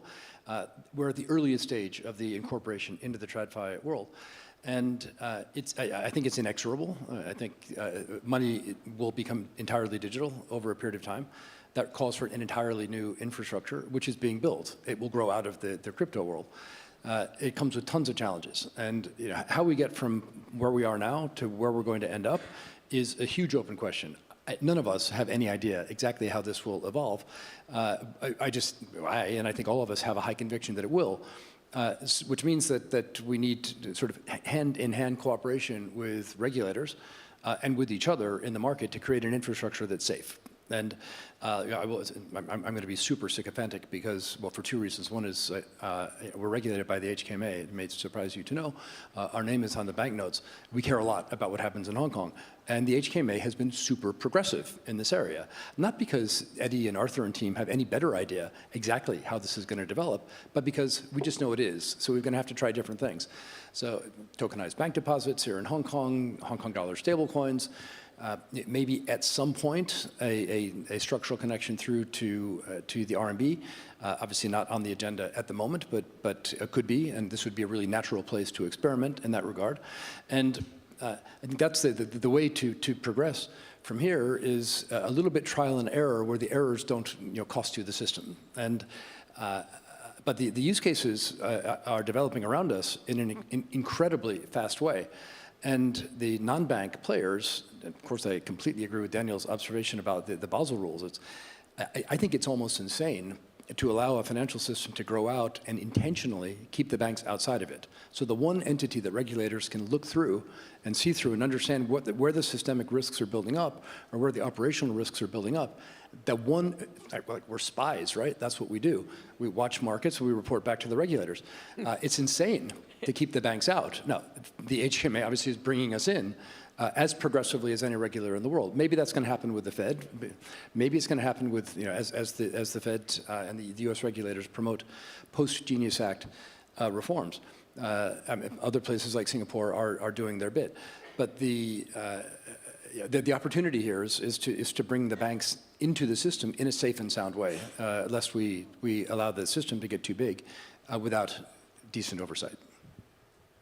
Thank you, Bill. And let me go back to Daniel on that. If we see that moving forward, what does that do to the traditional model of financial intermediation for banks, et cetera? And how are you foreseeing that? Well, as I said, I think that on the payment side, assuming that there is some way that regulation is not too fragmented, I think that it will have a role, stablecoins will have a role in very fast, very cheap, very effective global payments and transferring money from one place to the other. I think that tokenization of deposits, of tokenization of assets, if it gets to a point where it's properly regulated, is within the regulated space, and is done at scale, it will change what are the current rails that we use today as in payments for markets. So I think that is way, way, way too early to know, but it feels now that probably the tide is turning from being something that we've been experimenting for years and years and doing little things. I think that now is getting to a point where most likely will escalate, and hopefully escalate, as Bill said, within not just in the unregulated space, allows the regulated entities to be an important player. So therefore, everyone will be safer in that space, and we avoid the problems that we normally have when new things come into the market until they settle down. So we will see. It's still a long way to go, but I think that is real now. And Jenny, how do you see bank and non-banks working together, or not enough to unleash the stablecoins, tokenization, et cetera? Well, I'd rather talk about blockchain than just stablecoins, because I think stablecoins is one, it's the current use case, but there's so many other use cases. So just kind of the question on sort of how does this impact banks? If you think about today, what does this technology do? This technology has an immutable record of who owns it. Right? So huge amount of money is spent in the industry reconciling data between systems and then reconciling data with the counterparty. There you have one source of truth. You know exactly when it's relevant as soon as a transaction. The smart contract can trigger it and you get paid. So if you have atomic settlement, which means you get paid, you don't have to worry about who the counterparty is because it's wallet to wallet. I don't need to go to JP Morgan Chase to do a foreign exchange contract and worry about who the counterparty is if, one, the counterparty's wallet has been approved, whitelisted, and my token can only go into that wallet. And two, the smart contract kicks off and makes sure I get paid. So there's a lot of toll takers in transactions today that get eliminated once the ecosystem is rolled out. And if you're like a title company to prove that somebody has ownership on a home, and it gets on the blockchain, you don't need to worry about going out and validating that. So I think you have to look at a transaction and say, where am I adding value and where does this eliminate? And it'll take time to happen, but I think because it drives down costs, it's much more efficient, it will inevitably happen. Very good. And one last question, Bill. You talked about cross-border. And part of this proliferation, if you will, of each jurisdiction constructing its stable coins has a couple of things. It's the reserve currency of one or the other, and its interaction for cross-border payments, et cetera. How are you seeing that, Bill? I think that's first of all, as a toll taker, I'm sure that Jenny had me and Daniel in mind. You know exactly where you're relevant. You'll continue to be relevant in those. The cross-border payments are the obvious use case because they've certainly for other than very sophisticated institutions, they tend to be slow and expensive, and less and less slow, less and less expensive, but nevertheless not 24/7 real time. So a lot of the use cases today are, for example, port operators who want to get the ship out of the dock on a Saturday, and they don't want to have to wait until Monday or Tuesday when the payment clears. Very, very simple use case, but a cross-border payment. It could also be a local payment. In the absence of any regulation or in the absence of any alternative, those transactions the cross-border payments will be conducted using US dollar stablecoins, right? Because they're there. There's 280 billion of them out there. They're very liquid. The people that care already have a digital wallet. They can use those stablecoins. But that isn't the world we live in. There's regulation, and many countries said, no, you can't, either a bank can't hold a stablecoin, or a user can't use a stablecoin, or you don't have a local license to engage with a local player. And that, so regulation, as is frequently the case, is the protector of the incumbent, and the incumbent is frequently a bank. So we get to charge a little bit more and be a little bit slower for a little while longer. But water makes its way through a rock eventually, even not so porous rocks. Eventually, it comes out the back end. By the way, it comes out clean. It's been filtered along the way. And so I think it is, again, inexorable that the digital asset-based or blockchain-based payments will make their way into the real economy. It's just a question of how fast. And we should be more thoughtful, and I think the HKMA is thoughtful, about how we shape that outcome rather than let it just happen. Absolutely. Well, thank you very much, everybody. One thing is clear from our conversation is that we're not talking about the future anymore. This is present tense transformation in all of these topics. Thank you very much, Jenny, Daniel, Bill.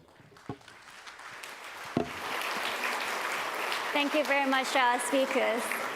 Please remain on stage for a quick photo.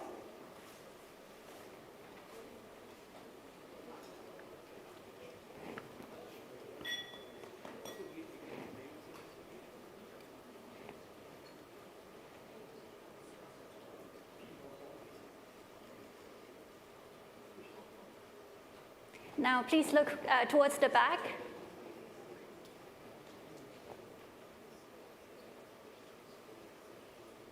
Thank you very much. You may now return to your seats.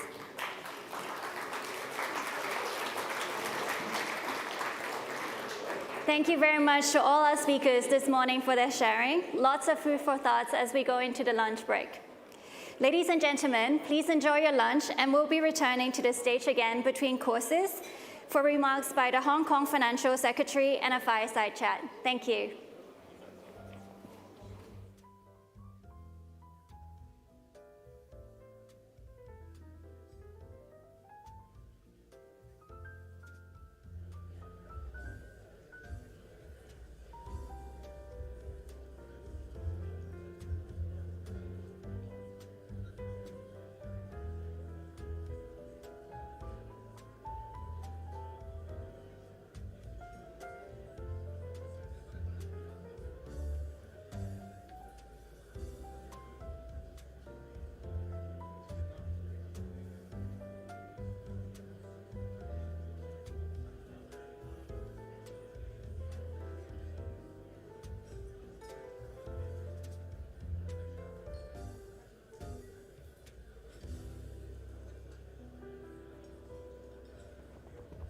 Ladies and gentlemen, lunch will be served at your seats. You may remain seated, and your lunch will be brought to you. Thank you.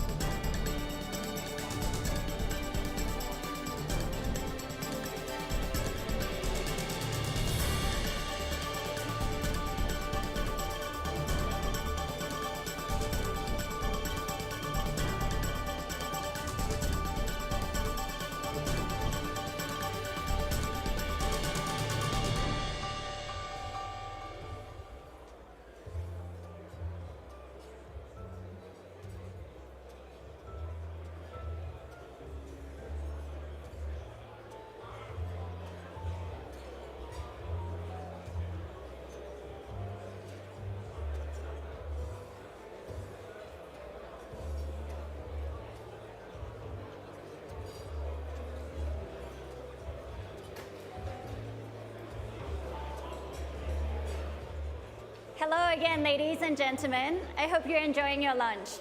May I have your attention back to the stage again for remarks by the Financial Secretary. May I now invite on stage the Financial Secretary of the Hong Kong Government, the Government of the Hong Kong Special Administrative Region of the People's Republic of China, Mr. Po Chan.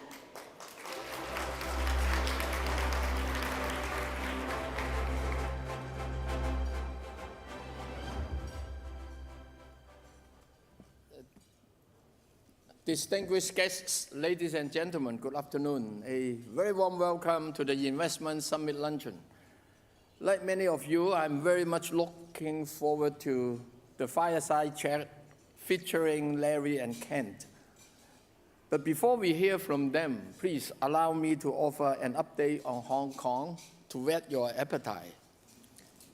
History tells us that the world's great financial centers do not stand still. Their success depends on their ability to serve the economy, anticipate what lies ahead, embrace technological advancement, and adapt to shifting megatrends. Hong Kong is of no exception. Today, once again, we are at a moment of profound transformation, one defined by shifting geopolitics, regional integration, rapid technological advancement, and climate challenges. But these are not necessarily headwinds. In fact, they can be powerful tailwinds for those ready to respond with agility and vision. At the heart of our response is an elevated role for Hong Kong as a super connector and super value adder, one that connects market, capital, innovation, and opportunities across borders and regions. That role is being shaped by a few converging forces. First, a global shift from globalization to regionalization. Trade and economic cooperation within regional blocs, like Asia, are gaining momentum. We see this in the expansion of frameworks like RCEP and CPTPP, and most recently, the FTA 3.0 between China and ASEAN. These developments are reshaping global trade and investment patterns, and Hong Kong stands at a strategic position. Second, many economies are actively seeking diversification, be it economy, market, sources of capital, supply chain, and others. The Middle East, for example, is increasingly looking eastward. Trade between the Gulf and emerging Asia has been growing at some 7% annually over the past decade. And trade between Saudi Arabia and China is expected to surpass that with the West by 2027. These statistics reflect not merely a change in trade flows, but a structural shift in strategic orientation and cross-border cooperation. Third, China's development must be reckoned on multiple fronts. Despite a complex global environment, our country continues to press ahead with high-quality development. The recent fourth plenary session of the CPC Central Committee has laid out recommendations for the country's 15th five-year plan. It has reaffirmed China's commitment to high-level two-way opening up. It has placed emphasis on technological self-reliance with strong support for technology and innovation across the entire value chain. And the deep integration of technological innovation with industry development is particularly noteworthy. All of the above developments are elevating Hong Kong's role as a two-way platform for trade, investments, and technological collaboration.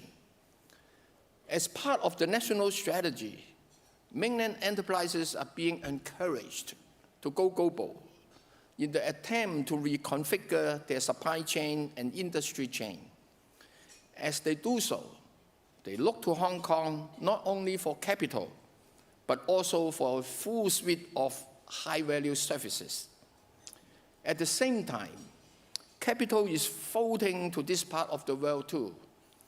Investors' optimism has grown, particularly since the DeepSeek moment earlier this year, where the technological powers of China surprise the global investment and tech communities, and their valuation is very attractive. Separately, we have noticed strong interest in our capital market from the global south. They are seeking capital to support their ambitious infrastructure and economic development plans. Middle East is a good example.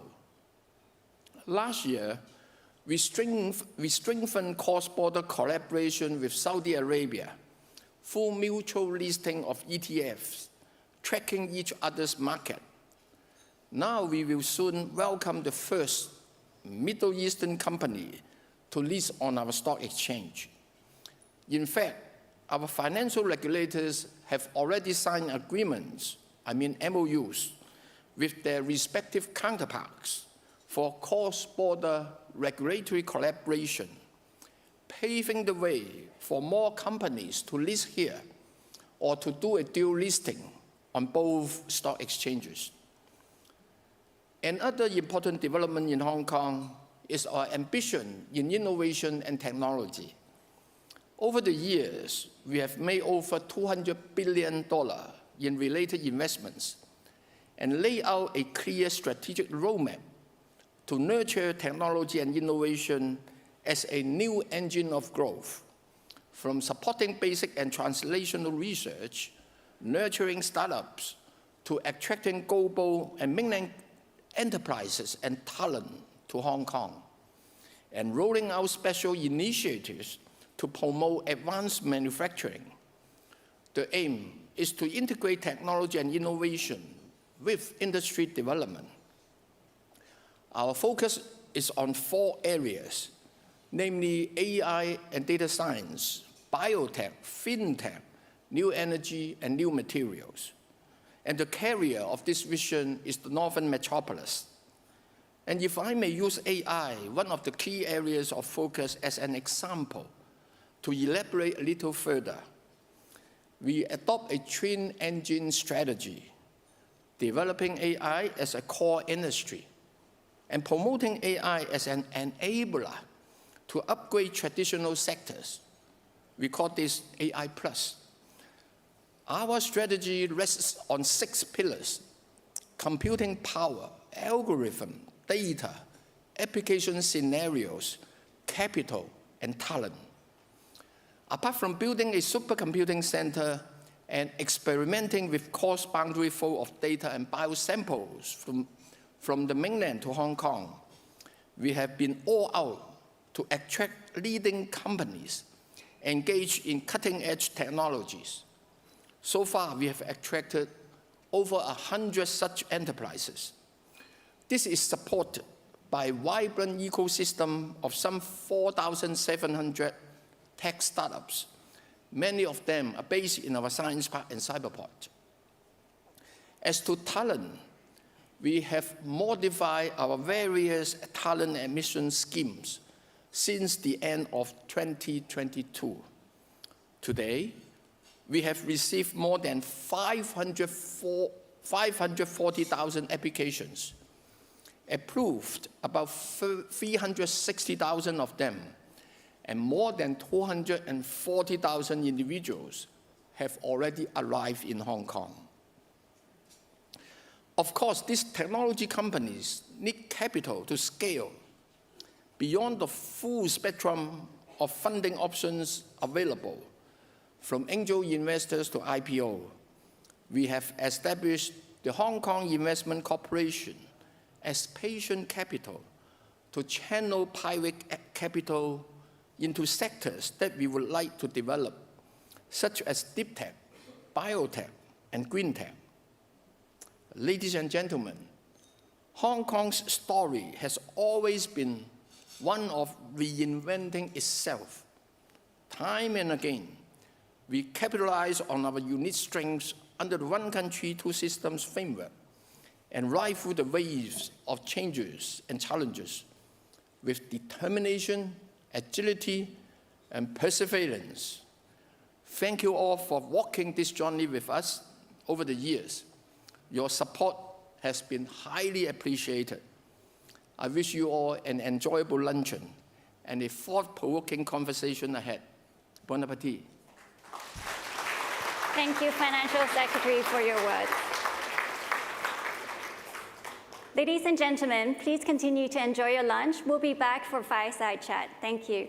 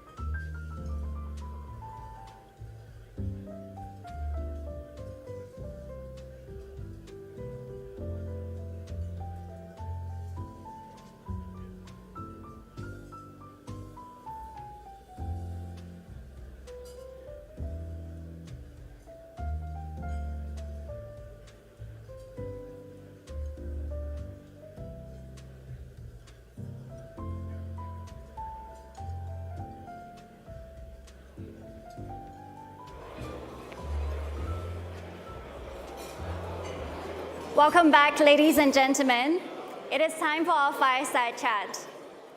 It's our pleasure to welcome Larry Fink and Ken Griffin, the founders and leaders of two of the world's most successful and innovative financial institutions.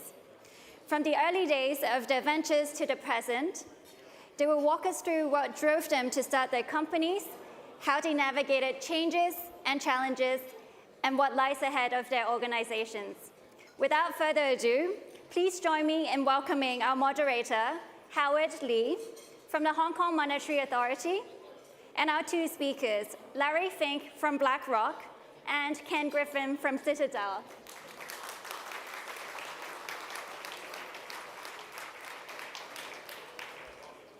Howard, over to you. Thank you.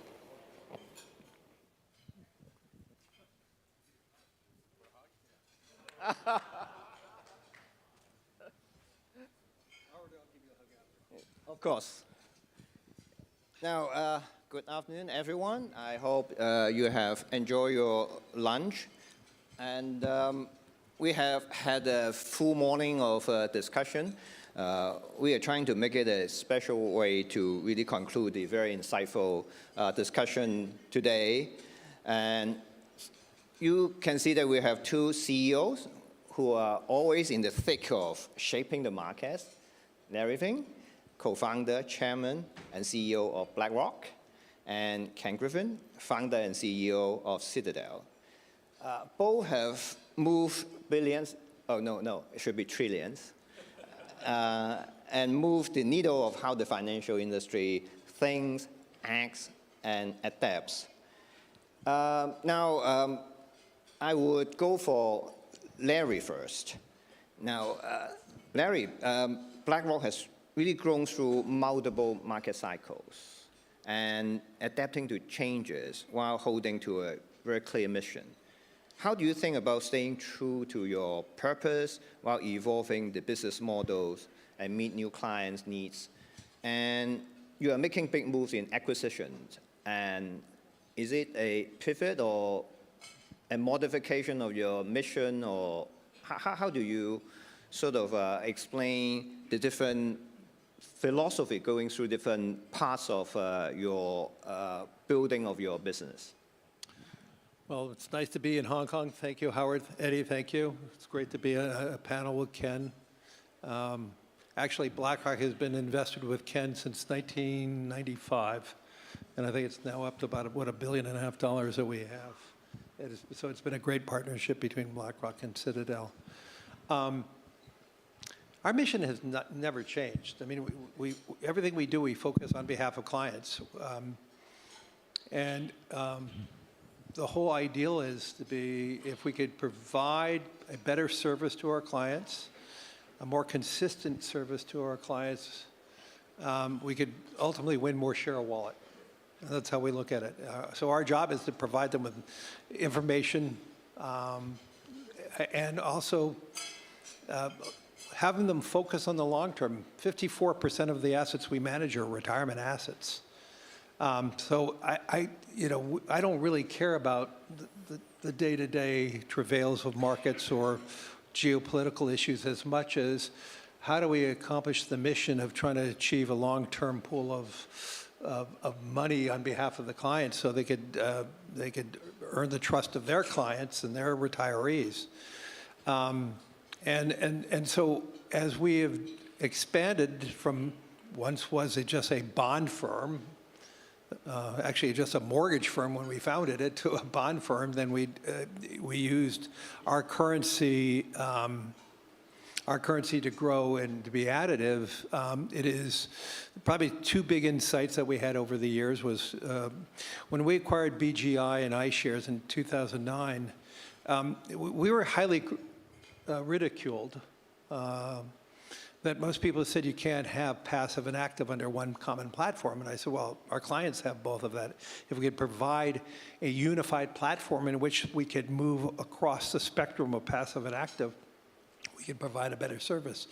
And then over the last 10 years, we've seen the augmentation of the private markets.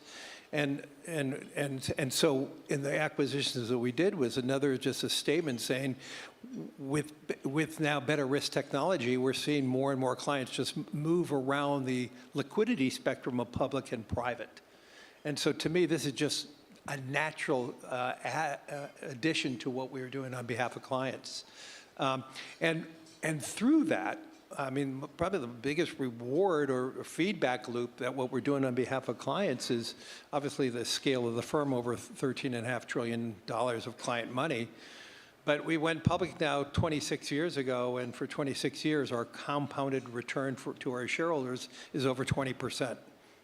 For 26 years compounded return of 20+% for our shareholders. So it's validated both by our clients and validated to our shareholders. Okay, thank you, Larry. Let me turn to Ken. And now, Citadel has also gone through journeys at different juncture, the volatility in 1990s, and then you are now becoming the best or most successful hedge fund in the world. And during these years, was there any moment that you feel that you have to really think of pivoting in terms of your investment style, your risk management, your talent growth, and then or is it that you started off with this vision in mind and then you consistently drive your implementation? So the hedge fund manager gets to start with his train wreck, is what you're saying. Yeah. Because that would be 2008. Let me take a huge step back. So what do we do at Citadel? We manage money on behalf of endowments and pension plans, wealthy families, medical institutions around the world. And it is a pleasure to be here in Hong Kong. Our 35th anniversary was this last weekend. We've been active in the markets here in Hong Kong for about 34 of our 35 years of existence. So it is great to be here as we now start our 35th year of being in business. The business that we're in is absolute return. We try to earn a return that's uncorrelated to the market, so very low beta, very low directionality in the portfolio. And over the course of the 35 years, in general, volatile periods have actually played to our strengths. There's more dispersion in markets. We generally tend to do better when there's a bit more chaos in markets. That tends to be a good environment for us. The exception to this, of course, was the great financial crisis of 2008, when having a very levered balance sheet placed us in a very precarious position as financial institutions around the world, many banks, were enduring substantial losses and were forced to reduce the amount of wholesale funding they were willing to engage in, which caused a number of price dislocations in the market that traditionally had fed our success to become instant liabilities. So I know that there's a great emphasis here in Hong Kong on the regulation of the systemically important banks. That's actually very important to every single market participant. Thoughtful regulation of banks around the world underpins the vitality and strength of our financial system. And it is impressive to see HKMA's constant focus on how do you improve regulatory standards around the world, and in particular here in Asia. So 2008 was our darkest moment, and in some sense, to not try to make light of it, but we went from being in the storage business, owning a portfolio of cheap assets, financed with very cheap borrowed funds, to the moving business, trying to find more liquid assets, less leverage, a faster speed of realization of the alphas in the portfolio. We went from storage to moving. And that did require us to change our mix of strategies. So for example, a much, much bigger focus on the trading of equities or foreign exchange, where you have far deeper and more liquid markets. Okay. Now, you talk about changing market situation. Of course, you navigate through these changes very well and then becoming what you are today. But we are now, perhaps like sometime in the past, seeing evolution of new asset classes, new phenomena like meme stock and crypto and the euphoria on AI investment. And you talk about market rationality in the past. So do you see the current situation, the pretty strong investment in AI, so to speak, and really something that really leave the market a little bit less rational? And then how would investor see this and navigate this? And everybody is worried about missing the opportunity, missing the big boom. But again, the valuation, the amount of investment is really mind-boggling. And what do you think, crypto, AI, and all that? Well, I think markets tend to be most irrational in their extremes, in the heights of a bull market and in the depths of a bear market. And right now, we are very deep into a bull market in many of the major economies around the world. There's a sense that very little can go wrong, and there's great enthusiasm amongst investors. So in some sense, your speculative fevers, your FOMO, fear of missing out, will from time to time triumph common sense. And regretfully, humans will exhibit the same behavior in a bear market. They'll tend to panic out of very good investments at the very wrong moment. These are the behaviors that we as people have. And again, they tend to be or magnified at the two extremes of the market cycle. Okay. Now, I turn back to Larry. We just mentioned briefly about the hype about crypto and all of that. I know BlackRock and you have some view about crypto, but you're really into tokenization, and you feel that tokenization has the future. How do you link the two, and how do you see tokenization being something that might rewrite the kind of rules for financial markets and financial transactions going forward? So most of BlackRock's business is a business of hope. You know, why would Earth anybody's 30-year outcome like retirement, unless you're hopeful that in 30 years the outcome is better than keeping your money in a bank account? And so I look at everything we do is around giving hope. And I do believe hope prevails in most circumstances. You know, if you go back to even the year 2000, and you invested in equities, let's say the S&P, and then there was a 40% downdraft in 2001. But if you invested in equities in 2000 and kept it until today, your compounded return would be about 8%. So despite the financial crisis, despite the dot-com boom, despite COVID, and if you kept your money in a bank account, you would earn 1%. So I just start with that framework that most of the foundation of BlackRock is to try to give hope to people about the ability to invest over a long horizon. And I am an optimist that I do believe all the noise and all the ugliness we read, we actually mitigate most of it as human beings. And I do believe over a long period of time, hope prevails. Now, that being said, there is a role for gold, and there's a role for Bitcoin, which I believe are assets of fear.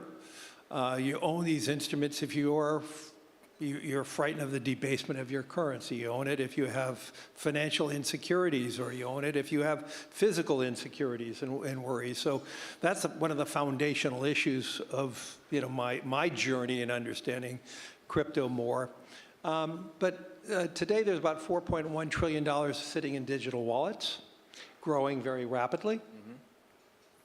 It has caught attention to people around the world. A lot of men and women who are actually fearful of keeping all their money in their currency or storing it in their country where they live. But beyond that, the opportunity for tokenization is probably the most important component of how we are going to see the evolution of the financial plumbing of the world. There's just too many middlemen in so many different areas. Jenny talked about it earlier, but there's just way too many middlemen in the process.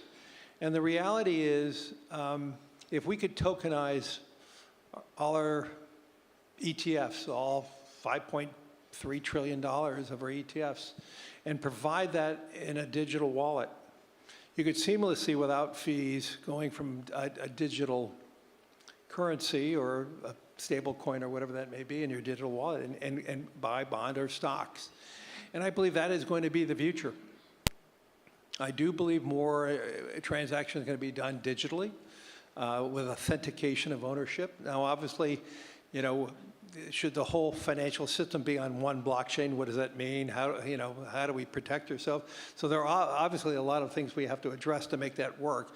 But I do see more and more of a future of having more and more financial assets being digitized, sitting in a singularity of a blockchain, and going from cash to stocks to bonds back and forth, doing that seamlessly. And I do believe that is going to happen sooner, not later. Well, thank you, Larry. I think that's a perfect entry point for me to do a little bit advertisement for Hong Kong. We have a project ensemble, which are getting some name internationally, which really aims to provide a pretty unified and good platform and interconnection for different asset layers and then different payment means, whether it's stablecoin, central bank money, tokenized deposit, and whatever, and hopefully to create a seamless system for everyone. So I encourage you and your firm to really we'll be standing right join next hand to you. with us. And okay, now you both built very successful businesses, and talent, I'm sure, is one of the key things that you would have to consider through your journey.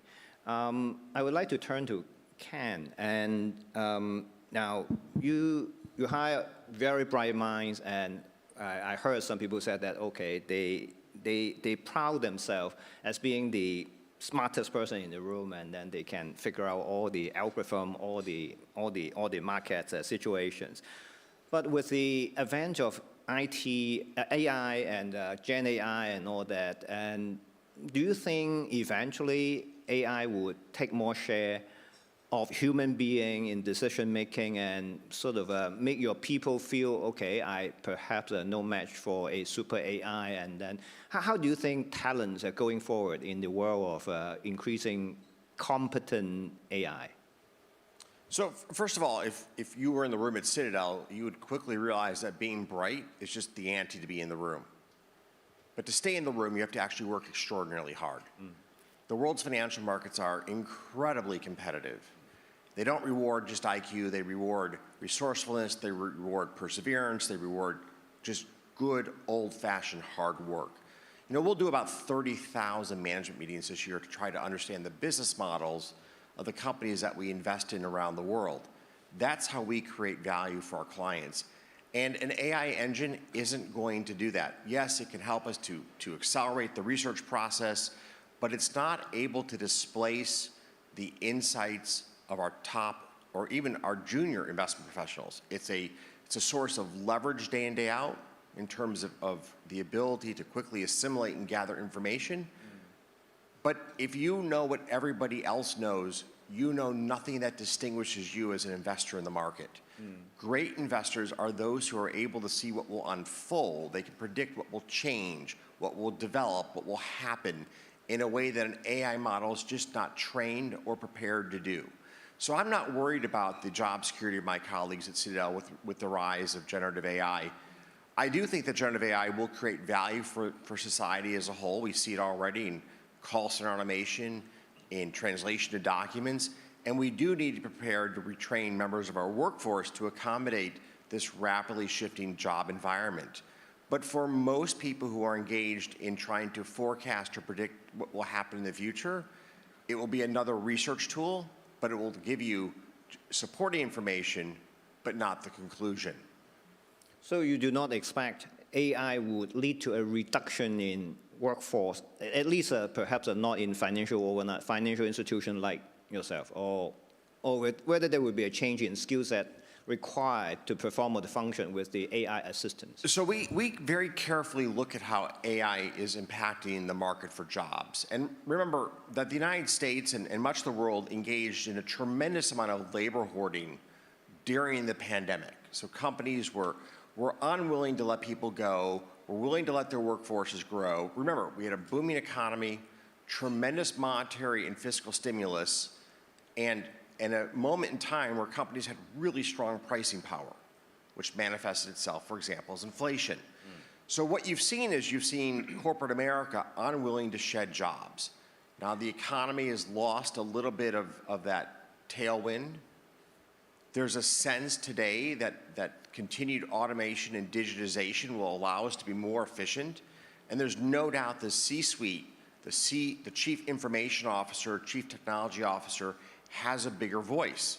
In corporate America, embracing the power of technology is now willing to reduce the rate of new college hires. You see open job recs really coming down. But this is not due to AI per se, it's due to a reversal of the labor hoarding that's taken place and a belief that just applying technology writ large will allow us to be more efficient and more productive. Well, very good and pretty reassuring for some of our colleagues. Now, I would like to, the next part of the question, I would like to turn to we're closer to home and spend some time on Asia. Now, Larry and BlackRock has been a big player in the Asia market for many decades. If you were to give one piece of advice to a U.S. institutional investor regarding the Asia allocation for the next decade, what would it be? Well, I do believe that the coming decades will be more of an Asia story, whether it is the educated workforce, the work ethic, and the lifting of so many economies here in Asia that will be rising relative to other places in the world. And so with that, you will see more and more allocation to Hong Kong, to other parts of Asia. And I think that's just a natural progression. I think in addition, I expect to see more Asian countries to have a more robust retirement system.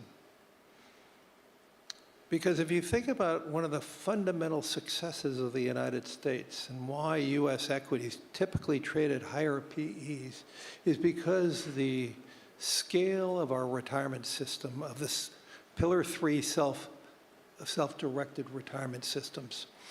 And that is a fundamental foundation why U.S. equities have done so well. If you just look in Asia, look to what has happened over the last close to now 2 years in Japan, with NISA accounts now having the ability to doubling the size of tax exemption allocation to retirement, and you've seen the attendant growth in Japanese equities.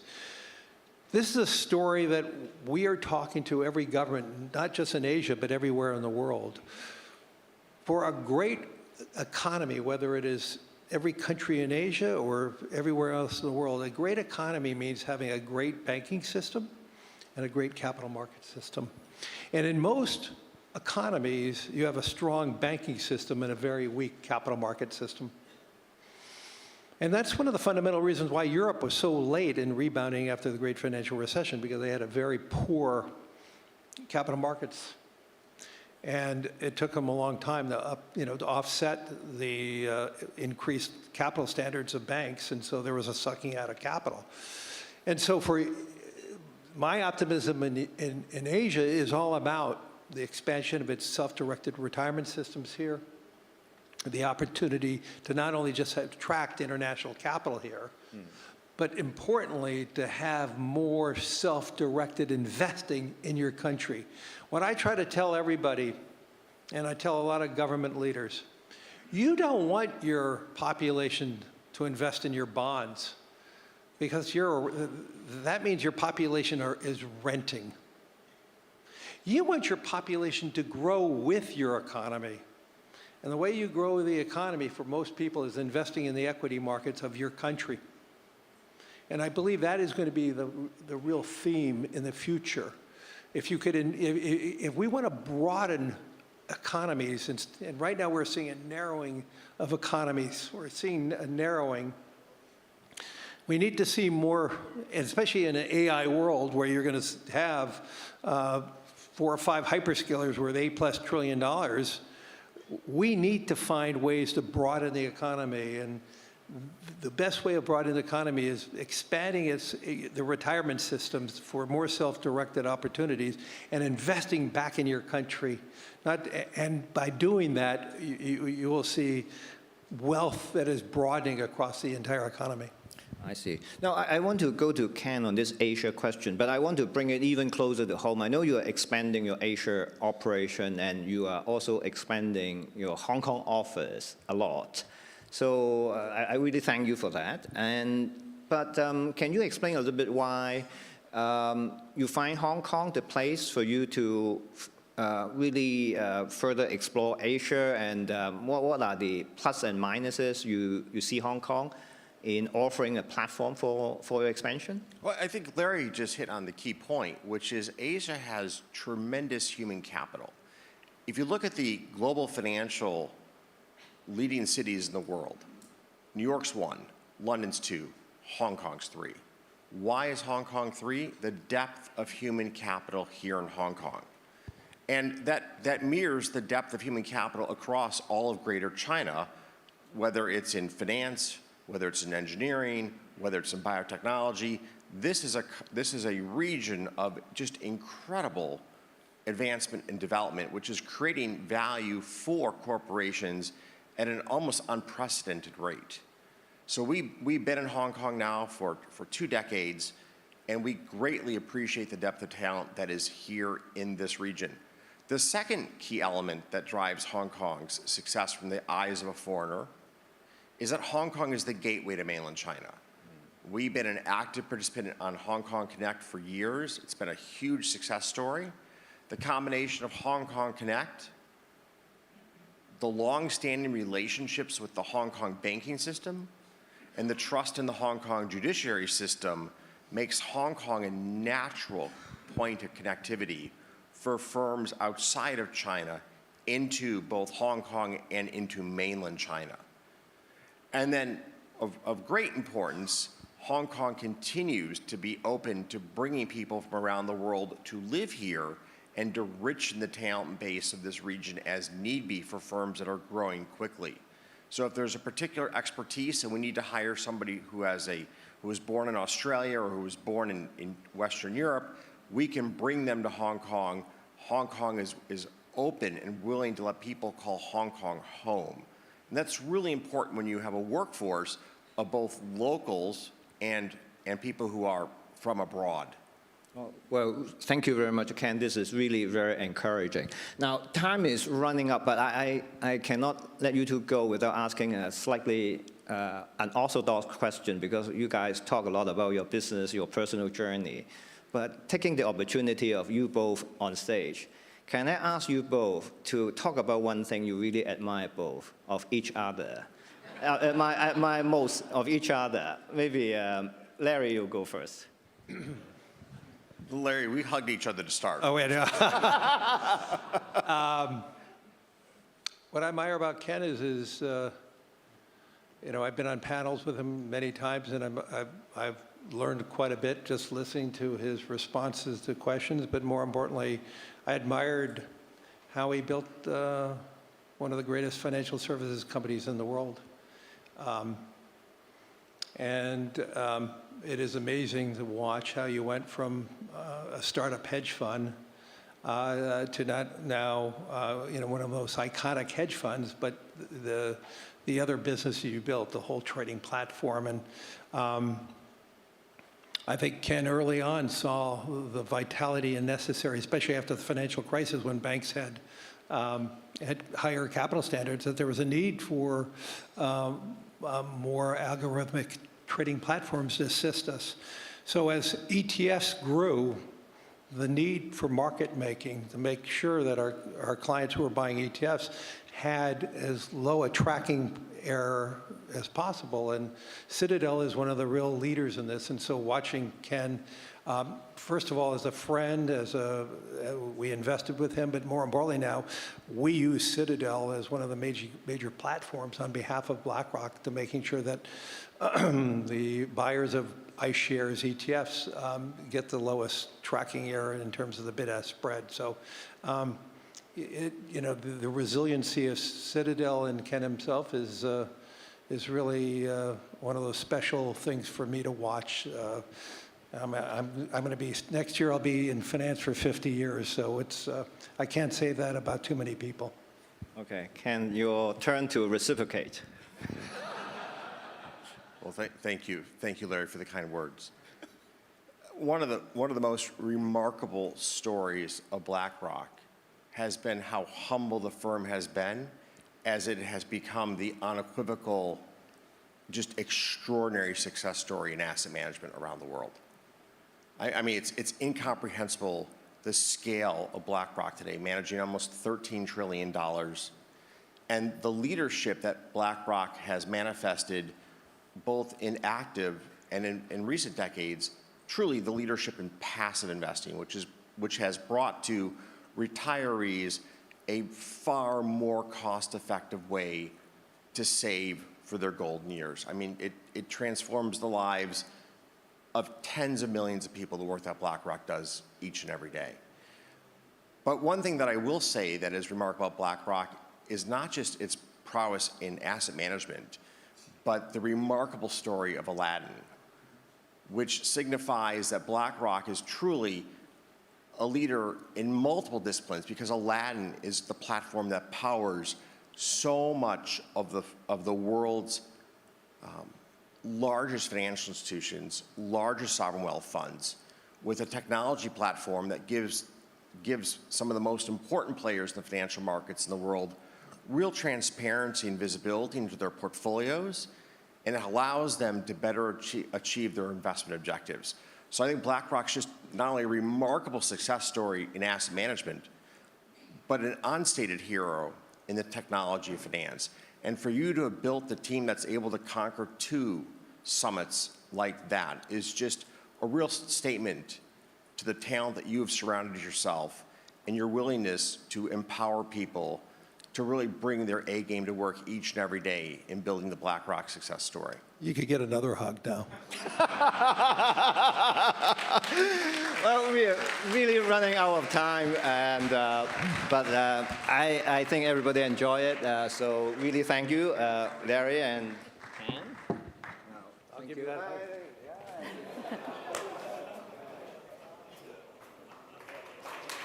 Thank you very much, Howard, Larry, and Ken.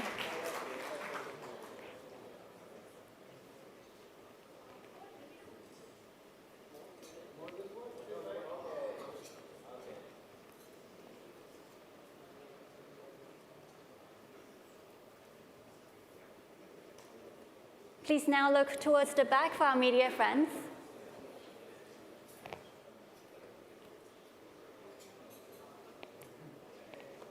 Thank you very much.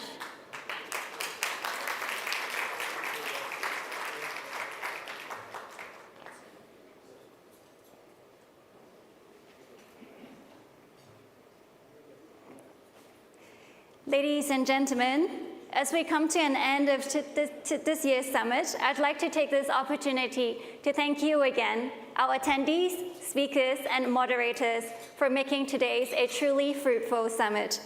May I now invite Eddie back on stage to say a few closing words. Eddie, please. Well, I know we're approaching 2:30, so I'll be really brief. I just want to thank all the speakers today for their open and generous sharing on different issues. And I also want to thank you all for participating this morning, for coming to our summit. Do come back next year.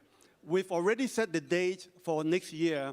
The main summit will be on the 3rd of November, the welcome dinner on the 2nd of November. Mark it in your diary and come back. Thank you very much.